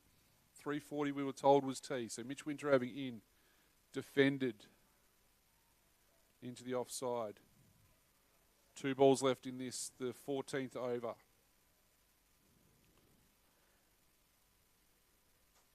The over rate's been pretty good actually on both days. Yeah, no, I think they've both been very happy. I mean, Waaia was just flying through their overs yesterday. Yeah. Some of the numbers were crazy, it felt like. When the ball's not going anywhere, that makes it easier, of course. It does. Winter-Irving. The clock hasn't clicked over to 3:39 yet. Winter-Irving will walk back. It has now. So you think we might get one more in. from Depends how much further back he goes on this run-up. Braden Biggs. Bit of a rub there from Tarrant. So Winter Irving in. Defended by Cleveland. Can Nagambie get through? Looks like we're going to get one more in before tea. Yep, the umpires are going Biggs to is their taking mark. his hat off. Basali's about to stand in position. Dave's out at square Dave leg. Dallaire makes his way to square leg. And we do have some red time. Interesting you call it red time. That's 3 maidens in a row, BR.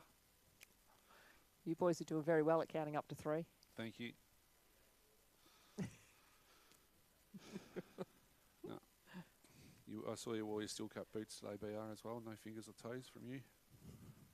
Biggs in.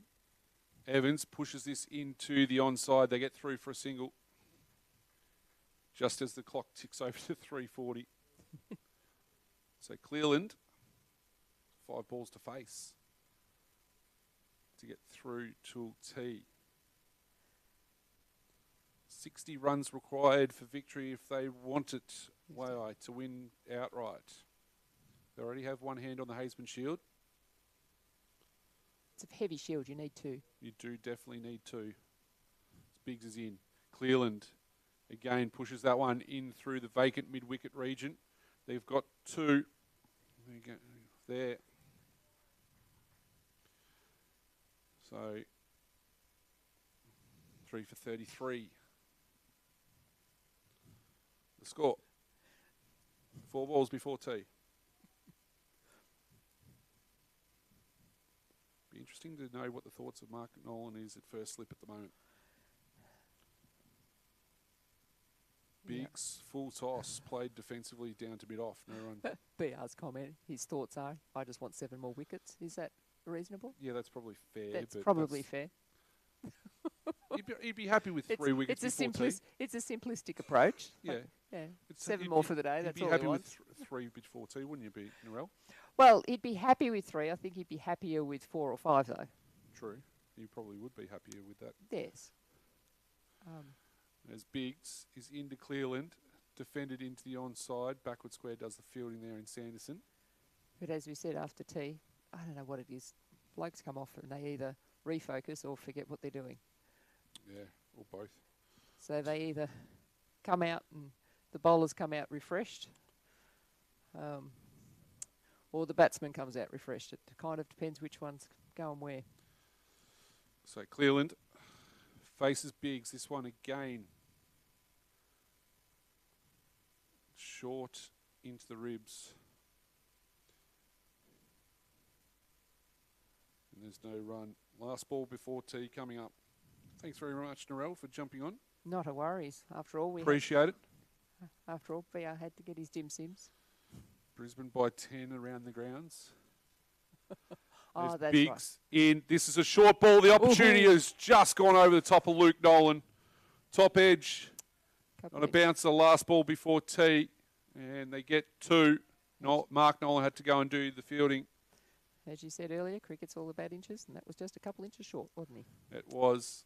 As we'll go to tea at 3 for 35. Waaia in their second innings after taking first innings points by 16 runs. And then Nagambie put on 8 for 106 in 16 overs declared. Stick around. We're going to have the exciting conclusion on the other side of this with thanks to the Apprenticeship Factory and Club BNF. You're watching Cricket Shepherd and Haisman Shield Grand Final action.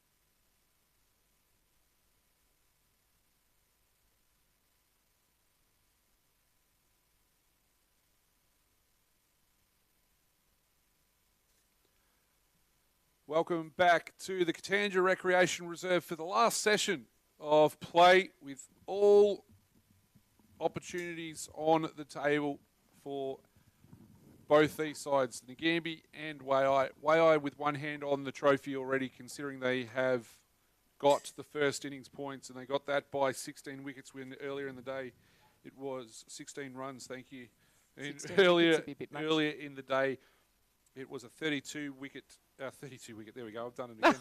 32 run. I was ready to have a break, and I was sitting there going, no, I'm taking the drone up. As we said, everything happens after tea, but usually it's the players that have issues, not the commentators. Probably not enough. That's where we're at. 32 run, 10th wicket partnership between Will Trower and Caleb Gilmore. They faced 26 overs to get the first innings points, and we're back underway with Mitch Winter-Irving bowling to Liam Evans to start the final session for 24-25. Michael Van Dorsa, I should have said my name was Brandon Riley after that gaff, but I'm not going to. Narelle Claney's been given the headset again to start the final term. As quickly, Narelle, I've just been told need to give Nigel Shelley a shout out. He's got the game on at home with the TV, big screen on and all that. So, way to go. And way to go. loving the call as well. So hope you're enjoying this wherever you're watching it from. And Nigel, well, we know you're a Waaia person, so you're hoping that they can survive the next, 28 overs, or get the required, Yes. what do we got, 50-odd runs. 50-odd runs, yes. You're probably aiming more for the... 56 runs is required in that regard. So hopefully we can see what goes on as Winter-Irving in again to Evans, and it's been played into mid-off. So it's all come down to this. It's been fantastic, and the players are eager to get out there and get on with it, because they're out there before the umpires generally as well, which is great to see. Which is great to see, yes. And having a chat to a few of the spectators here, both sides are still tentative on the hooks. Neither one seems to think that they're a shoo-in. As Winter-Irving is into Evans with 2 slips now. A short cover, as this was being turned around to mid-wicket. They've got through for a single. 3 for 36. And it must have been a good RVT in there, because once you see that the kids go in at the end, that's always good to see. If there's plenty left over for the kids at the end. So, and they all know to wait their time out, and then it's like ding, ding, off they go. That's it. As Winter-Irving rounds the top of his mark again. Left arm over the wicket. This time to Jordan Cleland. He's in, and defending onto the onside is Cleland. It's game over at the Bay Oval in Mount Maunganui. Mount Montemagui. You did that well. Yeah, did that well. 4 for 8 for Annabelle Sutherland, as Australia have defeated New Zealand. They bowled them out for 122, trying to chase down 3 for 204. Annabelle Sutherland 4 for 8, 3 for 27 for Alana King, and 2 for 23 for Darcy Brown. The wicket takers there, so they get a 2-0 win, or the 2-0 series, as this one's defended into the offside, and Zach Winter-Irving does the fielding. That's the end of the first over after tea. 3 for 36 for Waaia in their second innings, needing just to survive 27 overs or score 56 runs to secure their maiden Haisman Shield title. Or Nagambie, they need 7 wickets for less than 55 runs to get their first title. Which we know from yesterday is well and truly possible. It definitely is. We're going to see the same 2 bowlers that we've seen at the start, as Braden Biggs comes on from the far end. 2 slips go down.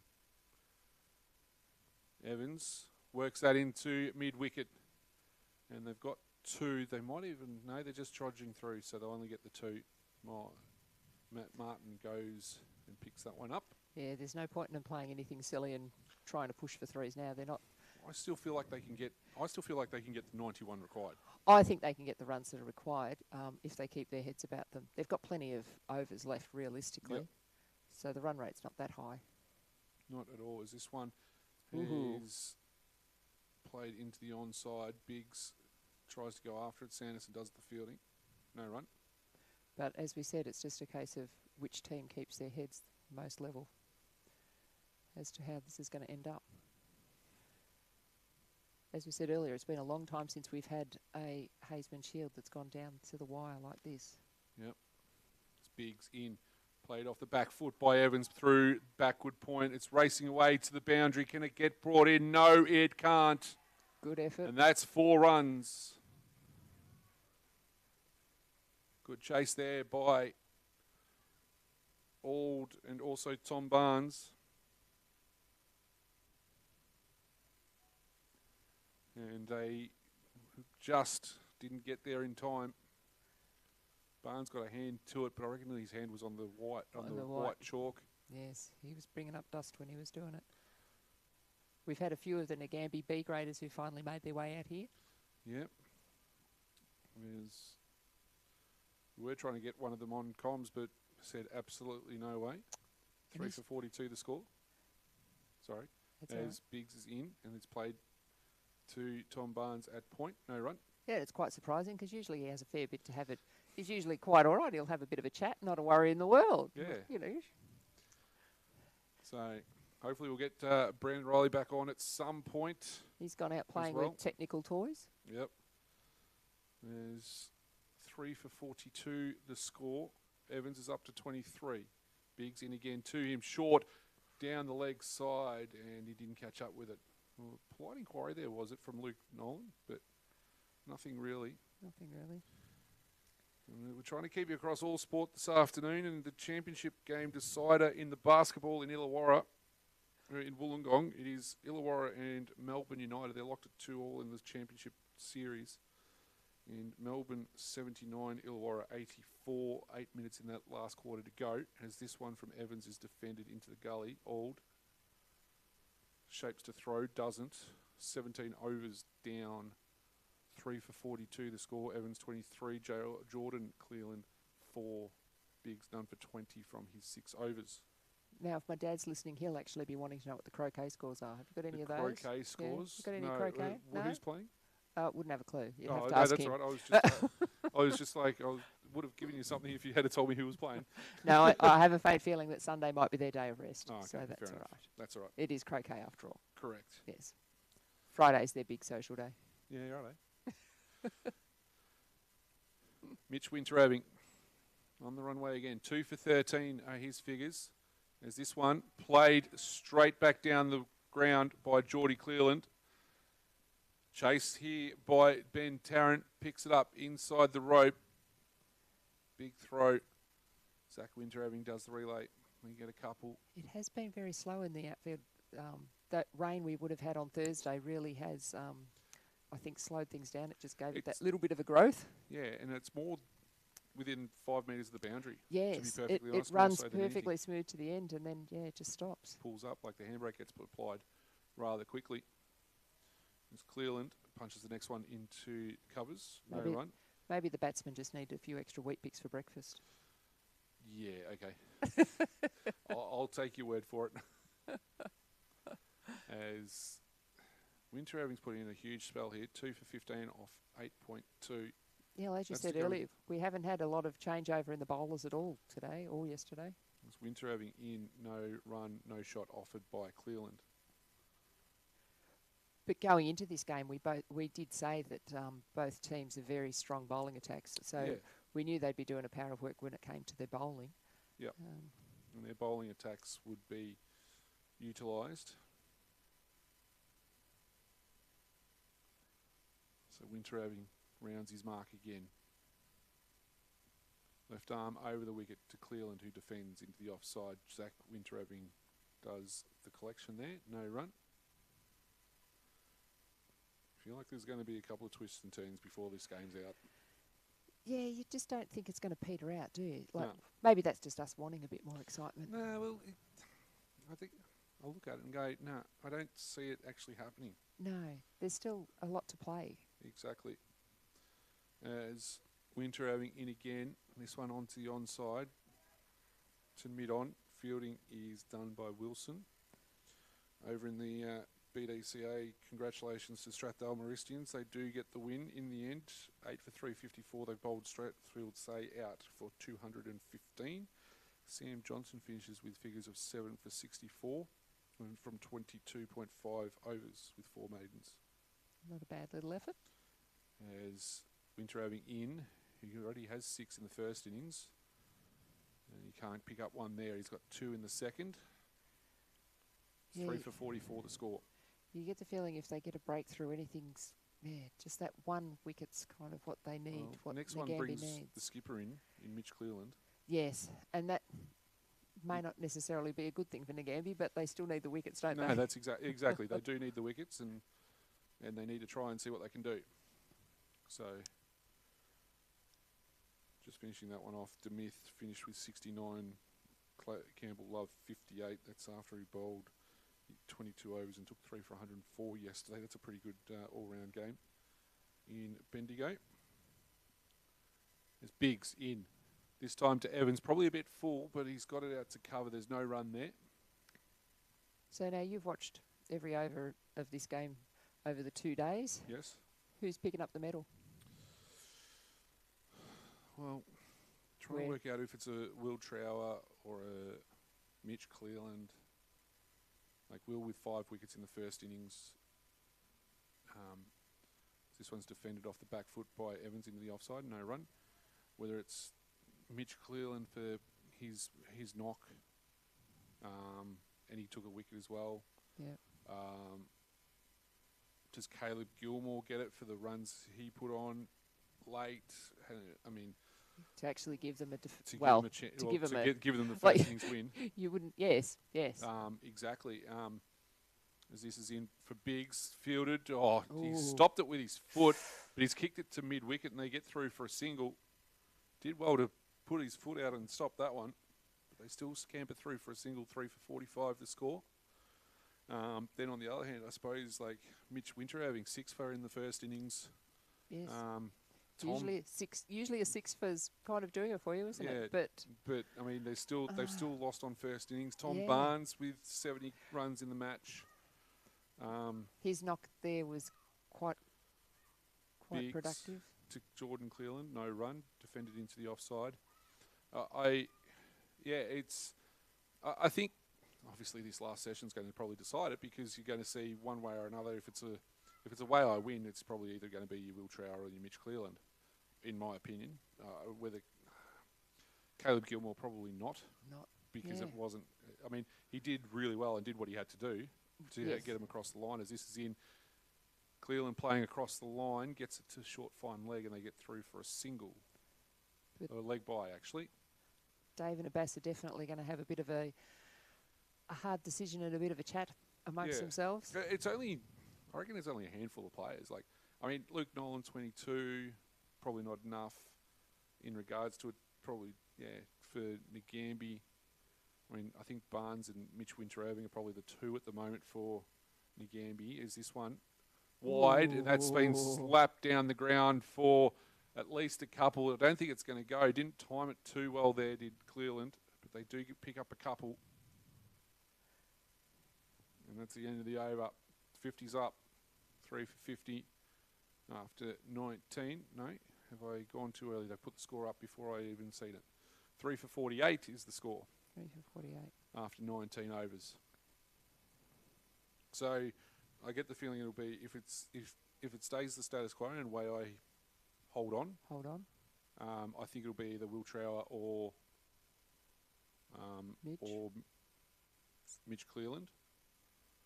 If Nagambie can reverse outright it, and we're just Depending seeing, on what bowling figures pop up in the correct, second yeah. half. And Mitch Winter-Irving's just been taken off, and Mark Nolan's coming back on from this commentary, and the first time he's bowling from this commentary and from the for the game. So you get the feeling it probably could be a Mitch Winter-Irving, depending on what Barney does here. Yes, because if he gets 3 or 4 wickets now, that kind of throws it all again, doesn't it? Correct. So it is a fascinating conversation, as there's only a handful of them. As this one goes down fine leg, and there's no one down there, so they'll pick up a couple. Cleland's only looking at dealing in 2s at the moment. Yeah, because usually you have someone who's done wonders with the bat and actually with a higher score than what we've had, but we didn't have those higher scores. So just the fact that someone actually stayed out there actually makes a big difference in this game. Yep. So, yeah, I get the feeling it's somewhere in that sort of conversation as Nolan is in to Cleveland and there's no run there. 3 for 50 to score. Does that sound about right to you? It does, yeah. I, of course, missed a fair chunk of change of the game because had other duties at other grounds, had to do a bit of driving around. That's all right. We had the chauffeur. Off we go. But it's been a fascinating game. It really has. I think Nagambie have only used 3 bowlers the whole inning or the whole match has been mind-blowing for mine. There's a single, no single there. That's played into mid-on. That's quite phenomenal to actually have done that. And it makes you wonder, I'm not sure what their stats have been over the course of the year. Is that kind of a bit of a norm for them, or have they just not been out there long enough to warrant the changeover? There's Nolan in. Cleveland solid in defence. Well, Mark Nolan bowled before this weekend, bowled 1,200 balls. Just a couple. Just a couple. Mitch Winter Evans bowled 847 and Braden Biggs 696. So there you go. That's probably, I think that's right. I think I had that right. Yeah, 696. James Olds bowled 444, the next best. Yeah, well, when you're dropping down from 600 down to 400, you are changing it over. And don't forget, of course, those figures would include your one days where you have to have... rotate through a few. You have to have a few more bowlers in the one-day games. And Will O'Brien, who didn't play in this game, 277. Yeah, so he's been like that third change bowler. Yeah. So there you go. And to be perfectly honest, Waaya's only used 4 themselves. Yes. As well. Yep. There's this next one from... Ooh. Yeah, Nolan has taken the edge, and Luke Nolan has completed the catch. Geordie Cleveland goes for 8 from 32. 3 for 50 turns into 4 for 50. Mark Nolan picks up his second wicket. It brings the skipper, Mitch Cleveland, to the crease. As we see some of the Nagambie guys out the front there losing a few more fingernails as they start biting those down to the quick. Because I think they've spotted the lolly bag that's sitting in front of us as well. They think the lolly bag's full, but actually it's quite empty. Yeah, exactly. Yeah, good luck. Told you. He's come in for the lollies. Good luck. So, another twist in the tail. As Jordan Cleveland makes his way off the Katanga Recreation Reserve. Are we going to see a few more fall now, seeing as how neither of these two gentlemen who've come in to steal lollies wish to actually put on a microphone? They've got their fingers crossed. They've got everything crossed. But is this going to be the turn of events that you're looking for? They hope so. They're looking very confident with their "we don't know." Let's hope so. There's Braden Biggs grabs the ball and he's going to start off another over for us. As Evans pulls this one out to towards the boundary, and it's a couple of bounces for 4 out to deep mid wicket. Biggs tried to go a little bit short. Their big tip is the man at first slip, which of course is Mark Nolan. Nolan. Yep. That's their big tip. That's who they're maybe. Oh, spin. So Josh Sanderson. Oh, they're wanting to mix it up. See, we were just discussing their bowling, and they're wanting to mix it up. They're wanting to throw Josh Sanderson into the mix. as Biggs is in, left alone there by Evans. Hard pressing news from the Nagambie crew, and then they go, "What would we know?" So maybe we don't Biggs take has their got advice. 4 wickets at 20 for the season. Strike rate of 52.75 balls per wicket.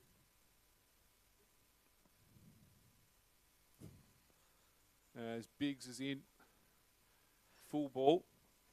Well fielded there by Martin. The long sleeves, 4 for 54. Evans with 30. Mitch Cleveland at the other end hasn't faced a ball.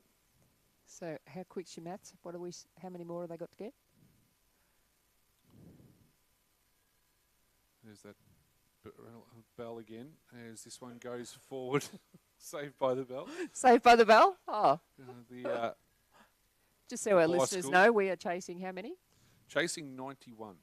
And we've got 54 on the board. So that's 37. Yep. Good. We'll Quick go with math. that. There's Biggs in again. Evans trapped on the pad. Shout for LBW. Umpire Ali says no.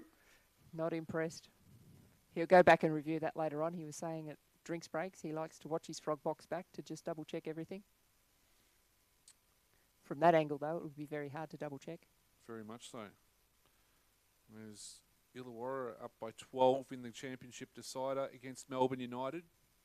Biggs in again. Pull shot from Evans goes to mid-on. No run. Make that 10. 3 minutes to go in that grand final series. Bit longer to go here. 21 overs bowled. We're looking at 43 overs. I don't think we're going to get to 43 overs, to be honest. I think we'll get to either the 91 or the 10 wickets. I think that's what we're going to get to, Narelle. Yes, I do too. I don't think the 43 overs are going to come into consideration. No. So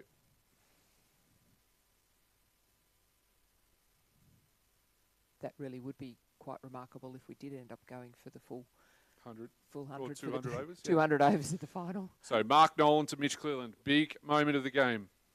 Played into the offside. No run there. Mitch Cleland's walked out in his Waaia cap. Yes. That's what we were talking about earlier. And definitely either one of these two can turn this game. Very much so. Wonder if we're going to see Mitch Winterhaving from the far end again as well. Yes. See how many more overs he's got left in him. As Nolan is in to Clearland, onto the pads, and it's been turned around to fine leg.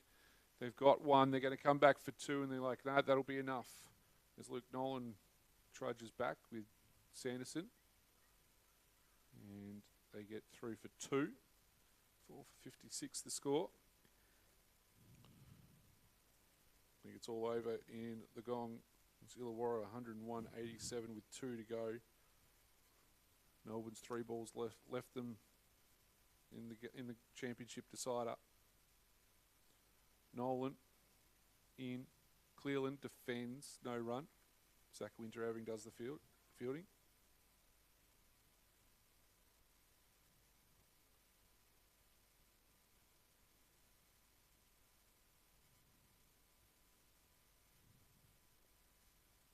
Yeah, I don't think that 43 will come into it. No, it'll definitely be the run rates indicating that if they don't lose too many more wickets, they'll well and truly make it in that time. Exactly. As this one gets played to mid-on, and they get through for a single. James Wilson with the fielding there. And normally in a game when they're only 4 down, you wouldn't actually be thinking that, there's still a chance. But there's just something about this game. It's just, you just Correct. you just have that feeling that it could be. On paper, it doesn't look like that, but the feeling here and the way it's gone over the last day and a half. So Nolan in again. Driven. Oh, was that a catching opportunity? They go with the definitely shot. was. The throw comes in. Yes, definitely was. And I wasn't sure if it was a bump ball or not. That was the only Straight through problem. his hands. There wasn't a huge amount of animation apart from Mark Nolan himself. From his reaction. So Evans is up to 31. Last ball of the 22nd over. 4 for 58 the score. Nolan comes into Clearland. And Clearland defends that into point. There's no run there. End of 22. As we said, 4 for 58.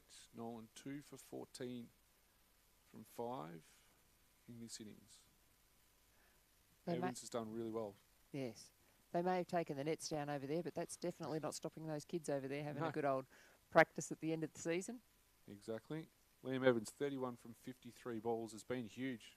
It has, yes. Absolutely phenomenal for him. And you turn around and say that they say you're only as good as your last knock. Well, He's done a great job. he's done a this year. great job He's compared to his previous one. Yes. Biggs in to Evans. Short Ooh, and bounced just short. short of Luke Nolan. I reckon there was an under edge on that one. Talk Based, about game of inches. based on his reaction, definitely. And it kept fairly low. Like Yeah. Brought the Waaia players in front of us up and about too, didn't it? It did make them sit up a bit taller in their seats. Biggs in, driven by Evans. It's for no run, fielded at cover.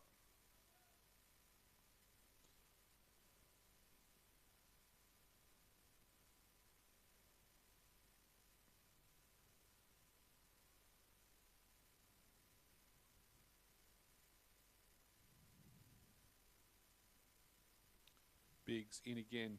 Evans, Shaw in defence. But talking to a Bassett T, he's definitely been well and truly entertained and intrigued by the whole game. Of course, they've got the best seat in the house standing out in the middle there. Yeah, and it's good the numbers of umpires this year have swelled as well. We've done quite well with the umpire numbers this year. It's been great to pick up a few extras. As Biggs is in. Evans turns it into square leg. They go with the shot, and shy at the stumps was not really one, just trying to get some frustration out. Must admit, any time there was an email come through going, hey, I'm interested in umpiring. I've been umpiring at district level here. I'm like, yes, well and truly. Come on in. Come on in. If you don't mind. Picked up one from, who goes down and does a few games down in Melbourne, and one who come across from South Australia. Biggs once more. This time to Clearland. Got an inside edge, couple arms, went to the heads. Like it was close. Almost through it. And of course, talking about umpires, got a shout out to, of course, Jimmy Harrington, who was awarded the best first year umpire this year. Yep. Young bloke, he does a spot of baking for Woolies, so that's why he's not really available on a Sunday. He's too busy pumping out bread first thing in the morning at 3 o'clock. Biggs to complete the 23rd over. 4 for 60. Cut shot there from Evans doesn't come off, and that is the end of the over. As I said, 4 for 60. Evans 32. Clearland 4. Biggs done for 29 off 9. And this year our best umpire was awarded to good old James Butch Scott. Yeah, righto. And he also received his life membership to Cricket Shepparton. Congratulations, Butch. Yeah, long-awaited life membership for Butch. He'd always said, "Nah, I don't need a Cricket Shepparton life membership. I've got my Dookie life membership." But we just stopped listening to him and went, "Guess what? You're having it. You're doing it anyway. You're doing it anyway." Yep. Wealth of knowledge in Butch Scott there. Anyone who's ever needed any assistance, he's always been there. Nolan to start a new over to Clearland. No run. And this is probably 3 under the bus, but most improved. Also Butch Scott. Yeah, righto. Yeah, he not only was the most improved, he ended up being the umpire of the year. He took home 2 trophies and a life membership. Jeez. He He might need a wheelbarrow. Yeah, he did quite well at presentation night. It was one of his more successful Cricket Shepparton presentation nights. As Nolan comes in again. Clearland defence is the best form of attack at the moment for him. And he defends that out. 31 required for Waaia. Doesn't sound like a lot, but in the course of this game, that's quite a few runs, isn't it? It is 6 wickets. 60 is the score. 6 wickets are required for Nagambie. As Nolan is in. Full toss, driven straight to mid-off, no run. I do get the feeling, though, that the man on strike is the one that they need if Nagambie's going to stand any chance. And at the same time, that's the one who Waaia wants staying out there for as long as possible. Correct. Final wrap around the grounds, so we'll get to in a second, as Nolan is in, Clearland defending. And St Kilda have won by 6 wickets against Richmond at the Junction Oval. John O'Merlo finishes with 114 not out. That's after Harry Dixon made 111 not out.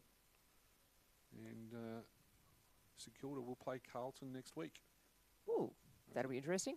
For who wins the Premier Cricket firsts at the Junction Oval is Nolan in, left alone by Clearland. And we got one ball left in the 24th over. As they get ready to run drinks out.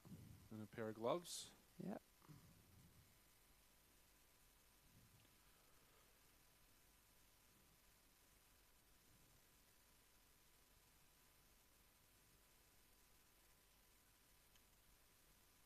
Nolan in once again. Driven straight back to the bowler. No run there. And the ball gets thrown around. Wilson. It's given it to pass back to Biggs at the far end. Just stating the obvious, but if Nagambie really need a breakthrough in the next 1 or 2 overs, and it's just not, you're just not feeling that that's there. But there again, I say that, and next thing you know, wickets will tumble everywhere.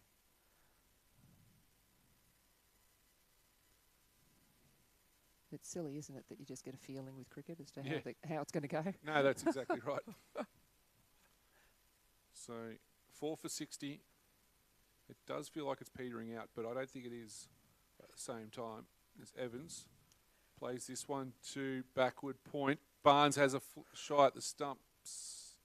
As Clearland thought there might have been an opportunity to get back on strike. But looking at the body language of the players, they're still 110% invested in this game. Yep. As BR makes his way back into the room after having a play with this little toy. He'll be back in a moment, he says. So we might hear from him in a second. And anyway, as Biggs plays this one, does Evans into the onside. No run. We've also been joined, of course, by the Katandra president, but I have a feeling we're still going to be battling uphill to get him on mic. He's just like, guys, hurry up and finish this off so we can get home. Power of work that he's done this last week, the curating and now running the bar as well. We saw him there before as Biggs gets Evans to drive this one on the bounce back to him. Running short of change, that's always a good sign. Yeah. People always seem to crack the notes, never seem to bring back the coinage, do they? No, always the case. Everyone should be happy, yes, as you said. I think it's been a great day. We're still wanting to know what the final chip tally was, but we'll get to that as well. As Evans defends this one, and that was close. That one came back in at him. He was a little bit late on it. Biggs is interested. The final chip tally, is that the stats you're chasing, is it? That was the stats BR was chasing. How many buckets of chips have been How many sold. buckets of chips? 115 buckets of chips over 2 days. There's 500 cans of beer. There we go. They're the numbers we want to know. As Biggs gets another drive to Sanderson at square leg. So they're definitely more beer drinkers than chip eaters, are they? Is that the...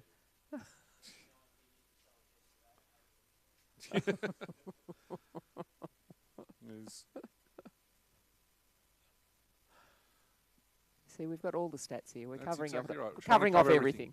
25th over, about to be completed. Evans defends to Pushes mid-on, it back. and there's no run. Melbourne, well, I should say Illawarra are champions of the NBL as well by 10 points. Melbourne United miss out on 2 championships in 2 years. So, there you go. As I said, keeping everyone across all the different sports as well. We told you that Brisbane survived a scare against West Coast earlier. There's Nolan in. Clearland. Ooh. Oh, well done. Well fielded. Well the opportunity there for a run out, not taken. Went with the shot, did Clearland. That was really well done there by Tom Barnes at backward point. He's been pretty handy. He'd be pretty happy. I reckon he'd be pretty happy with his grand final. His game has been quite good, yes. He's been quite predominant at important times. 4 for 61. Brings Liam Evans back on strike. Mark Nolan into him now. Ooh. The opportunity there. Drop kicks this one. One bounce into the rope for 4. Over wide, long on. That was a very good shot there. Just a nice little flick of the wrist. See, it made it look simple. Like, really, why do they make it look so hard all the time? Come on, you boys. It's all right. Just remind the listeners the last time you watched me play. What happened? Not a great deal.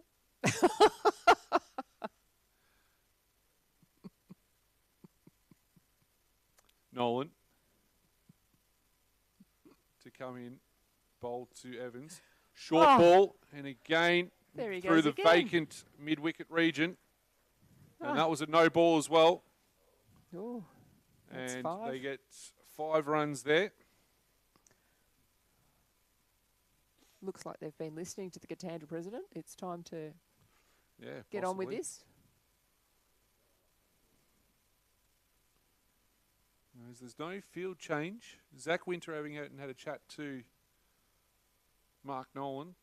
70 for 4 is the score. Evans. They get the opportunity. Can they work it out? They're well fielded there in the covers, but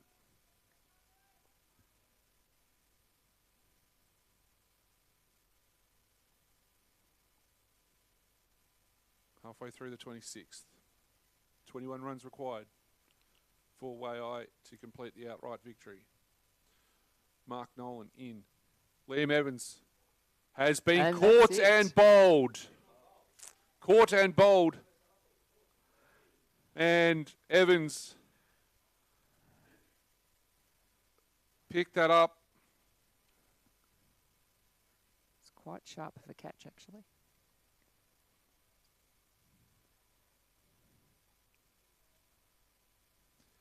That is a great innings there by Liam Evans to help his side get to the outright win.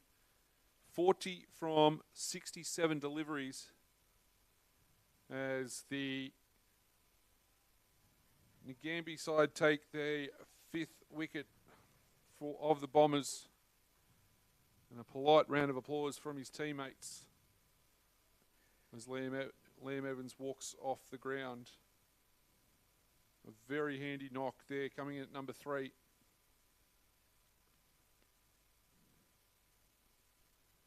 And Mark Nolan and the umpires having a conversation at this point in time.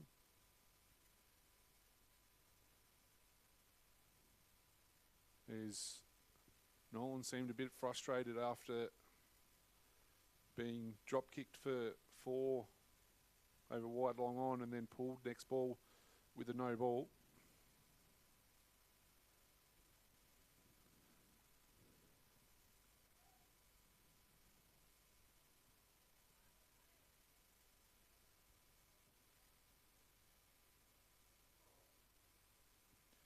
So it brings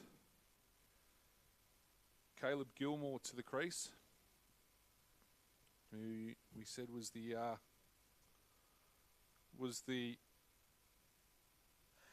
player that worked really hard in that first innings to get the win for them on first innings. Yes, it was not necessarily just the runs that he got, but the number of balls that he faced that's actually got them into this position.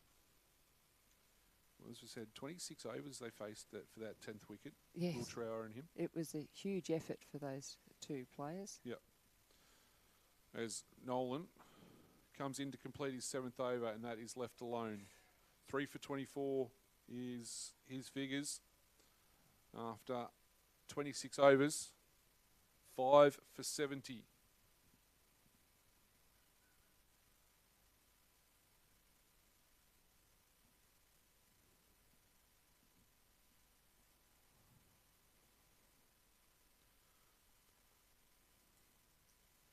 We got Biggs coming in again. James Auld giving a congratulatory handshake to Mark Nolan, who's a little bit frustrated. You can sense in his body language as Biggs in Clearland plays into the covers. Yes, he's definitely still wanting to compete in this. There's definitely no giving up the fight at all.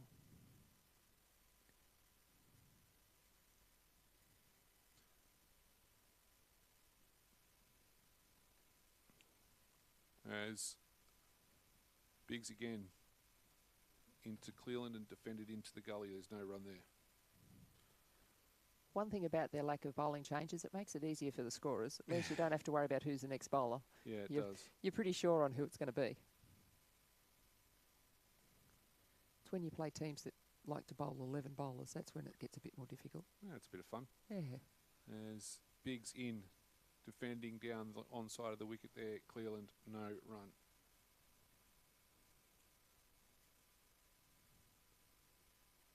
Did we find out who won the David Shaw medal in B grade at all? Anyone? I had No? no updates, The best on... but I'm sure we'll Round? be on to that. We'll find out. Yep. As we get through Cleveland defending into the onside, there's no run there. Northerners winning that one. And also D grade yesterday, so congratulations to both of them, or Northerners Club for winning both those grades. I think it'll be a very big night at Tally, so if anyone's anywhere in the vicinity, Dallas Fennell, we're just hearing, took home the B Yes, grade, the David B Shaw grade. medal, David Shaw best on ground. best on ground. So congratulations to him. As this one was played to mid off, there's no run.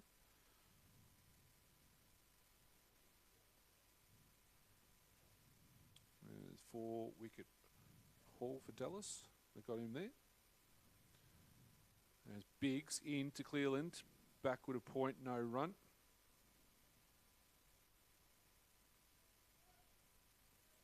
Yeah, we were- As we've got 27 overs down, 5 for 70. They require 21 Waaia. Biggs' figures none for 29 from 11. And Mark Nolan 3 for 24 from 7. I was just going to ask you, Narelle, if you've got some things you need to get prepared for. I'm not 100% sure, but I'm happy to hand over the microphones back to BR. Yeah, righto. He's We've twisted his arm. He We've twisted my arm. Thanks, Narelle. Appreciate No everything, worries. and thanks for letting us be here. Oh, of course. As the president for Cricket Shepparton, Narelle Claney, goes to organise presentations, which will be happening, I'm going to say, within the next half an hour. We're putting time on it. I Welcome yourself back. Too. was going to get Yeah. there, BR. Welcome back to you. Been up flying a drone around. Yeah, I had the drone out and about. Did it get some good pictures? Not too bad. It's very hard to try and capture a good crowd here in the shade, but Yep. can't have it go too low either. Mark Nolan in. And they're caught behind. Given Luke Nolan gets the catch. Caleb Gilmore has been dismissed. we have a ring, ding-a-ling-ding.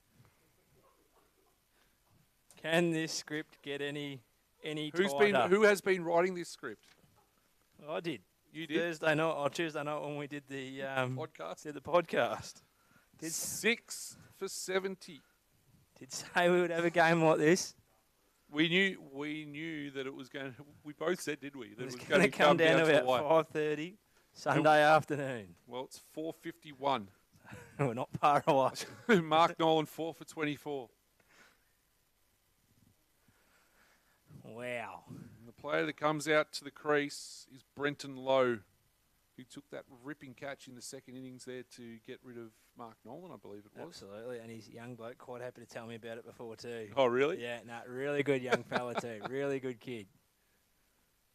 So Dad took the great catch down here, and hopefully Dad can finish it off for him. 6 for 70. 21 runs, BR. 4 wickets. We're not getting to the 43 over mark. No. We're going to see this one out very shortly, I believe. This is probably the best game of cricket I have seen in years. Yeah, I concur. I reckon there's about to be some very nervous people around. Mark Nolan in. Defended. I can So Brent save White. you on the about to be. They're already pacing around. Players, spectators, people at home. And there's pacing going on everywhere. Tell you what, the way I have players and missing, gone missing a little bit from in front of us. They're pacing, mate. I promise you. I've been out there with the people. I haven't seen Braden Carey there for a while either, to be honest. There's Nolan in, low. Tries to flick that around the corner, couldn't do so. How are you feeling, mate? I'm up and about. I reckon this is great. This is awesome. It's such a good game. And I love that we've colour coordinated today with our shirts too. Yeah, thank you. Well, I thought I'd put the Cricket Shepparton shirt on, considering I'm calling Cricket Shepparton. As Nolan Wore it yesterday. bowls to Low, and Low defends down the onside of the wicket. Could be worse. Could be was it Cleveland's running around in out there in nearly his one-day kit. Got the red pants and rubbing the ball so hard.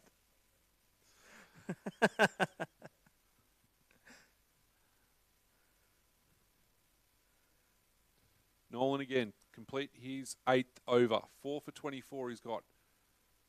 Ball gets to Zach Winter having Such a at mid-wicket. small ball MVD, big ground, play a good shot. It always goes What's we to got a here? fielder.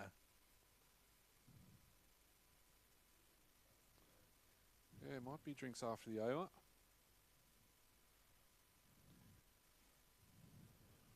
Would you though?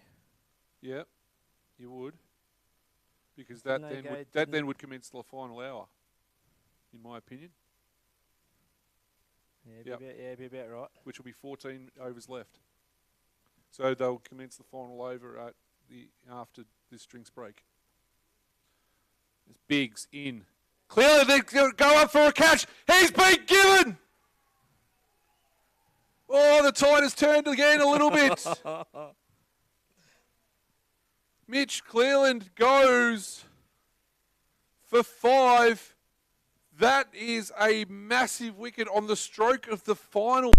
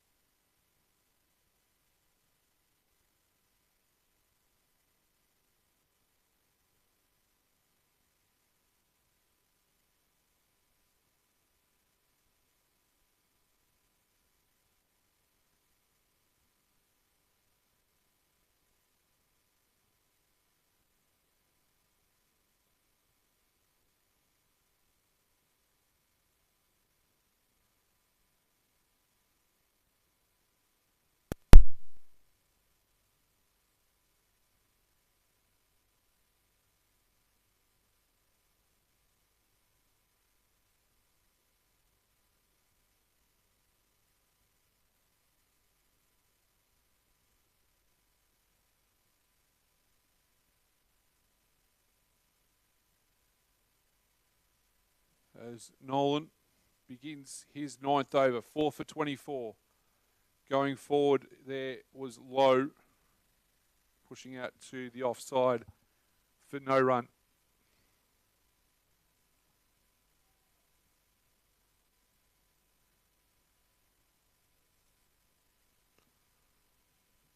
Nolan around his top of his mark, in to Brenton Lowe. Driven, knocked down by Nolan in his follow through. And the fielding being picked up there by James Wilson.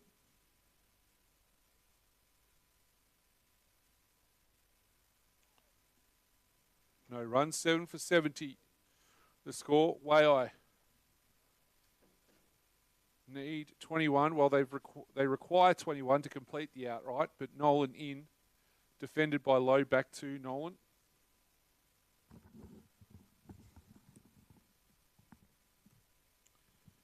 BR rejoins me in commentary. We are back. You okay? We are back on air. Thank you, Porchy, Scotty Hamilton. I got Michael Ford as well. Shout out there. Fuel was letting us know that this has been a great game. There's Nolan in, Low, hits to mid-wicket. Tarrant, he's got a sore left arm, shoulder, collarbone sort of region. After falling awkwardly before, earlier in the day.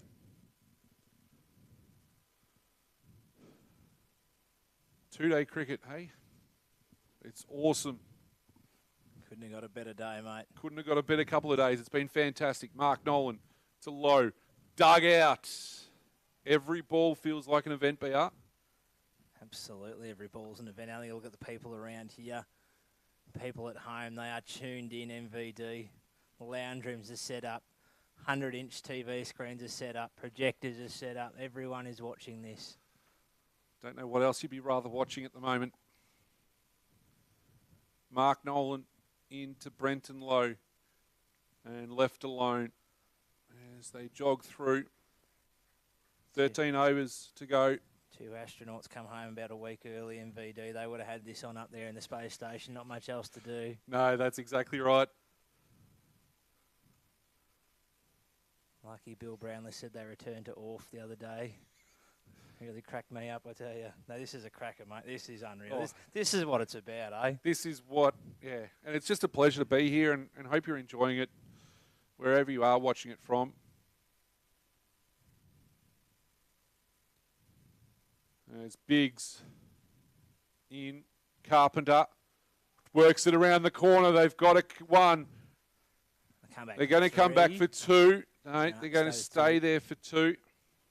They've been comfortable just turning threes into two because they don't want run-outs.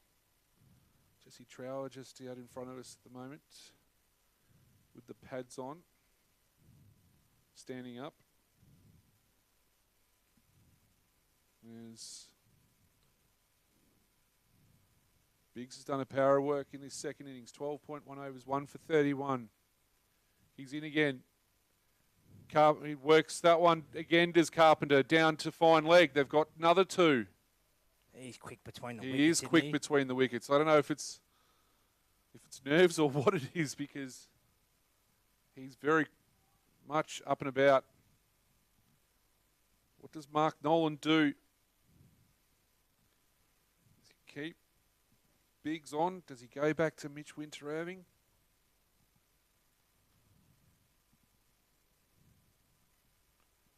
Braden Biggs, Carpenter, 4 from 7. Goes forward, defends. Well defended. Into the offside, 7 for 74.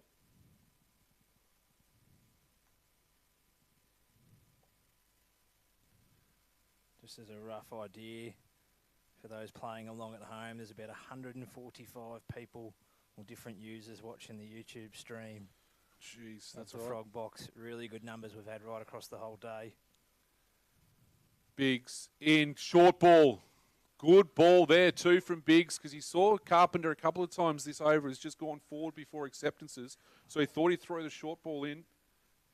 Is there more twists in the tail, MVD? People are texting in, Nolan to take another couple more, Waaia to win by a wicket though. What?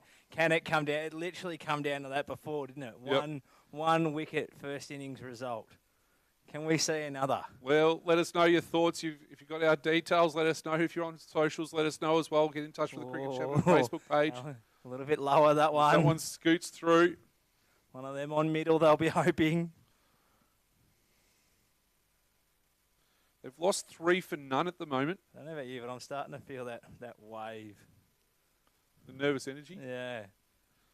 Yeah, 3 for none. Oh, no, I was going to say they've hit they 4. lost 3 for none. They lost 3 for none. They're 3 for 4 now. Hit a couple of Waaia. twos. There's Biggs. Oh, Carpenter! Went for a try and take the single. And Zach Winter having very quickly onto it.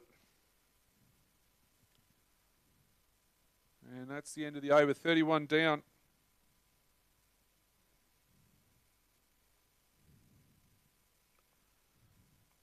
Liam Evans did all he could. 40 from 68 deliveries with 5 boundaries before Mark Nolan caught and bowled him.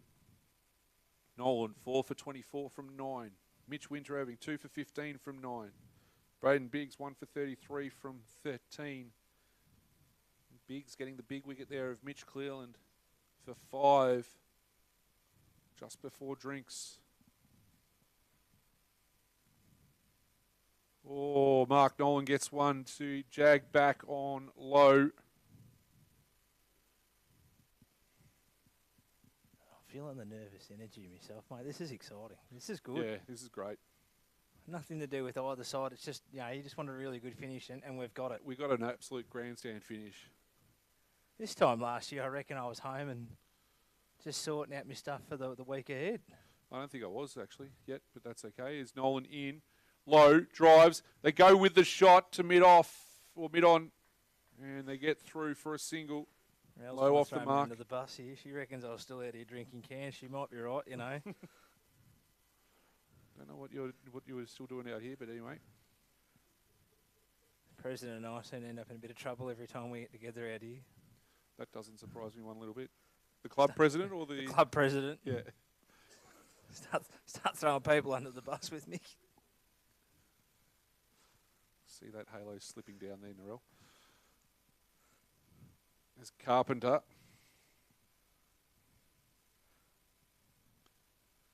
Nolan. Gets ready to face Nolan. Just dabs at it. He's got his skate shoes on, hasn't he? He's Are we seeing him run out? He's keen. He's keen.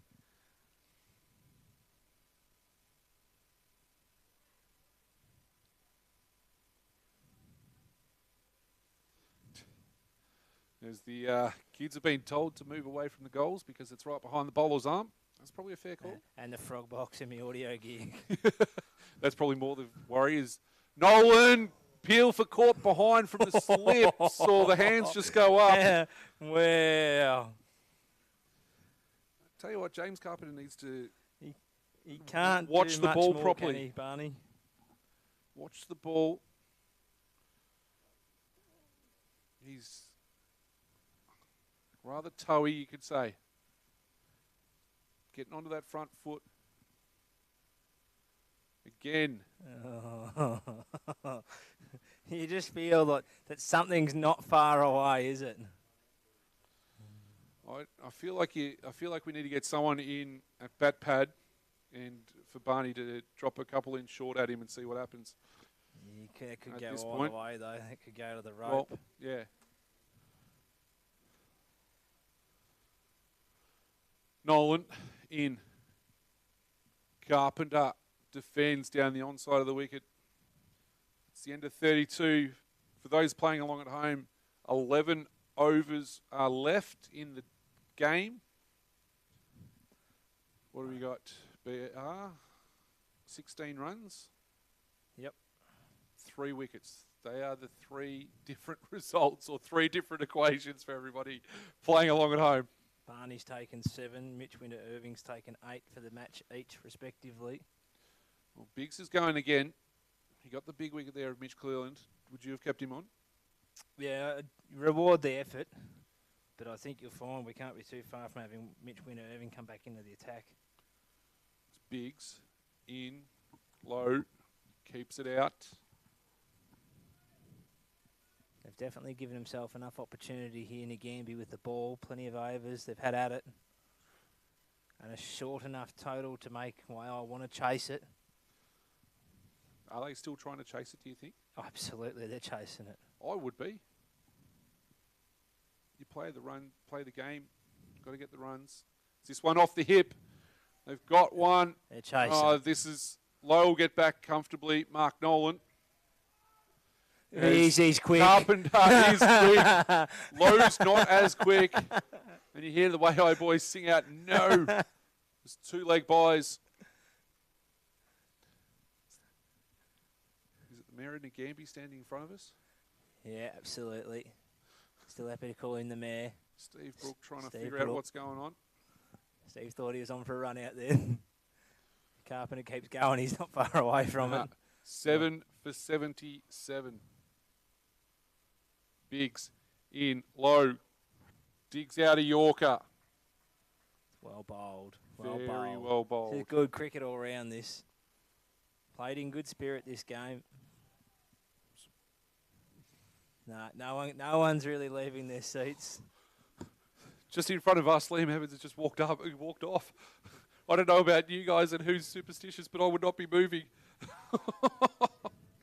There's this one, low in, defending. Question being asked if we've ever had a tied grand final. Tied at the end of the second innings. I don't reckon we have. I don't reckon we would have. So you'd have to go through the history books. Someone find us some history notes. I don't reckon we'd ever had that. It's a good This question. could be interesting. As this one is pushed in, they've go with the single, the throw from Barnes to the non-striker's end, and they get through comfortably. Comment come through to me that Carpenter's more toey than a Roman sandal at the moment. Try not to laugh. That's actually not bad. Don't mind that. 33rd over about to be completed. 10 after this. Where'd that come from? Acknowledge it. That's pretty Congratulations to Michael Ford for that one. good. Oh, 40. You got plenty of dad jokes, 40. Like a cat on a hot tin roof.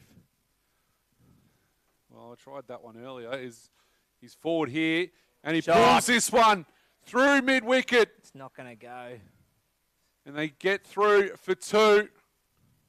Carpenter was comfortable in 2.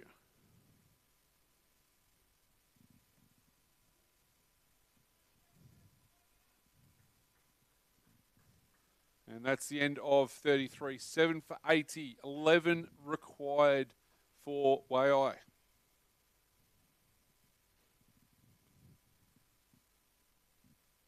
This is a grandstand finish, MVD. Grandstand finish. You couldn't pay for this.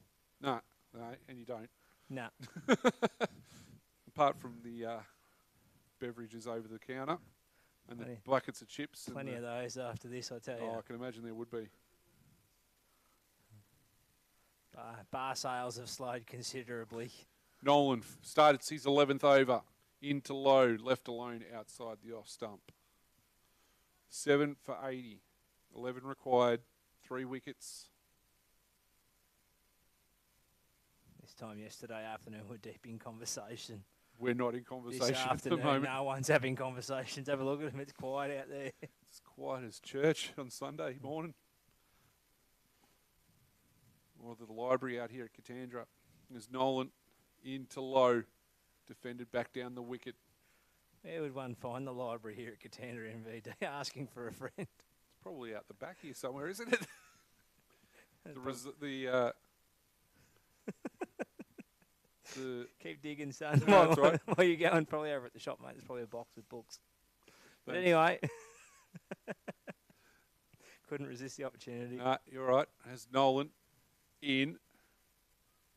Opportunity. Oh, low. Fished at it.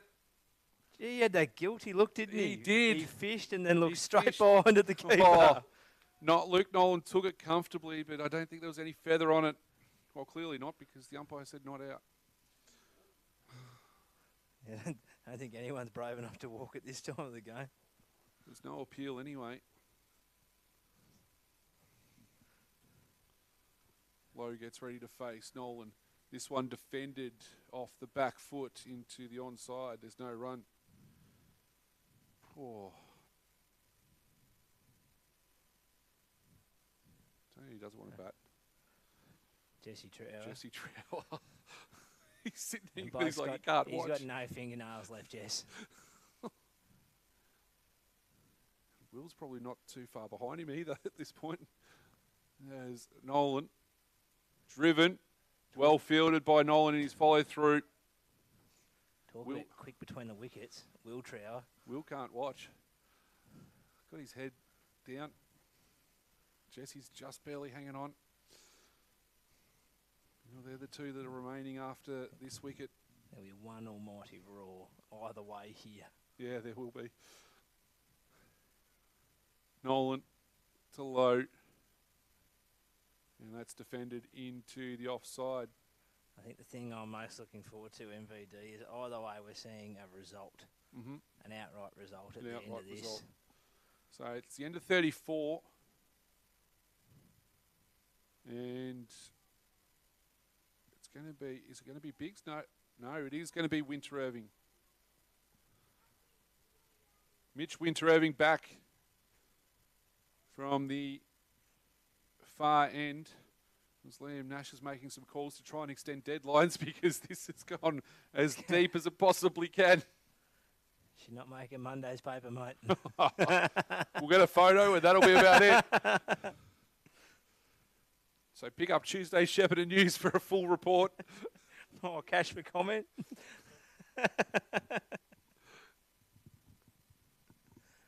So Mitch Winter Irving bowling his first over from the far end of the ground. Dave just coming to check out the stumps. No, he's going to swap stand at sides. point. The sun's sun. starting to drop right in his eyes at this time of the afternoon here at Katandra. Those shadows are Oh, getting longer and longer from the players. I was just thinking the same thing, BR. Light tower is starting to extend as well out into the middle. Mitch Winter Irving, 2 for 15, starting his 10th over. And left alone, Carpenter. Had some late finishes here at Katandra, but this is probably one of the best ones.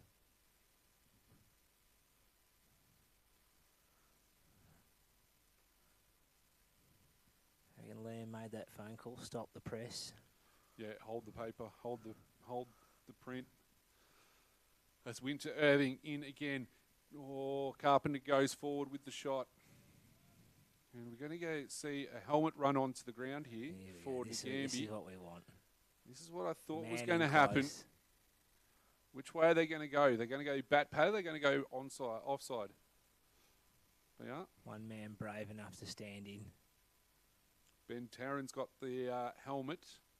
He's going to go I think he's going to have to close on the keep an eye on the offside. shadow onto the wicket. He's going to have to be real still.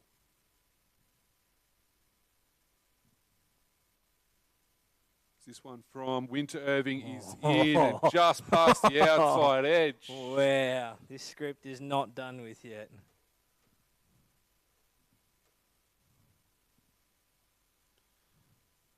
How many we got watching now?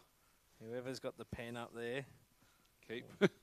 7 for 80, the score. Seem to recall a Sydney test that went right down to the last couple of overs as well, a couple of years ago. And as Winter Irving is in, defended by Carpenter. I think it was 2008-9. Maybe the following year as well that went right down to the last over. 170 and growing. 170 watching now, devices watching now. A cheerio to everybody who is tuned in. Hope you've enjoyed the coverage. And thanks to the Apprenticeship Factory and Club BNF. It's Winter Irving in, defending Carpenter down the offside of the wicket. Wilson does the cleaning up job.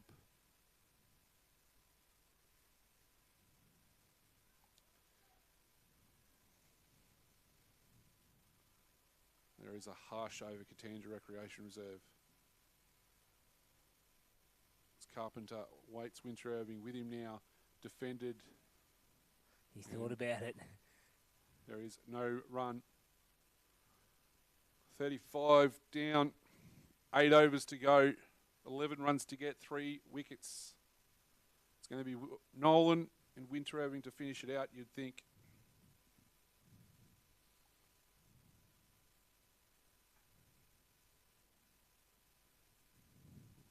This is a great contest, MVD. Great contest.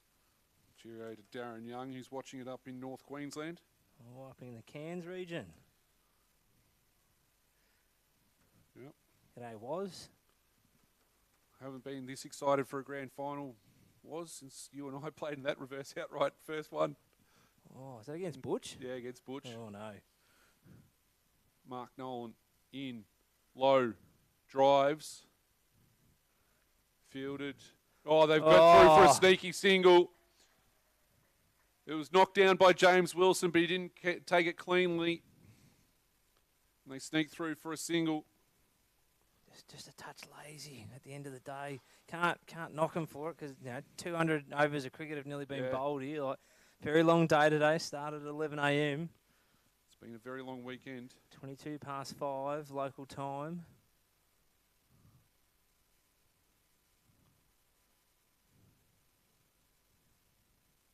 So that fielder is in again, short, mid-off.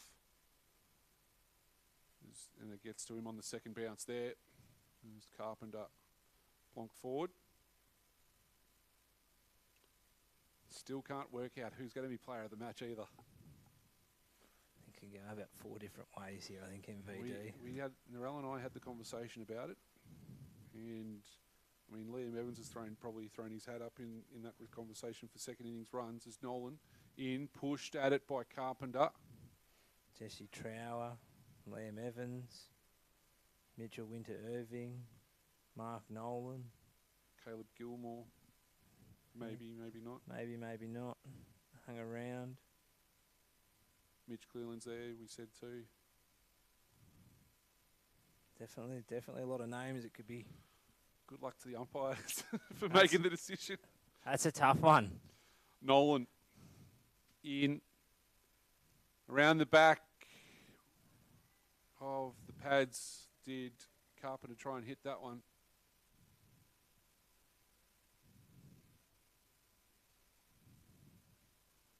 Jesse Trower hasn't sat down for the last hour, I don't think. Stand there with a bad case of pad rash, but he's happy at this point. Nolan trots in. Opportunity! And it falls just short. It's a no ball. That'll be Nolan's third for the day.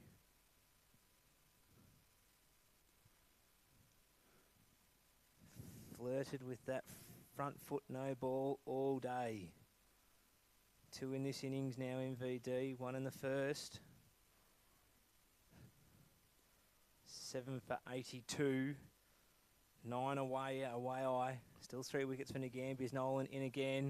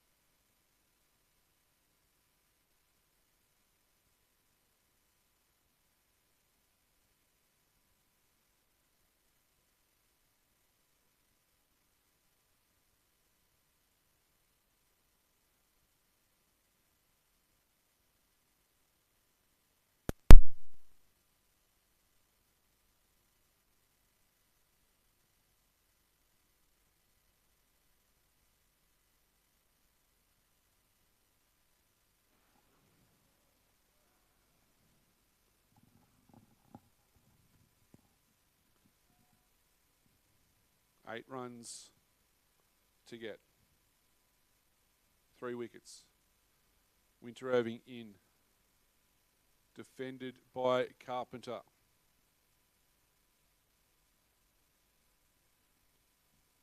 As we count it down.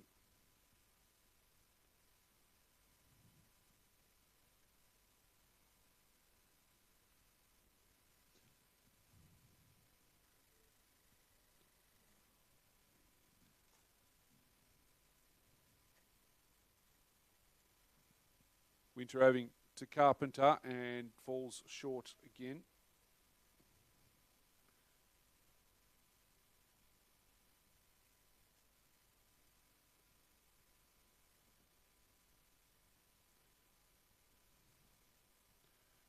Taryn in that silly mid-off position.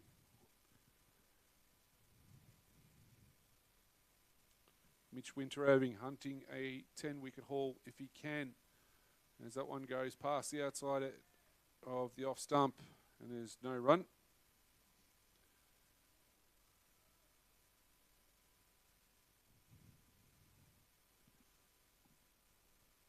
He's got 8 for the match, Winter Irving.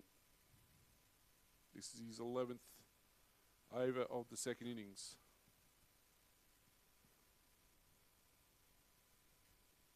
Comes in, bowls, and defended by Carpenter.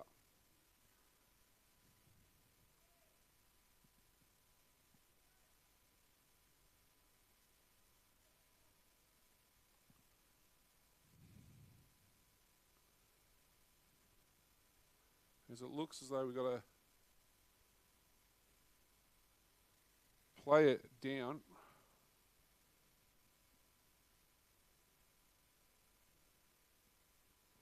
And it looks as though it's James Wilson who is not looking too crash hot.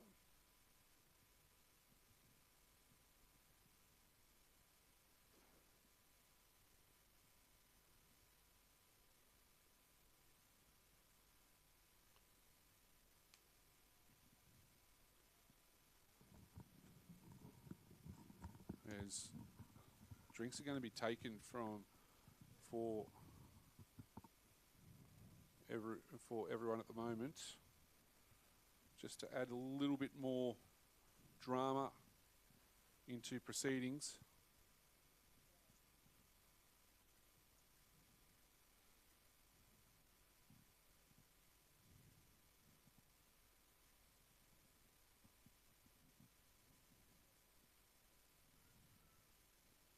Brenton Lowe's asking for something from the rooms as the umpires are over the top.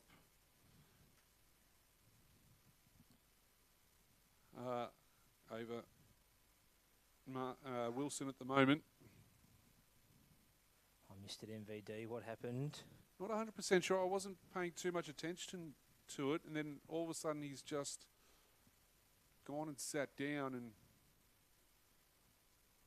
Yeah, there might be some sort of exhaustion or something. There's concerns on faces for him. We might take an opportunity to take a quick break, come back on the other side. You're watching the grand final with thanks to Apprenticeship Factory and Club BNF.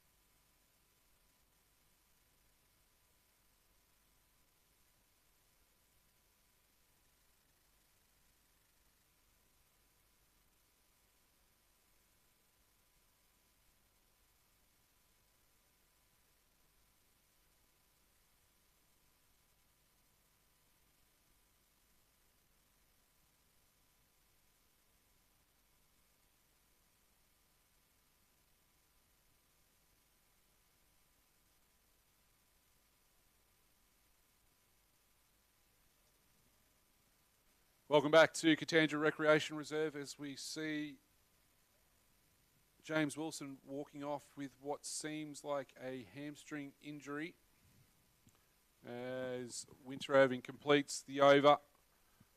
39 down, 6 to go. No, 37 down, I apologise. I got my numbers mixed up on the scoreboard there. 37 down. We've got 6 overs to go. We've got 8 runs required for Waaia. We've got 3 wickets for Nagambie. As Trent Gladwin has come on as 12th man in the number 96. I put this to you. We get through the next 5, they need a handful of runs. They give it the business. They don't lose a wicket. They don't lose a wicket. The next what? They get through the next 5 overs. Yep. Get down the last over. They've still got 3 in hand. They will give it the business and chase the runs down. Well, I still feel like We are going to the 200th over. I agree. As Nolan in opportunity there, as that one has popped up off the pad after getting an inside edge. Caleb Gilmore in front of us has just almost thrown his hat. Ben Tarrant is at mid-wicket. Gladwin at mid-on. This one's been driven through the covers. They've got 1. They'll look at 2. No. Carpenter says, no, we won't go for it. Nolan, 4 for 30, his figures in this second innings.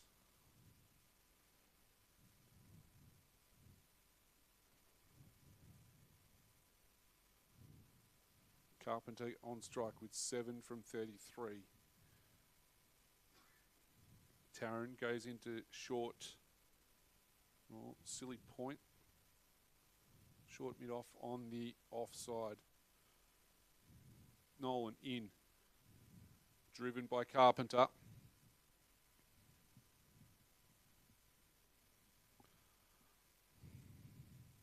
No run. You can feel the tension, can't you? You could cut it with a knife. Imagine, like, Gladwin comes on for the last 6 overs as well. What's he going to be able to produce for Nagambie? As this ball is defended into the offside, no run. Their E-grade captain won the Whitelock Shield last week, 12th man. All for 194 overs? I can't work it out. I'm losing the plot. 194 overs, and he's come on to do some sub-fielding. Nolan in. Left alone by Carpenter. 7 from 35 he's faced. 7 from 36 it goes to. It's just screams for him, doesn't it?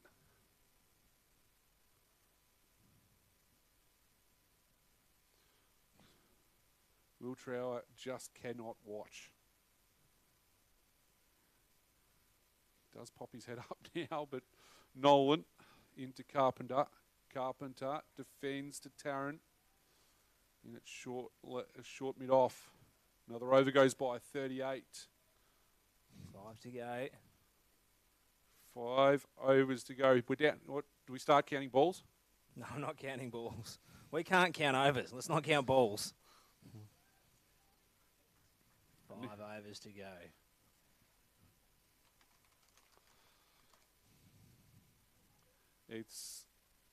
The tension is palpable at the moment. 7 runs, 3 wickets. Mitch Winterhaven. And a partridge in a pear tree nearly, isn't it? It is. We're not far It away. is almost. Don't tell me anyone else wasn't thinking that. Winterhaven in, low, gets this one away, through backward square leg. They've got 1, they've got 2. Carpenter will come, you know that he will. Go to the bowler's end, says Luke Nolan. They went the wrong end. Carpenter gets back for 3. 87. The Devils' number. 4 to go. 7 for 87. 4 runs. For Waaia. One boundary now. Carpenter sucking in the big breaths. He's quick between wickets. Very quick. Luke Nolan called. He said throw to Brenton Lowe's end, and wasn't coming. Carpenter sucking him in now, though. Geordie Cleveland can't even watch as well, sitting in front of us as well. Mitch Winter having in. Carpenter defends. As Dave D'Elia ducks his head with Tom Barnes bearing down on him. Tom Barnes. Either way this finishes, This has been This awesome. has been a really great game of cricket all around. Very, very good game. Thanks to everyone that's been able to help us with it. As Mitch Winterhaving comes in. Carpenter pushes that into the covers. They sneak off for a single. They get there. Barnes throws. 3 required now for Waaia. He was keen to get off that 87. Lucky 88 MVD. As the helmet goes back. 7 for 88. Credit to both sides. It's been a great standard of cricket the last couple of days. We've really appreciated it.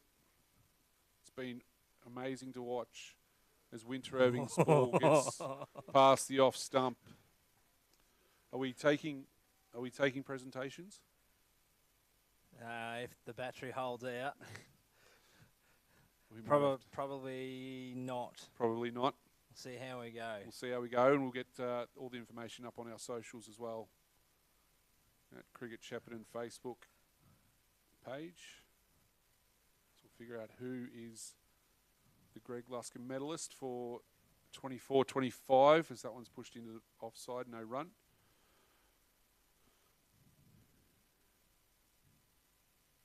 As Mitch Winterhaving's going to come around the wicket for this last ball of the 39th over. It'll be hard to take the presentation because if they end the game, then all the scoreboard comes straight up on the screen. This is true. This is fair. Apologies for that. There's Winterhaving in low. They're going to push a single. They'll get the opportunity. Can they get the run out? No, they can't. Low push to a vacant mid-on. And they looked at each other a couple of times and said, yes, we're coming. And so he gets up to 8. The score 7 for 89 after 39. 2 runs to get. 4 overs to MVD. I don't think we're going to need the 4 overs. I don't think we're going to need the 4 overs. Was it 196th over of the day of the game? This is unreal. You feel the tension, feel the chatter back outside again. Yeah. Jesse Trower can now watch for a little bit. Mark Nolan in. Pushed. The opportunity. They're going to go for the single. They throw to Lowe's end. Well, And that's they the can't tying lose. run. They can't lose now. They thought that was it. They thought that was it, the tying run. They've got 1 run to get.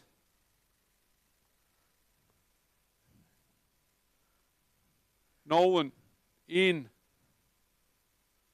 They push the single. No. Carpenter goes. Surely Lowe knows by now what's going to happen here. I can see Carpenter just going forward and just sliding. Comes down to have a chat here. You got plenty of time. He goes, listen here, son. He goes, we need 1. Don't do anything silly here. 18 minutes to 6 on the last Sunday in March for Cricket Shepparton. Nolan in, defended by Carpenter. He's desperate to get it. He is desperate. The excitement here, the Waaia boys, they're nearly ready to run on.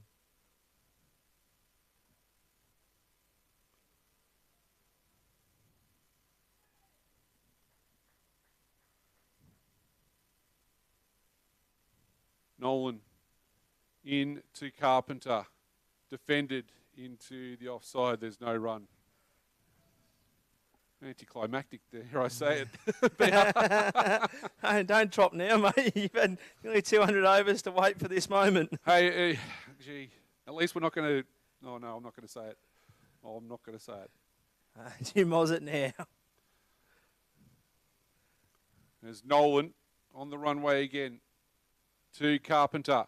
Plays it into the offside. Again, Kate takes a couple of steps down. Zach Winter-Irving does the fielding and covers. There's no run. One ball left in the over, MVD. Can they get it done this over?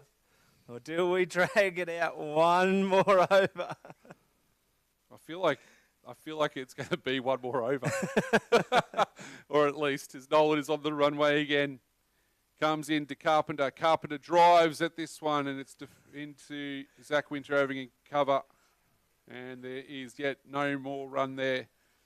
So Mark Nolan, you think his bowling spell is finished with 4 for 30 from 14. You'd think Lowe's found the runs where he's needed to. How fitting, MVD, do you think this is about to be? Lowy takes one of the greatest catches we've seen out here in a long time. Could potentially finish the Cricket Shepparton Haisman Shield season hitting the winning run. It's possible, MVD. Not saying it's definitely going to happen this over, but he has the opportunity here to make history for Waaia. Their first Haisman. As Winter-Irving is in, Lowe hits this straight down the ground. He's going to be caught. He's caught. I think that's been taken by Gladwin. Oh, no. Why? You would not script it. The sub-fielder, Jesse. Trent Gladwin has taken the catch. And no one's got around him. Jesse Trower coming out to bat here, MVD. The bloke's been padded up for the best part of a couple of hours now, nearly. Lowy's coming out to offer a bit of advice. He said, don't play the same shot I just played. As they applaud Brendan Lowe, 9 from 32 deliveries.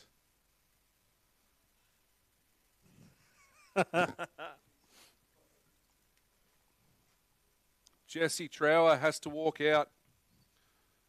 Waaia require 1. Mitch Winter-Irving is on 9 wickets.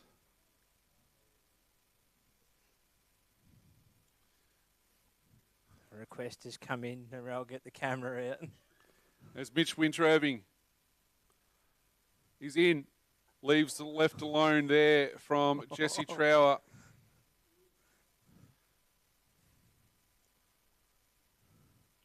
We're into the 197th over. We are Can going you believe the distance. We have gone the distance. Trower is over his bat. Winter-Irving in to bowl. Trower drives through the covers. That's it! Waaia have completed the Haisman Shield victory by 2 wickets. What a game, MVD, we have been treated to out here at Katandra Recreation Reserve. Congratulations to the Waaia Cricket Club on their first Haisman Shield here in Cricket Shepparton. Try the celebrations, mate. This is years and years of hard work. The hours and effort they've put in out there at Waaia has been well rewarded here over the last 2 days. Congratulations to the Waaia Cricket Club with thanks to the Apprenticeship Factory and Club B&F. What a season it has been right across Cricket Shepparton. It's been phenomenal, BR, and it's been a pleasure to be here to try and capture some of the moments today that have been pertinent to seeing this grand final. I'll tell you what, I'm glad I'm not the umpires to try and work out who gets the Player of the Match award, because it could go 5 ways and then some, to be perfectly honest. And what an amazing result. 190, what was it? Did I say 198? I reckon about 198 overs. So you'd have to add it all up. We have gone the full distance. We did say MVD we'd be here at 5:30 Sunday afternoon. It's currently 5:47 local time. Wowee. Unbelievable. And congratulations to both sides on what has been an amazing spectacle of cricket. There's so many kids here that would be sitting there going, I want to be playing in that sort of stuff in years to come. And they have done an absolute power of work, both sides. Mitch Winter-Irving did a fantastic job, finished the game with 9 wickets. Mark Nolan, huge as well for Nagambie with the ball, and he finished that second innings with 4 for 30. Finishes about seven for about 89 MVD. Yep, and they only used 3 bowlers Nagambie the whole game, so It's a massive ask. they will sit there and they will be having a nice ice bath. It's just so close yet so far, but Waaia found a way at times, didn't they? Because, like that 10th wicket partnership, I mean, we mentioned it in both innings, to be perfectly honest. The 10th wicket partnerships were phenomenal. Caleb Gilmore was absolutely huge in that. 24 not out from 95 balls. Will Trower, 7 from 74 to get the first innings points. And then to see what we saw from Nagambie to set up an amazing run chase. What was it, 106 they declared from 16 overs at 6.6 and over, when they didn't even look like getting anywhere near that in the first innings. To have 91 on the board, or to have 91 as a target, was unbelievable. 100 probably wasn't too far off. No. I reckon. I mean, you were saying that earlier. It was if they had have got to 100 in front, they might have been able to conjure something up. It was absolutely phenomenal. So, congratulations to both these sides, and they played an absolutely fantastic. They played an absolutely fantastic game. The umpires, Abbas Ali, Dave D'Elia, did great as well. I think Perfect. It's just been an absolute pleasure to be a part of, to be perfectly honest, from here. That's what cricket's all about. These two blokes that have just walked past us, amazing job as always, Dave and Abbas. This MVD, this is what cricket's all about, isn't it? Yep. Like, this is what I was hoping for last year. You know, we had 60 overs. They left it right at the end. And this year, both sides have gone right through and gone, you know, we're having a full tilt at it. And, you know, wow, you know, these blokes, both sides, are going to sit there at the end of this and really reflect on a really good game. And this game will be spoken about for years and years to come. I think it's, you know, absolutely sensational. So a big congratulations to the Waaia Cricket Club for winning the Haisman Shield. But, yeah, and even bigger congratulations, I believe, MVD has to go to the Nagambie Cricket Club for trying their heart out across, you know, pretty much 200 overs. They've put absolutely everything they've had into this, and I think they can still look back on the season that they've had and, you know, be really proud of it. I think it's been an incredible year for you know, everyone, and that's right across the top 6 in Cricket Shepherd, and Yumurka are probably the only ones probably stiff not to be, you know, playing late March action. So I think it's been an incredible year, and, you know, couldn't have gone to a better club on the day that, you know, just played better than the other team. So a really good win there for Waaia.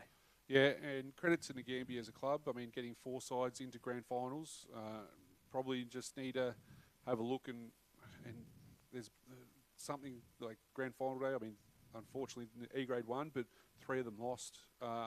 It was unbelievable effort from their club. They've done a fantastic job, but in that respect. But also, yeah, Waaia did unbelievable. The 12 players that will get presented with premiership medallions in a few moments' time. They should be congratulated because they've done an amazing job.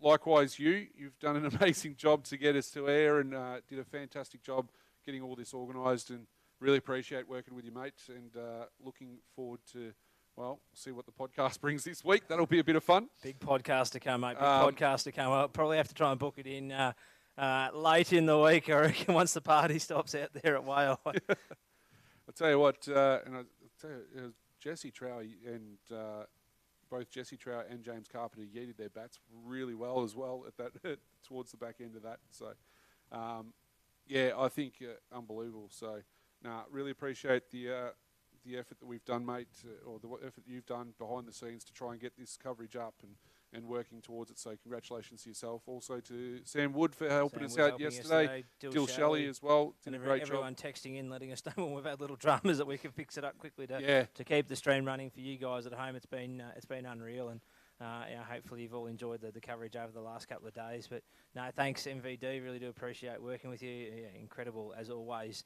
To Narelle and the Cricket Shepherd and executive, thanks for a very good year, and should be all really proud of what we've been able to achieve with cricket right across the region, and looking forward to build on that coming into 25-26 MVD. And let's be realistic, we're only a few months away from it starting all Don't tell over me again. So I think I'm just going to sit back here and relax for a few moments, mate, because that's absolutely. been absolutely fantastic. Great job, and on behalf of all of us, well, you and me and everyone else, a massive thanks to the Apprenticeship Factory and Club BNF for supporting us all throughout the year. And mate, I reckon we'll wrap it up there and say thank you, and look forward to seeing everyone back in 25, 26, and see how things go. Like you said, it's only a short 6 months away, October, and we'll be back into it. So good luck to all, and be up. Thank you very much. thanks, mate. Thanks to the